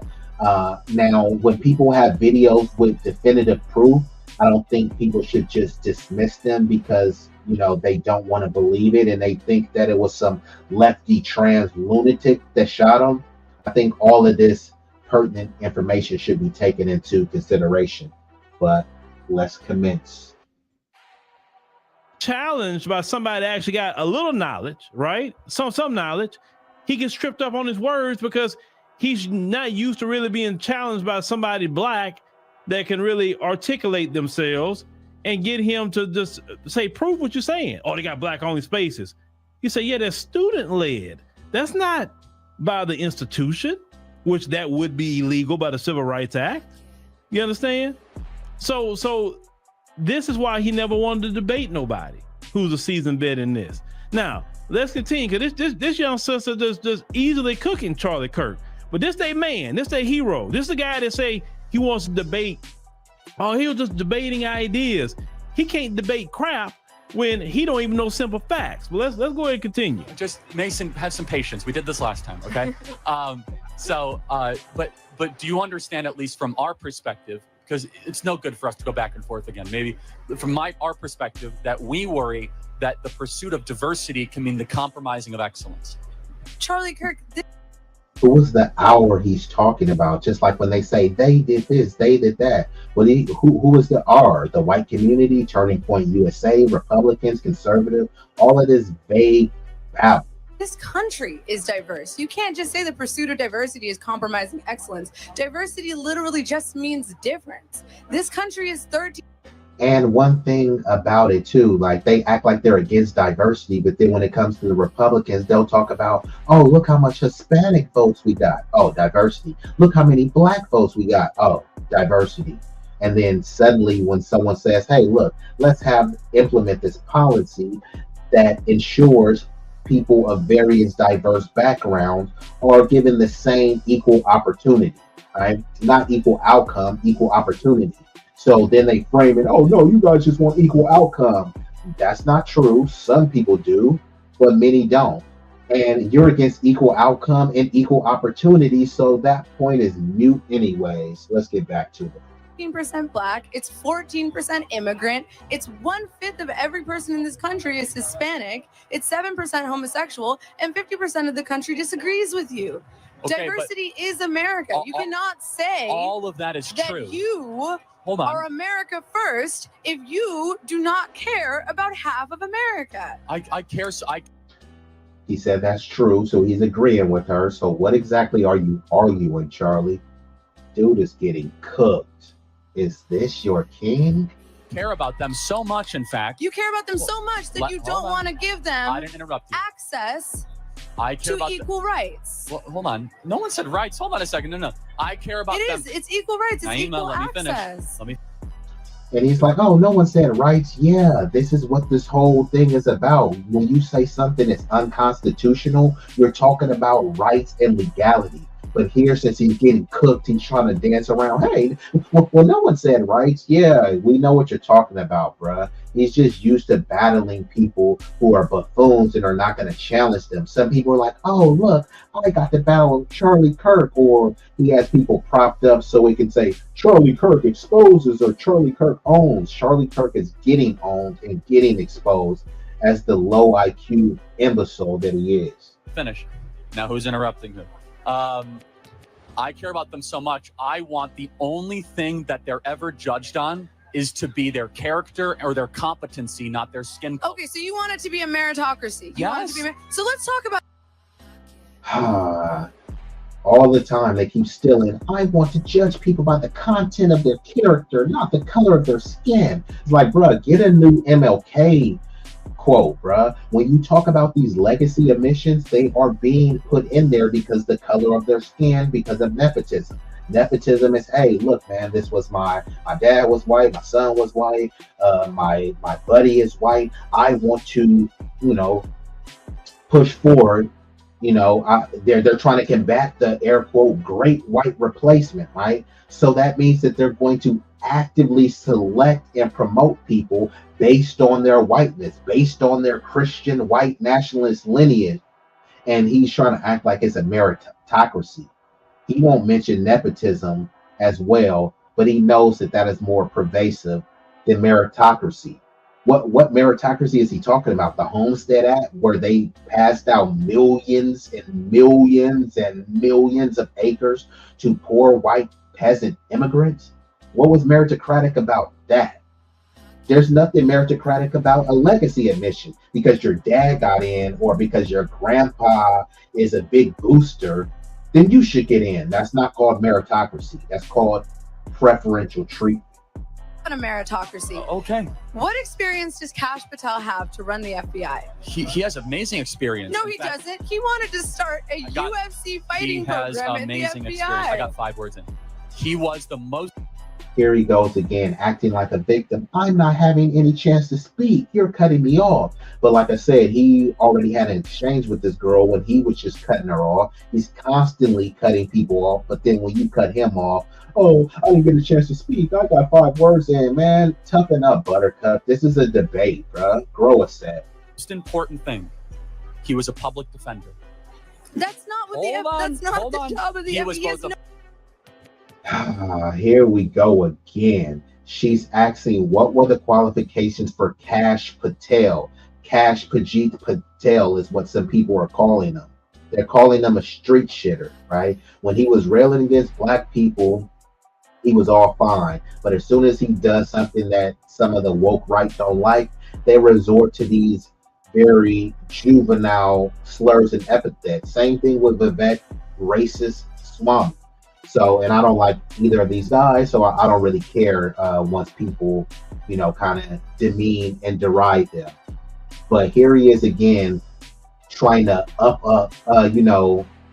up Kash Patel's accomplishments and say, well, he was a public servant or a public defender. That doesn't mean that you should be the head of the FBI. He has no experience being an FBI agent, let alone running the FBI. This has nothing to do with meritocracy, and he's trying to frame it as some sort of meritocratic virtue. This is very disgusting and detestable. He was the most important thing. He was a public defender. That's not what that's not the job of How many public defenders are out there? Do they all deserve to be FBI? Not only FBI agents, but the leader of the FBI. There's more competent people than Cash Patel. He has no experience in the FBI. He was a public defender and he was a special prosecutor. Was he ever a member of the FBI? No, but he doesn't have the merit to have hold that on a job. All second. right, let's do another example. What experience? He was never a member of the FBI, but you think he's qualified to be part of the FBI. Imagine, hey, were you ever in the NFL? No. Well, you should be the commissioner of the NFL. Does that make any sense at all? Hey, have you ever worked at Walmart? No. Well, you should be the store manager of Walmart. Now, I get it. You can be trained to be the store manager of Walmart, so that's not quite apples to apples, but people are going to look down your resume and say, okay, look, you may not have been the head of Walmart, but hey, did you work at Target? Did you work at Food Max? Do you have any retail experience? What is your level of educational attainment? There would be questions involved. With him, he's saying, oh, well, he was a special prosecutor and, he was a public defender. None of that was with the FBI. So this dude is not qualified to lead the FBI. There were people inside of the FBI more qualified than him, but because Donald Trump liked him, this is where the nepotism kicks in. Okay, cool. You got the job, and now it's being framed as meritocracy. So you mean him never being an FBI agent is more meritocratic than someone that's worked for the FBI for 20, 30 years? Cash Patel is more qualified than him? That's not a meritocracy. We got to stop kidding ourselves. Does Linda McMahon? What experience does Linda McMahon have to run? She ran the Small Business Administration in the first term, which is a big organization. She was the head of the SBA.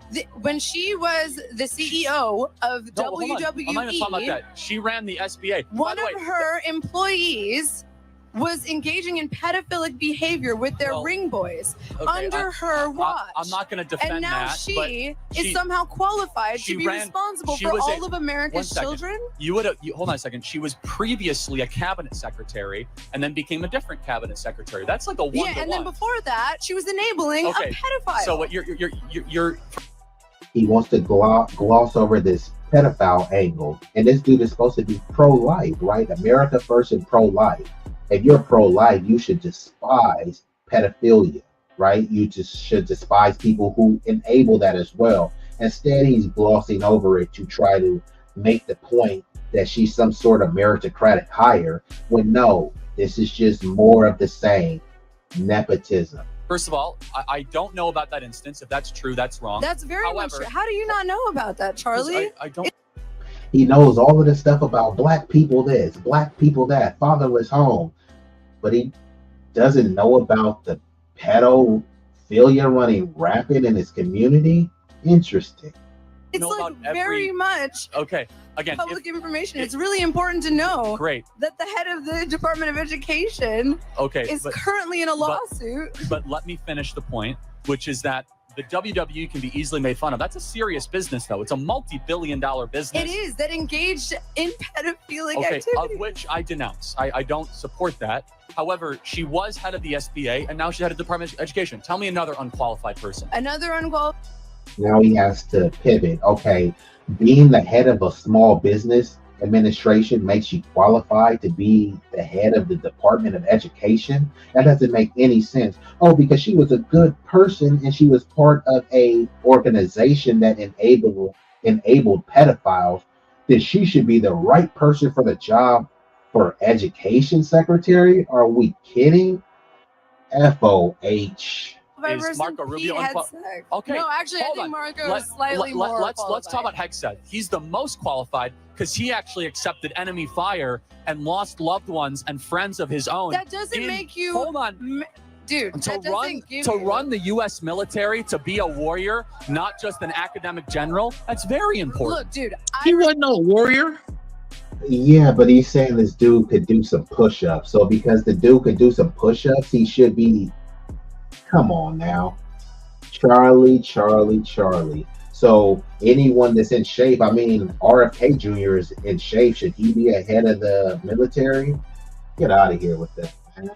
Respect veterans. My boyfriend's a veteran. I love veterans. That being said, not every person who is a veteran is qualified to run the Department of Defense. I think he's also shown the last couple of weeks he's doing a pretty phenomenal job. The prior head of the DOD, Lloyd. See, words like phenomenal, he won't say what he's doing that's phenomenal. Actually, there was some leaking of classified information under Peak Hegseth. So that doesn't sound like a phenomenal job. He looks like a rookie who's in over his skis and extremely unqualified. So he's trying to say, well, he should be the Department of DOD because he served time and he can do push-ups. Okay.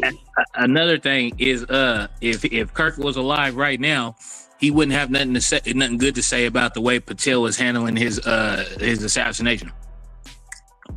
Exactly. That's what I was trying to tell you. They be calling him Pajit. So they call them Pajit and street shitters. But if he rails against black people, yeah, man. You know, they give him pats on the back. Same thing with the racist Swami. So yeah, I mean, Cash Patel, man, this dude is just it's extremely crazy how he just is just a buck broken lost dude. I don't even know what he is, if he's Indian or what. I challenge anybody to find me one red dot Indian, Pooh Hasapima Petaloma, or whatever the hell you want to call them, that you could find that was involved in any war that our country had in the inception of it that led up to what it is today. You're not gonna find it. So like the whole reason, the whole point for all these other different minority groups even speaking on American issues, it's like, yeah, you're an American because you're here, but kind of by default. It's like, you know, and I'm not even trying to like cause no separation, but it's like, it is what it is. Everybody that comes here that has something to say about what's going on here, they have a country that they can go back to. You feel me? That doesn't apply to us though. You get what I'm saying? So when everybody has, like, even Myron has a shithole of a country he can go back to, but you and I both know the reason why he doesn't go back to it. Correct. And yeah, there is no place to go back to because this is the homeland we fought for, bled, died for, and built. So there is no run. And was already here before slavery, but that's a whole different conversation. Correct. But there's no thing where I'm just going to build up the car and then some other people come and then they add to it. Oh, this group added some rims to the car. This group added that. Yeah, this is still my car and this is the car that I built. And you want me to say, yeah, I built this car, but I'm going to just let everybody else drive it. I'm going to just let everybody else burn out and do donuts and stuff. Yeah, I'm going to let everybody else take a road trip, but not me because, you know, I'm looking to go somewhere else and build another car from scratch. That doesn't even make sense. They all don't want to admit that they came and sat at a table that was already prepared. Correct. Yeah, and that's totally different from building the table from ground up. It's not only building the table, then it's setting the table and then going and providing the food that goes on the table and then been giving the scraps from that. That's entirely different from someone that, hey, someone else ate the food. I didn't contribute to anything, but I sure am going to pull up a plate. There's a reason why for Thanksgiving and for Christmas and all the other holidays in this country, you never hear about anybody serving curry. Curry is not one of the dishes that are served around Thanksgiving time or Christmas or anything else, because y'all motherfuckers wasn't here. It ain't got nothing to do with you. The holidays that are celebrated that have historical backing and stuff, all you got to do is go back to the time when all that was going on and just look at who was here. Yeah, and it looks like Braxton and Fire was answering your question, Ashura. Pajit is just like if somebody says Karen or somebody says, oh man, Jamal did a drive-by, or Shaniqua was at Walmart, or Pajit is working at 7-Eleven, or Karen was crying at the YMCA. It's just like kind of one of those terms where someone will say with black dudes, Pookie and Ray Ray, with white dudes, Chad and Brad.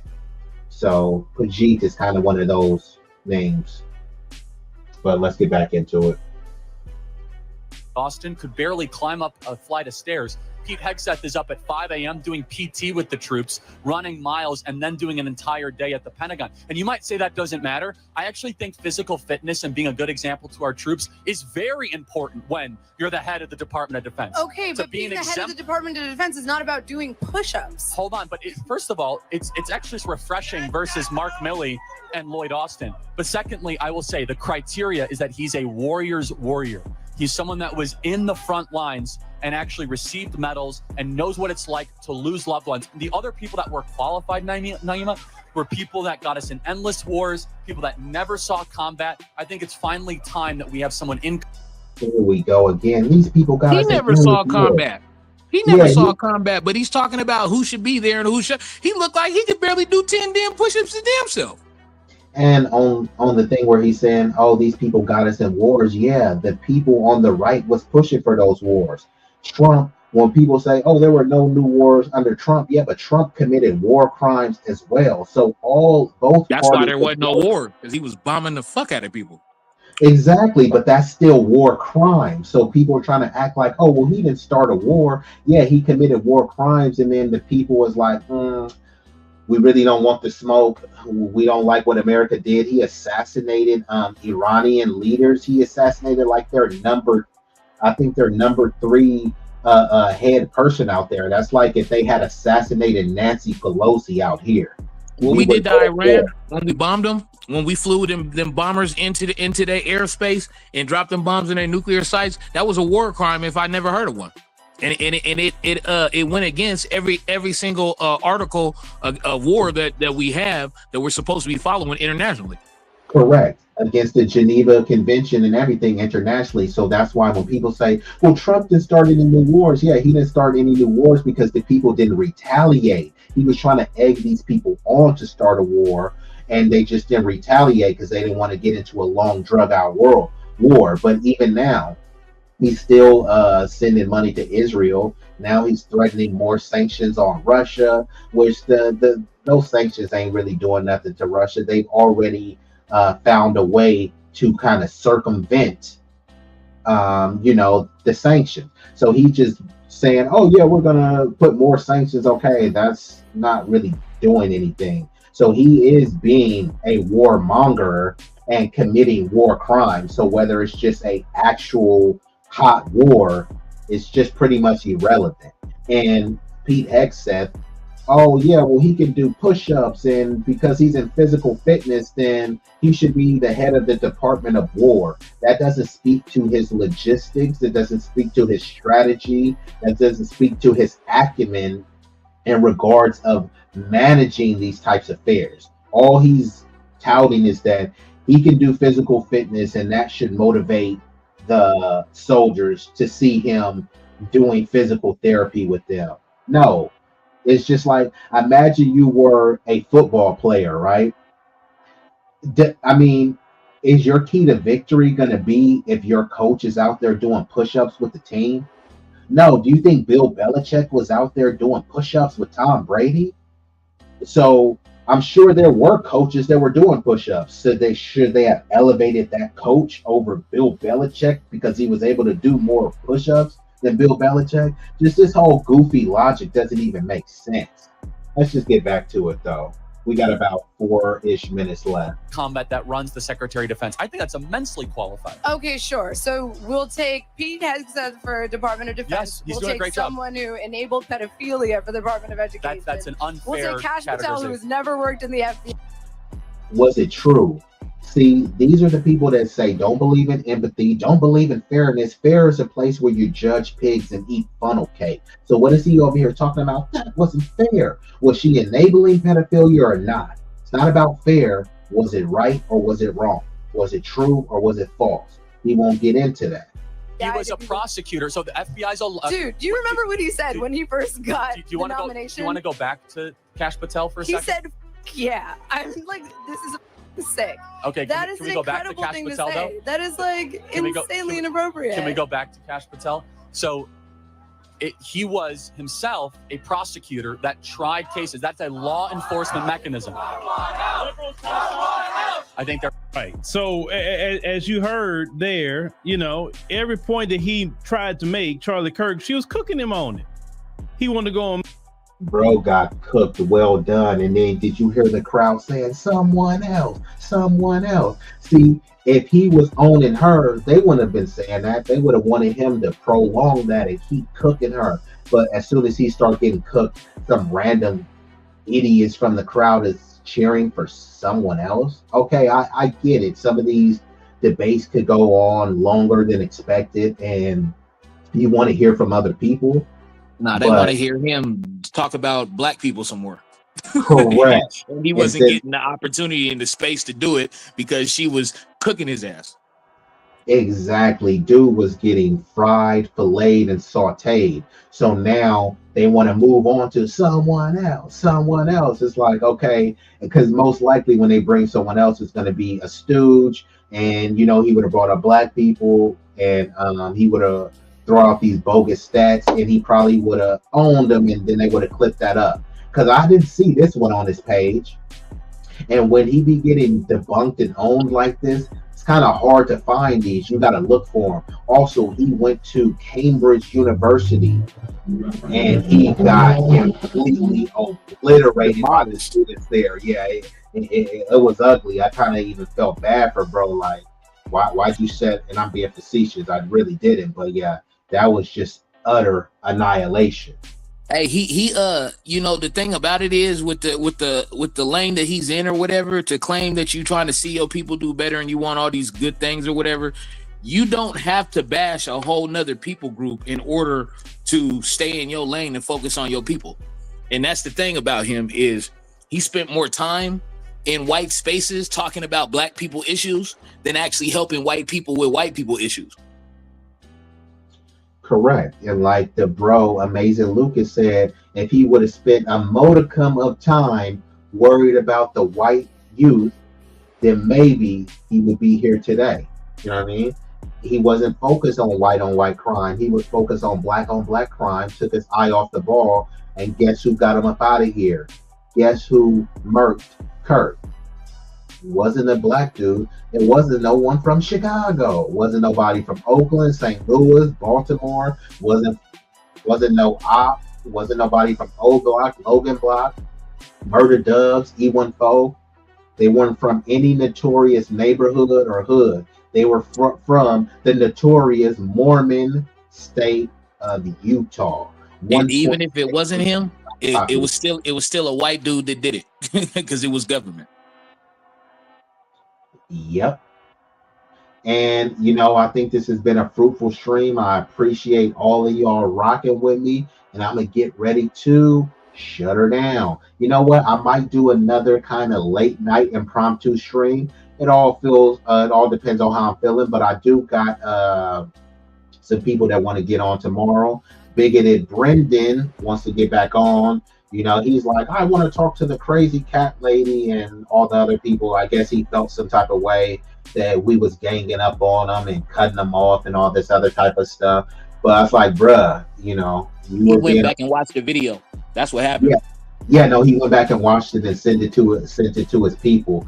And then he said some of his people were saying, well, why were you even up there with them? Or why did you waste your time with them? So he said he took notes. So I think he's going to come back, you know. He gonna try to come for the jugular, which I'm okay. You know, people always try to come for my jugular. And bring his A game. Tell him bring his A game. Yeah, because that's what I said. That wasn't the strongest showing. Canelo tried and failed. Yeah. So this is gonna be a Canelo redux. So yeah, stay tuned for that. And we're going to get ready to shut her down and appreciate Sunlight. Sunlight has been rocking and shining bright. Jackie is still here. That's why I call her Jackie Chan Gang or Jackie Escape Games, because she be kicking it. just like I'm gonna escape. find that video, that link to that video or whatever, that because I was watching it, I think it was yesterday or earlier today. Yeah, that shows the actual slow down of the bullets and stuff like that. And like I said, when you see it, because I didn't believe it at first too, and when I seen it and they actually slowed it down, and man, there's no way to say that it came from the front. I'm trying to tell you. And then on top of that, the way his body seized up, and then he fell over to the side like that or whatever, that's indicative of getting hit in your neck, in the back toward your spine. That's what the body does. It seizes up like that, right? When you get hit anywhere in the back of your neck toward your spine. But I'm gonna find it and definitely send it to you though. If you about to go on later on, I don't know what the subject matter gonna be, but I'm trying to as soon as we get off, I'm scrub the YouTube and find it. Okay, for sure. Well, go ahead and send us out. Give some closing remarks so we can shut her down the right way, Trey. Yeah, man. This is my bro B-Eazy's channel, man. This is a big opportunity for us to blow his channel up, man, and get his stuff popping or whatever. It's definitely a voice. His voice is a voice for us. So the more the merrier as far as the support. Because like I said, I've been since I got back on. I've been sending it out to other people and everything and stuff like that, different states all over. So, yeah, we're gonna keep it up. Yeah, but I appreciate everybody. I'm rocking with everybody. Yeah, no, they've been rocking with you in the chat. I think your mic is clear now because they didn't say it was too loud. So yeah, I mean, what we really want to create over here is cultivate a support system. We don't have to agree on everything, but I can guarantee you we're going to agree on most, and we can build off what we agree on and disagree in a respectful manner. And Travion, I know he's going to be a regular panelist on here. This is my bro. And then when he does get his stuff popping, he's a mod here. So be sure to share your stuff in the chat so that we can build a community. And you'll see Fire, Sunlight, Jackie, Ashura, Big Rig, John. We all support each other and stuff. So I gotta talk to you off the and let I gotta talk to you off the air or whatever. I got a film that we getting ready to start working on or whatever. I want to see if you want to be a part of it. So yeah. Oh yeah. I mean, well, is a pig pussy pork? Hell yeah. you got your answer, but yeah, we will we can and I still ain't fucking with it. Hey but you figured deal me. But yeah, we can talk a little bit later this evening after I get off this. I need to go get some food, and then just text me, we'll talk, and then I'll see if I'm gonna go. It's probably like 50-50 if I'm gonna go later tonight, but I'm definitely gonna go tomorrow because Bigoted Brendan bro been hounding me for like a week. He been itching to get back on, and like he really has some smoke for Fire, who he calls the crazy cat lady. He ain't got no smoke for me though. he had smoke for all of it because I guess he felt like we was ganging up. You feel me? So he ganged up on himself. He ganged up on himself by not coming prepared. That's what happened. I told him the truth ganged up on him, but yeah, he said I'm taking notes and all this other type of stuff. So yeah, man, it's it's quite amusing. But yeah, this has been a great stream, and I appreciate all of y'all rocking with us. Like I said, like my bro Big Rig say, all I need is 10 in the chat, 10, and we gonna win. I know some people got bigger numbers, better numbers. I'll just say bigger numbers because they ain't better. They ain't better than Jackie. They ain't better than Sunlight. They ain't better than Travion. They ain't better than Big Rig, Ashura. They ain't better than Braxton, John Sinatra. My boy M3, my boy Stan the Man, Braxton. Like I said, we are building community over here, and that support. So after the stream, leave your boy with a comment. You can put a thumbs up, a thumbs down, a fist, a fire emoji, 100 emoji. Share this out, and if y'all ever want to collab, the lovely Jackie sent the email. Y'all can hit me on Instagram. Y'all can hit me on X, Twitter. We can get it rocking. I don't mind having contentious debates. I like to have discussions. They can be heated as long as they are respectful. So this has been an amazing stream. I sincerely appreciate everyone that stopped by. And, we just gonna keep this rocking, man. And while we doing that, let me go ahead and turn this down a little bit. But yeah, but while I'm looking for this visual, and salute to Rush. Rush came in the building. He came in late. Rush, no need to rush, but we are shutting it down. But salute to Rush. But briefly, before I hit this visual to shut it down, Trey, could you tell me, just give a snippet on what the tenor and premise of the movie that you're working on? Because this is not your first movie. This is the Yeah. newest and latest movie The one that I'm talking about is it's gonna be like my first trip down the horror lane. But there's a movie that I'm getting ready to start shooting. It's called 15 Seconds, and basically what it's about is a lot of times, especially in our community, especially being black men, but even black women, or just men and women. Period. It don't necessarily got to be a race attached to it, but a lot of times when something's happening in your life or something's happening right there in the moment, that 15 seconds that a person hurry up and react could be to your detriment, versus the 15 seconds. You take the 15 seconds to actually think about what you're about to do before you do it. So that's basically the premise of what the project that we're working on right now. But the one that I'm talking about to you that's on some horror movie type shit. So I'm gonna have fun with that because I got a whole lot of ideas about where I want to go, the things I want to bring forth on the screen. So yeah.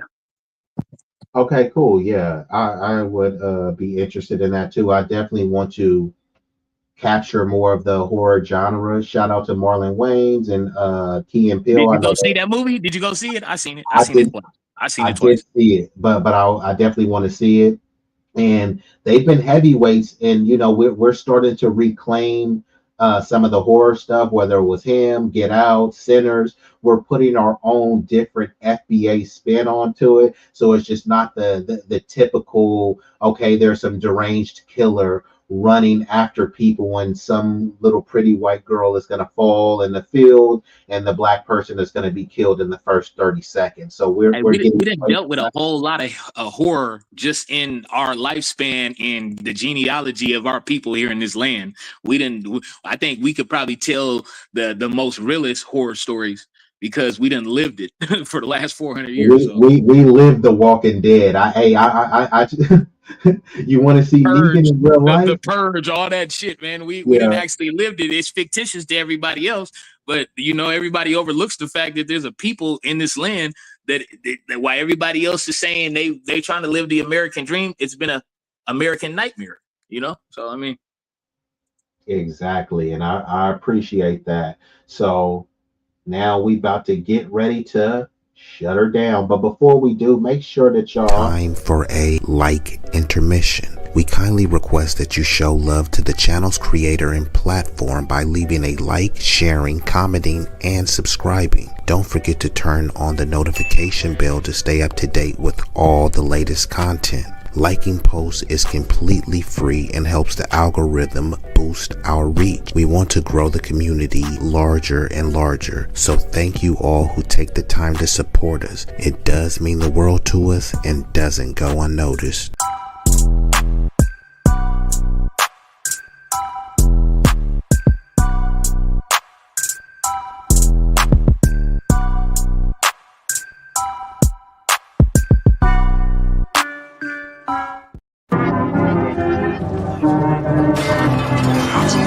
Are you not entertained?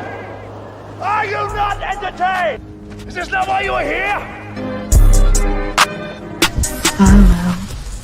Be easy. You know you want to. We're waiting.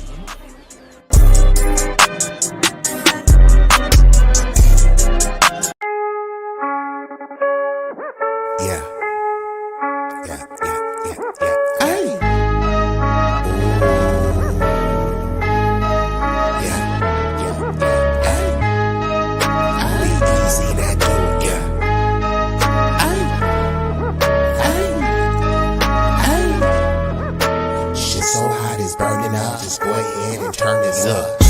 I bring the pain like an aftermath of a car wreck. It's a lot of niggas that say they real, but to me that shit is far-fetched. Most them cats is pussy, they really is on some feminine stuff. I rock up on them with the 40 ounces, the definition of adrenaline rush. What it do is it's sweet like cinnamon puffer, my niggas is rough like willow pads. Grew up out on Mary Mac, but I used to hang on willow pads. These firms that I roll with, outcasts and misfits, better zip lips when you get hit when the fifth spit. Flat line in your fit pit, trap habits is black magic, no voodoo. Get the bands like boo-coo, for the cocaine they go cuckoo. Most these niggas is foo-foo, so I'm shitting on them like doo-doo. I can't fuck with y'all like tofu, I'm just saying, man, like Goku. Bad bitches at the house with me watching Netflix or Roku. Fuck them both at the same time, and I swear to God it was so cool. Street legend, real boss, I call shots cause I'm still saucy. I know some G's to the bike crack on Chirac and then fly back out to Milwaukee. When they hear me flow, they say I be burning up, burning up. Cookies to the draw is what we burning up, burning up. What you ain't know, oh we burning up, burning up. This shit so hot, it's burning up. Just go ahead and turn this up. When you hear me flow, say I be burning up, burning up. Cookies to the draw is what we burning up, burning up. What you ain't know, oh we burning up, burning up. This shit so hot, it's burning up. Just go ahead and turn this up.